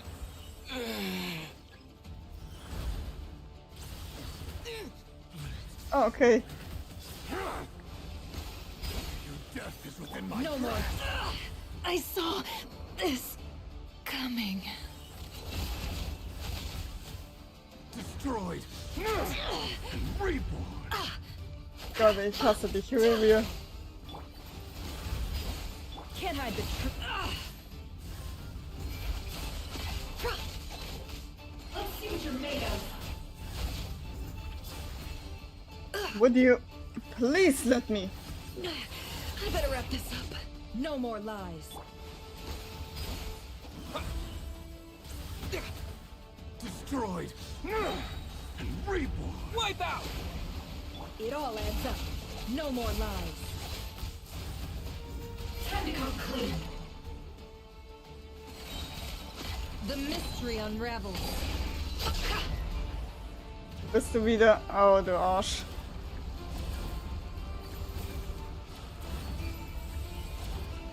Curses. There's no other way.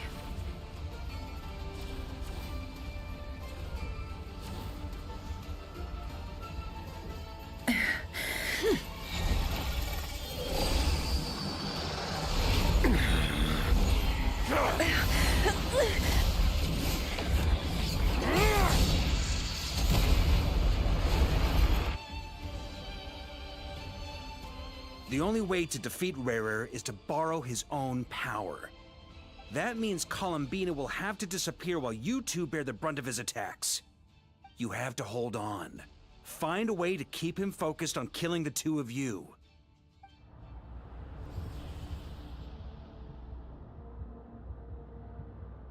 Nefer, your eyes are bleeding. Soon you will be powerless to resist. And then, I will reduce you to dust. But that dust will plague your memories. Come on, keep holding on. Any other tricks up your sleeve? Let's see them. As entertaining as they are. You've backed yourself into a corner. You don't fool me. I see your fear clear as day. I have to stoke his rage. Make him unleash everything. You fear what you could never defeat. You fear the thought of never being able to save your beloved.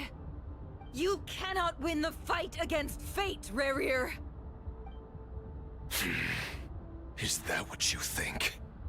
Well, now it's your turn to feel afraid!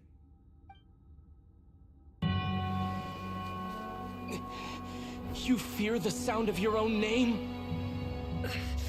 Is it us you hate? Or is it what you've become?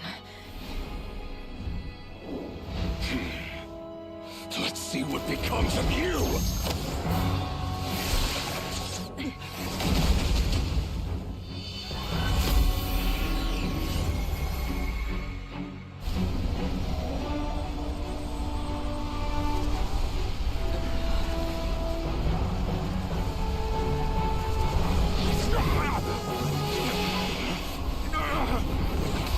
What's happening? That power. I've seen it before.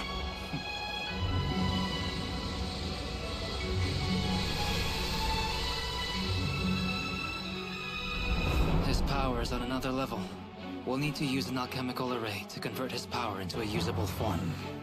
Then quickly channel it into Columbina, rendering her powerful enough to compete with him. I'll join you. I can help.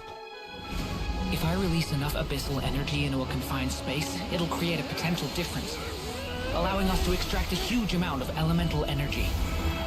Next, I'll synchronize with everyone's minds using Pyro, then give you temporary access to their abilities and fields of view.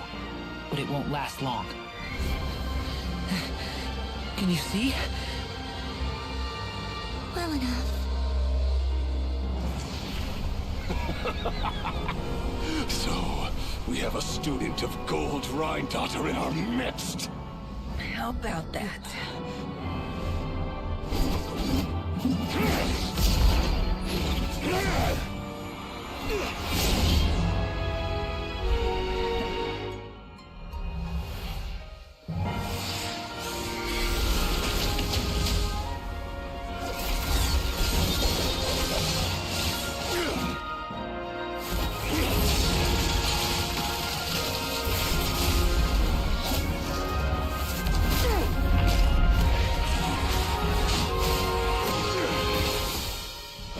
You use my own power against me? Just like how you stole Kuvaki. Look familiar?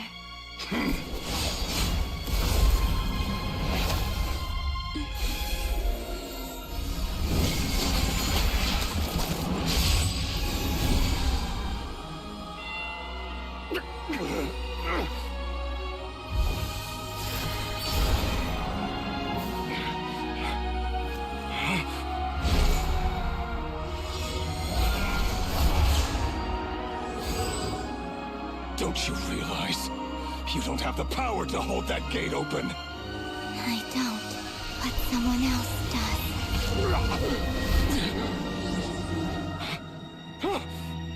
Goodbye, Reverie.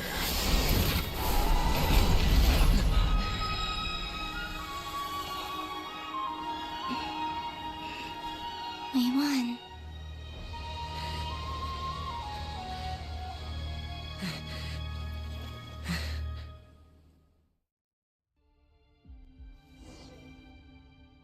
I don't think we won completely.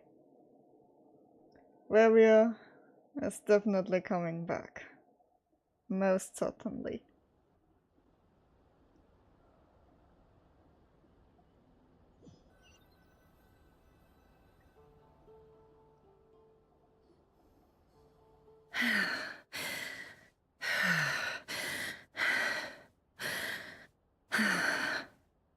Nefer, how are your eyes?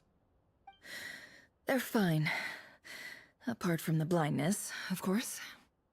It's not too late. Let me handle it.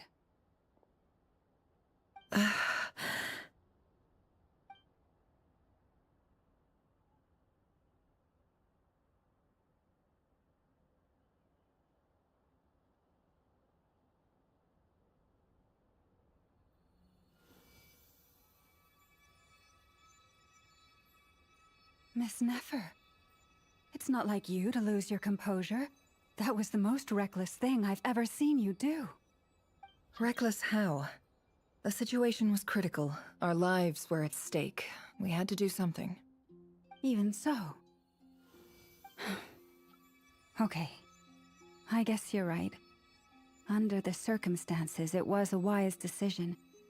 You traded your eyes for an incredible victory. In business terms, I suppose that's a huge return on investment. I'd be hard-pressed to argue otherwise.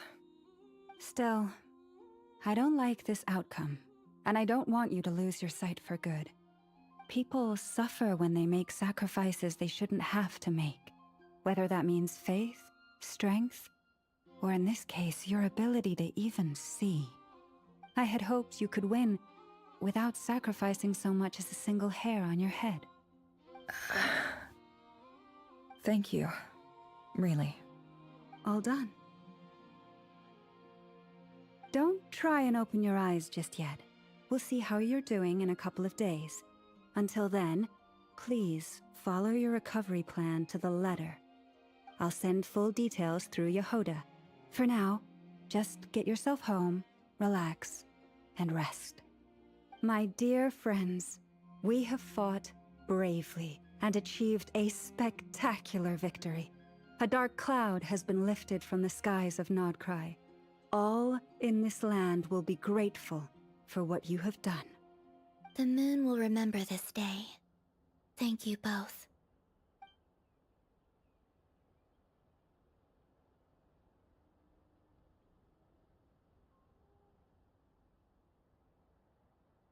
This is definitely not the end.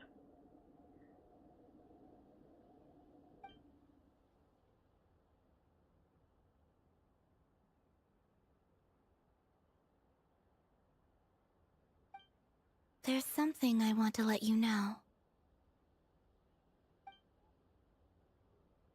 What is it? When Durin connected everyone's minds so I could access their powers, I also felt everything they felt. And since Nefer's eyes were injured, my eyes are hurting now too. Huh. Hold on. Let me try. I only feel the pain. There's no actual damage. I just thought I should tell you. You're right. There's no damage. That's a relief. But I must say, I'm surprised to hear the Kutar share something like this with me. In the past, you never used to open up about yourself. Things are a little different now from how they were. I'm learning to share how I truly feel with my friends. Friends? You have no idea how glad I am to hear that.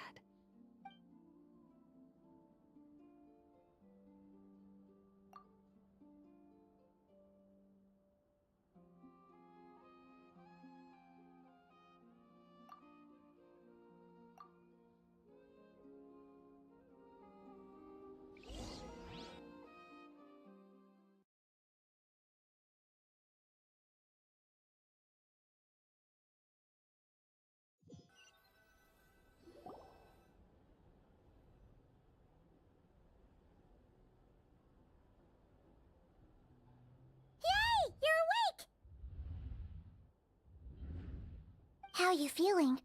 Any aches and pains? Did you sleep well? I'm doing all right, Paimon. No need to worry about me. Phew! Well, that's good. Paimon's been sitting on the edge of the bed worrying about you for ages. You slept a whole day and night.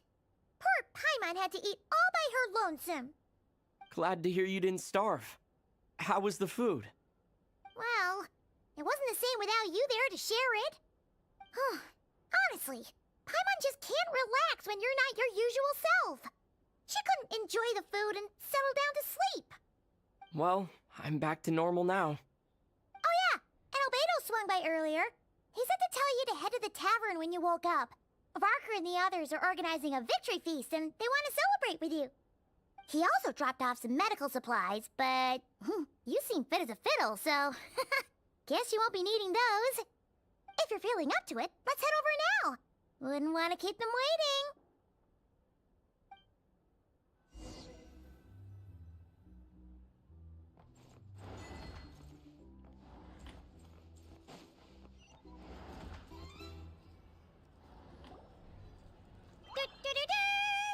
We're here!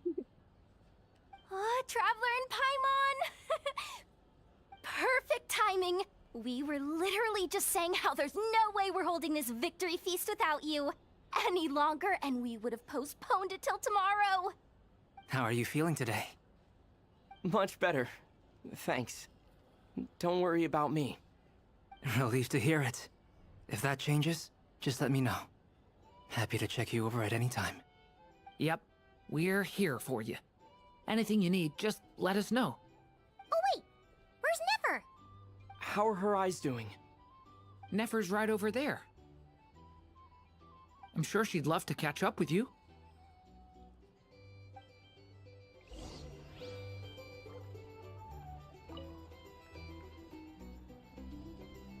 Oh, okay, then we get the same practically. We're here! Oh, okay, I see. Traveler and Paimon! Perfect time. How are you feeling today? Much better. Relieved to hear it. You thought they had something new to say. Nefer? How are her eyes? Nefer's right over there. I'm sure she'd love to. Okay.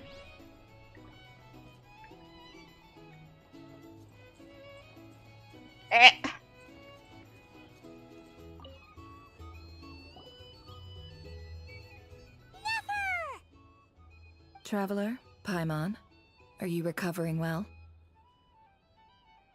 Turns out that moon chanter has some real talent after all. My eyes were mostly recovered after just a couple days rest. I can actually open them again now. Yeah, but you gotta be careful. Lauma says not to strain your eyes while they're still healing. Yes, thank you. I'm well aware. Yehoda, could I borrow you for a moment? I could do with an extra pair of hands. Oh, sure. Coming. Did you hear that? I gotta go help Lauma for a second. You guys chat among yourselves. I'll grab us some drinks on the way back. Paimon, you still like 'em sweet? You bet! Make it extra sweet, because Paimon's earned it! Sure thing!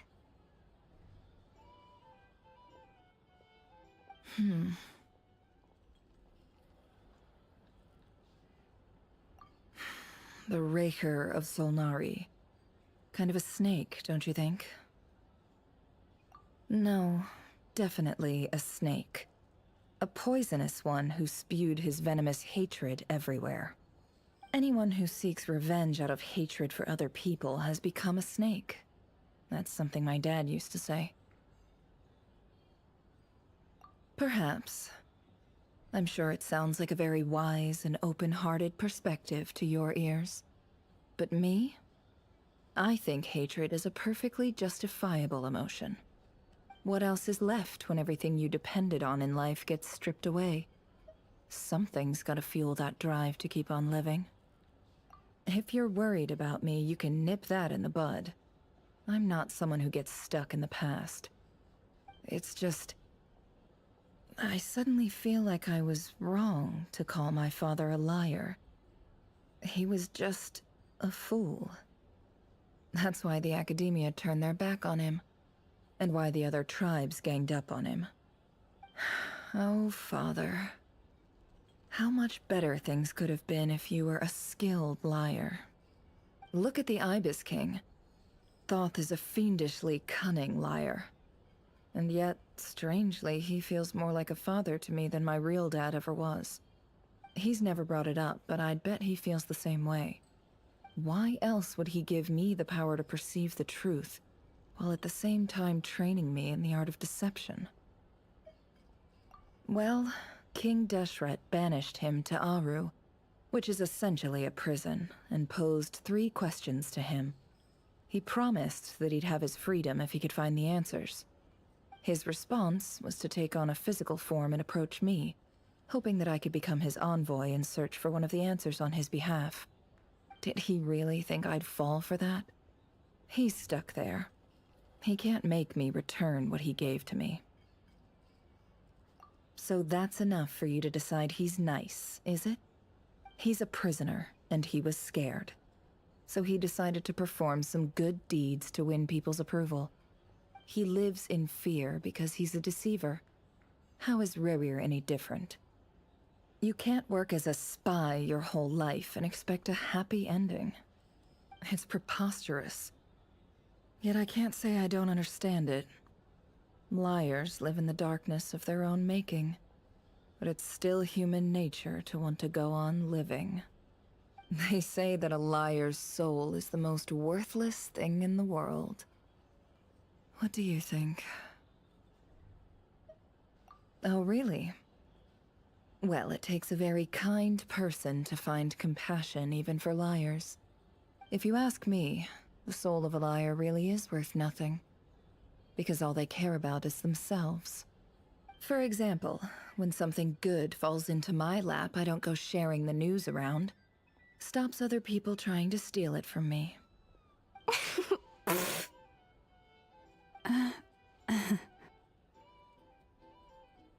So be it. They have sharp ears. I can't keep anything from them. Oh, is that what it looks like? Well, you all know my past now, and I can't simply eliminate everyone who knows too much. So I guess I just have to put up with you. For the foreseeable future, at least.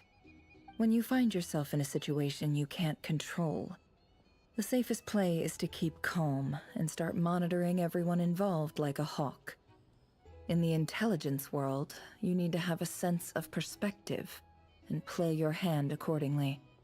If you understand what's at stake, please ensure my secret is safe with you. I trust you'll respect my wishes as a friend. But don't forget, I will also be watching you like a hawk. Very good. Oh wait! Now that the panic's over and we've all calmed down, Paimon suddenly remembered something. After all that build-up, our mystery ally never showed up even once.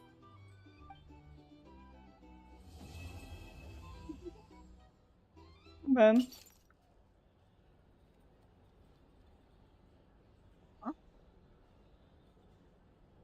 Huh? Am I imagining things?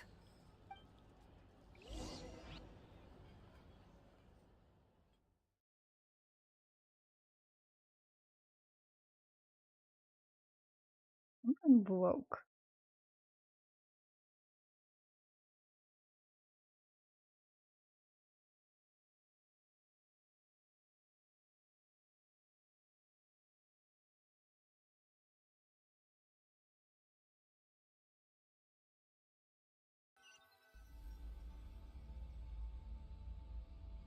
So, that close colleague who stayed behind with you? What's he been up to recently? Don't know, don't care. I get more normal human interaction from hanging out with Bosco 2 than him. Although, now you mention it, he hasn't bothered me in a while. I wonder if... If he's disappeared without a trace, it's the biggest gift he ever gave to the world. But I somehow doubt that's what's going on. He won't lie low forever. So we'd better stay on guard.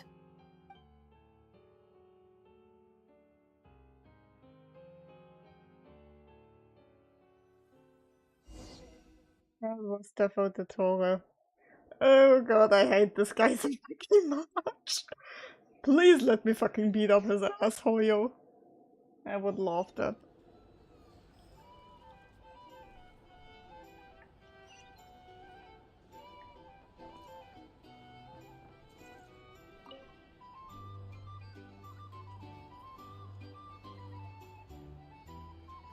Ah, Lord Sangama Bay. How lovely to see you. I must thank you for the device you provided. It was an enormous help. Would I be right in thinking that it was developed by the Academia? Why come and ask me when you clearly know already? I mostly came to thank you. That's more like it. A little gratitude goes a long way with Lord Sangama Bay. Play your cards right, and you might even stand a chance of becoming my long-term supplier. The chance to work with such a kind and charitable investor as yourself would be a great honor for the Curatorium. Huh? Charitable? Who said anything about charity? First I'm hearing about it. Let's see. The first plot of land you purchased in Nodcry, your desert interests, and... Stop! What do you think you're doing? Exposing my investment history! It's nothing to hide from. They're all perfectly legitimate investments. And some of the land you purchased was with the intent of building a sanctuary? Yes, I heard about that too. How did you... You're a curious case, Lord Sangama Bay. You don't like people finding out about your good deeds, do you?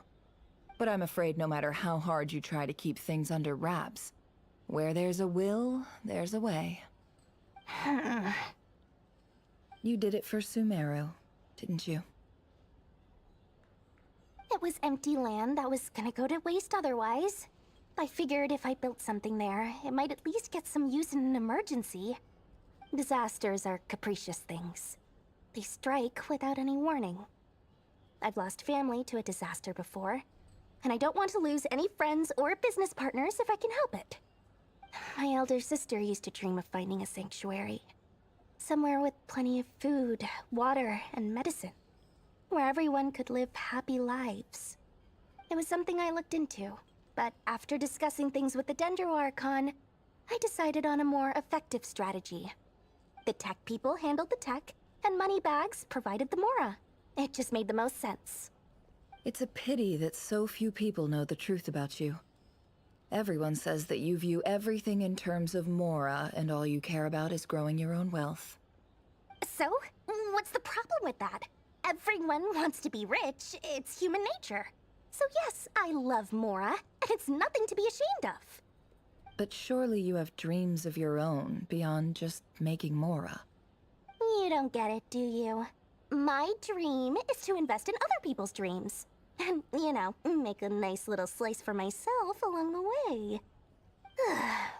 Just thinking about it makes me happy. That sweet, sweet sound of Mora. Thank you. For the device? And the pendant. Oh, that. I was just returning a favor. Don't worry about it. Seems like we've both been away from home for a very long time. Yeah. So long that I barely remember what my family even looked like. That would be your mother, father, and sister? Yeah, though it's been years since my sister passed away. It's not like I want to forget them, obviously, but memory can be even more ruthless than the most calculating business person. Beyond a certain point, if something isn't helping you, it just gets rid of it. My sister can't help me now. Slowly but surely, her face is fading from my mind's eye. It's become a vague impression. Not everything will fade. When loved ones pass away, the beautiful memories are the ones that last the longest. Yeah, that's true. If you ask me, that's the one silver lining in all of it.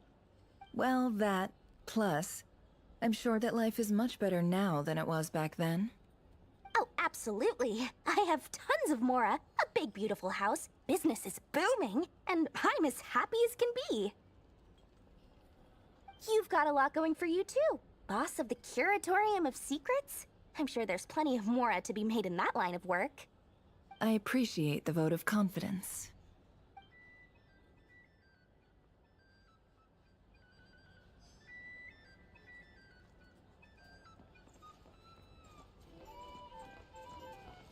Where did Dane, by the way, go? He was standing somewhere behind here. How have you been holding up? Any adverse reactions? If you start to take a turn for the worse, make sure you tell me right away. You don't need to worry about me, Grandmaster. I'm fine. I mean, I barely did anything, so... What? You're too humble, young man. You played an indispensable role in the battle for Nodcry. We can't thank you enough for your support. Sometimes, when people praise you, it's because you deserve it. The best thing is to accept it calmly and with grace. It's important to learn how to respond to words of admiration. Let's do a quick demonstration. Albedo, that was an incredible feat of alchemy. The pressure was on, but you worked flawlessly at lightning speed to get the job done. Thank you. I can't take all the credit, though. Durin played a big part in forming the alchemical array. See? Did you catch that? A masterclass in how to take a compliment. Okay, yeah. I did work pretty hard to help prepare for the battle. No point denying that. Hey, you guys! Hey, look who's bounced back. Looking good, Traveler. Wait. Seems like you've recovered. You won't need to take any more medication.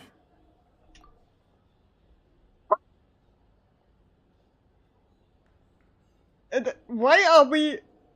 Is that a glitch? Can I get you a drink? Huh? You know how to order at a bar now? You've sure learned a lot recently.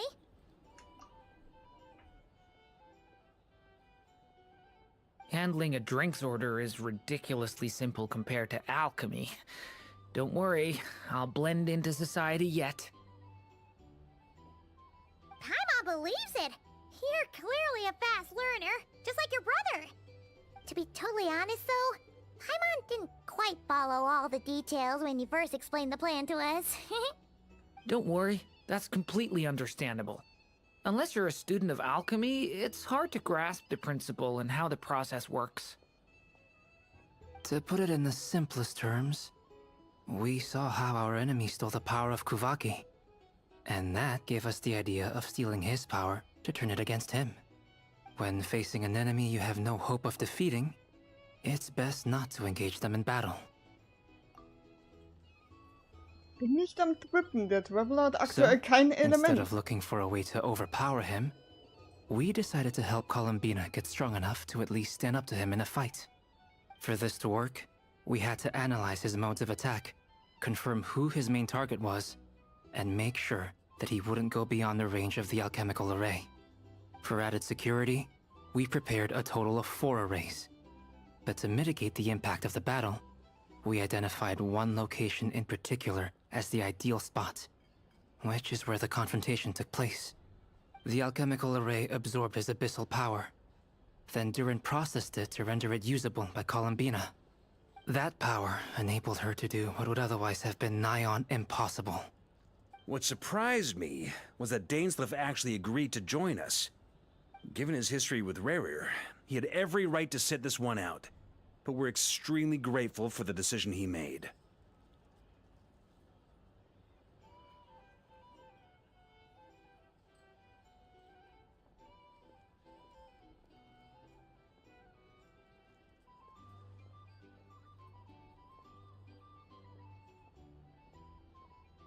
It must have been a painful choice to make.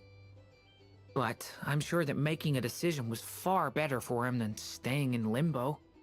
Absolutely. He was torn between 2 paths, but in the end, he made his choice and stuck to it resolutely. He doesn't strike me as the sort of person who'd stay trapped in limbo for long. Anyway, however you cut it, everyone gave a stellar performance.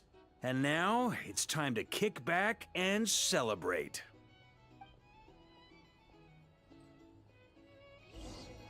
Another cutscene? Please, please, cutscene.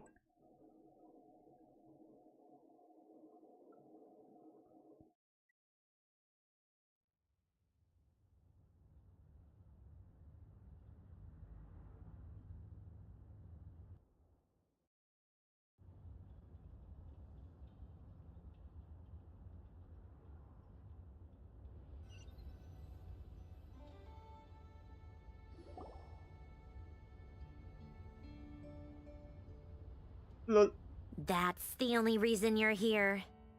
Yes. I've thought a lot about it. And I've realized that you, me, and Arlecchino should be friends.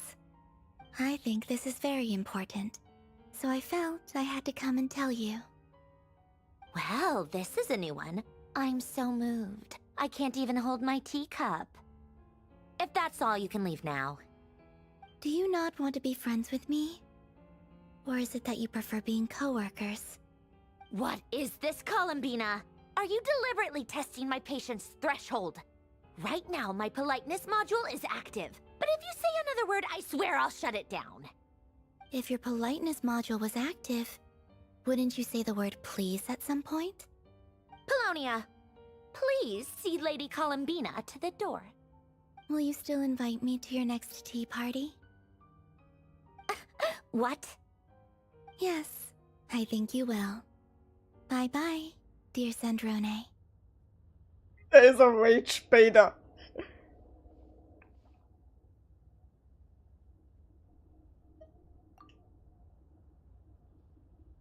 Last time, the Wild Hunt escorted you out. Would you rather I handled it myself this time? We just wanted to, see how you were doing now that it's all over. Why? Out of concern for my safety?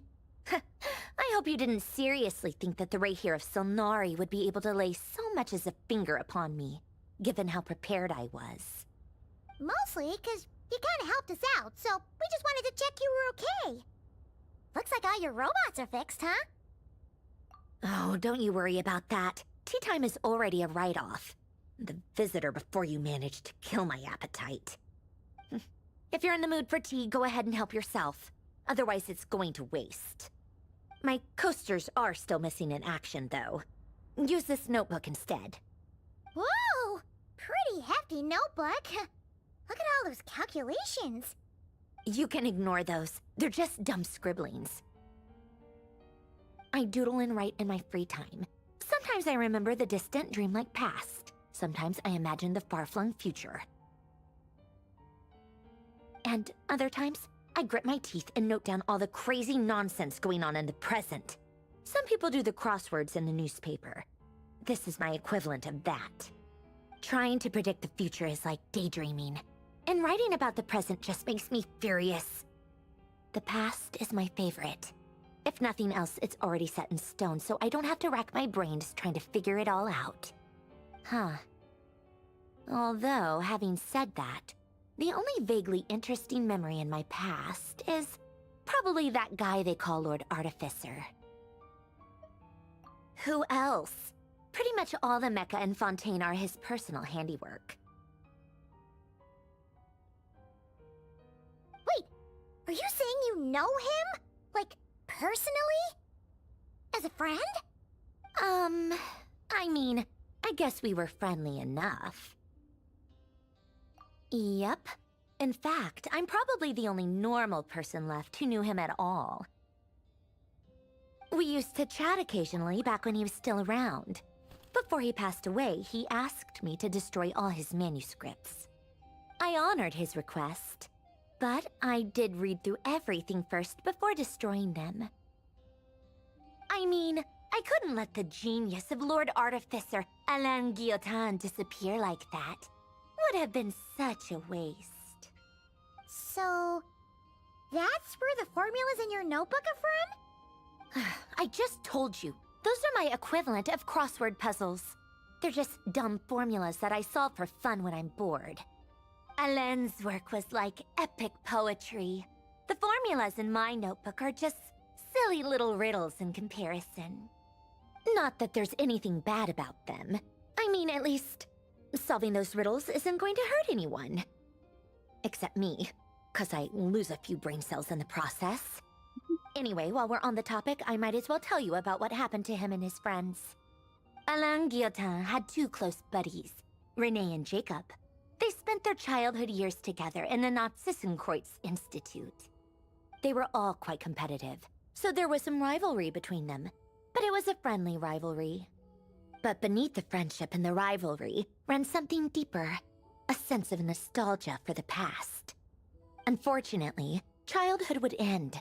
The prophecy would come true, the apocalypse would arrive, and the future would never be. A mad dream that would normally only capture the minds of lunatics began to take root in their hearts. A dream of saving the world. And if Renee and Alain had been people of lesser wits, that dream would probably have ended up as something for them to joke about in their older years. But alas, they were some of the sharpest minds around. They nurtured that dream with the full power of their intellect, and it grew into something that ate away at their souls. The first of them to fall under its spell was Renee. Against Alain's wishes, he persisted in experimenting on a mutual friend of theirs to try and save their life. Alain did not approve and parted ways with Renee. It's complicated. Alain wanted to believe that Renee only did what he did for the sake of their friendship. But when he told me about what happened, I could tell he still had some suspicions about Renee's motives. Perhaps the seed that would grow into a nightmare had already sprouted in Renee's mind. Even then, the next time they met, Renee's soul had been completely engulfed by the dream of salvation. His futile attempt to change the tide of fate only resulted in a wave that swallowed up the world, even before the apocalypse came. And although that wave died down eventually, I hear that it just recently came back with a vengeance. As I understand, Renee wanted to live out his dream of salvation once more. But I'm told that the attempted resurgence finally died out for good. At long last, Renee awoke from his deluded dream. Though of course by then it was far too late. What do you think of Renee? Do you admire his transcendent genius? His view that any price was worth paying to achieve the lofty goal of saving the world? Or do you despise him? Dismiss him as an evil madman who wrought havoc on the lives of everyone around him as he pursued his delusional dream? Same difference, really. Just a matter of perspective. What a cop-out. But I suspect you'd have a more incisive and insightful answer if we dug into it further. I don't like fanatics who give up their whole lives for their ideology. Nor do I like fools who let their delusions take control. Maybe I could understand if Renee had just been an ordinary person. But he had a sage-like intellect. And still managed to get himself lost in the labyrinth of his own desires. Anyway, that's enough about Renee. Now, moving on to Alain Guillotin, the Lord Artificer. He managed to put a stop to the first storm whipped up by Renee. But after that, Alain lost his friends and family. To his credit, I suppose, the loss of his family and friends was purely a tragic accident. It's not like Alain sacrificed them for his cause or anything.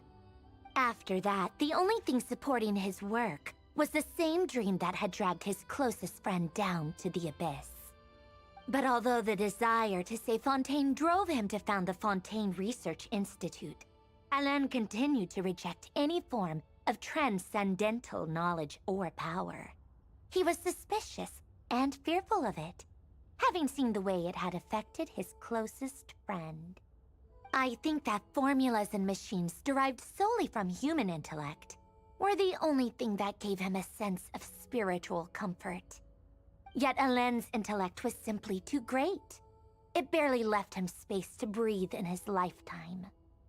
Once he realized that the end of his life was approaching, he finally accepted the truth. The Nazissenkreuz Institute needed someone, and a human being, to see its story through to the end. He quit working on his formulas, trading them in for the fairy tales that had played such a formative role in his childhood, but which he'd barely touched in his adult life. He told me that the director of the Nazissenkreuz Institute used to read those fairy tales to the children as bedtime stories. Apparently, they worked wonders at sending kids off to sleep. I think that all he wanted at that time in his life was to be able to sleep deeply without being plagued by depression. By that point, nothing else really mattered. At the very end, he laid down to rest in the ruins of the former Nazissenkreuz Institute orphanage, while the Fontaine Research Institute he had founded continued tirelessly with its work. Many years after that, tensions over competing dreams would once again cause a rift, this time between members of the Fontaine Research Institute. But the actions of those fools had nothing at all to do with Alain. And that is the story of two people from the Nazissenkreuz Institute who both wanted to save the world. One went all in on his fantasy of salvation without ever looking back, and ended up calmly sinking to the bottom of the deepest sea. The other sought desperately to burn bright in his life, even though he wasn't sure where he was going. I do sometimes wonder, why is it that people like them have such grand hopes of saving the world? Even the grandest tree starts as a tiny seed. So perhaps, for each of them, their mission to save the world began with a very simple desire: to save themselves. They were young children with friends and family who mattered to them, desires to explore the meaning of life, ambitions to have a successful career. They didn't want to see all of that taken away in one fell swoop. Or maybe they just wanted to find something to anchor themselves within the chaos, to stop them getting quietly swept away by the storms of life. But instead, the search for their own salvation took them down the rocky road laid out by fate. Do you think the desire to save oneself is enough of a justification to try and save the world?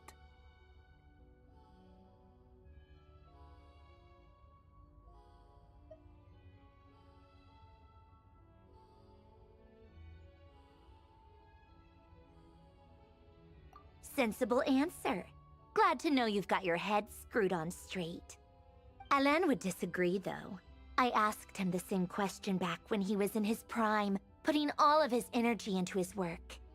Yes, it's enough. No elaboration, just a quick, short answer before getting right back to his work. He was always that way.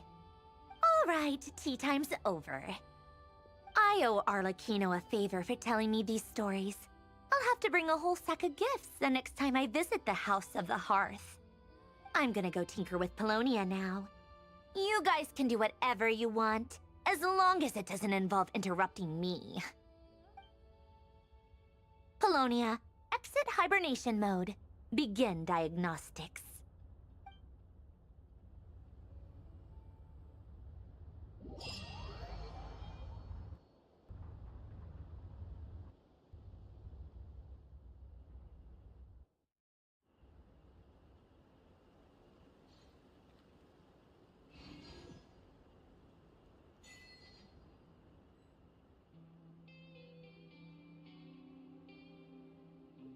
It was an amazing quest. Oh, I loved it. I loved it a lot.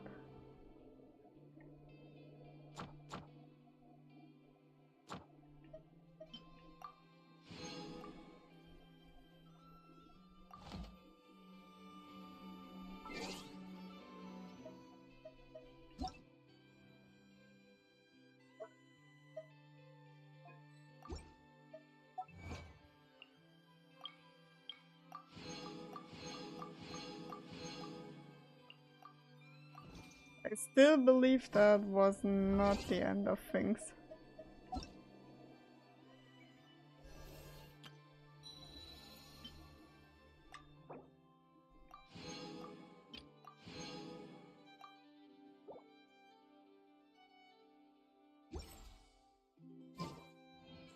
That was definitely not the end of things.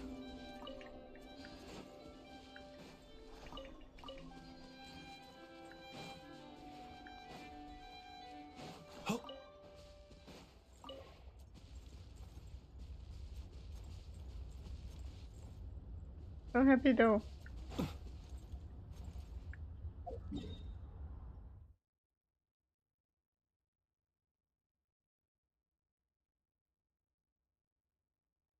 Digga, das Matsch da ist der neue Gegner.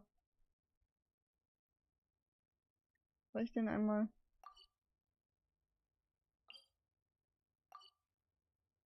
Nee. Not Wales. In Ayato. People ought Nein. not be so frightened. Nicht wirklich interessiert an die Ayato. Sorry.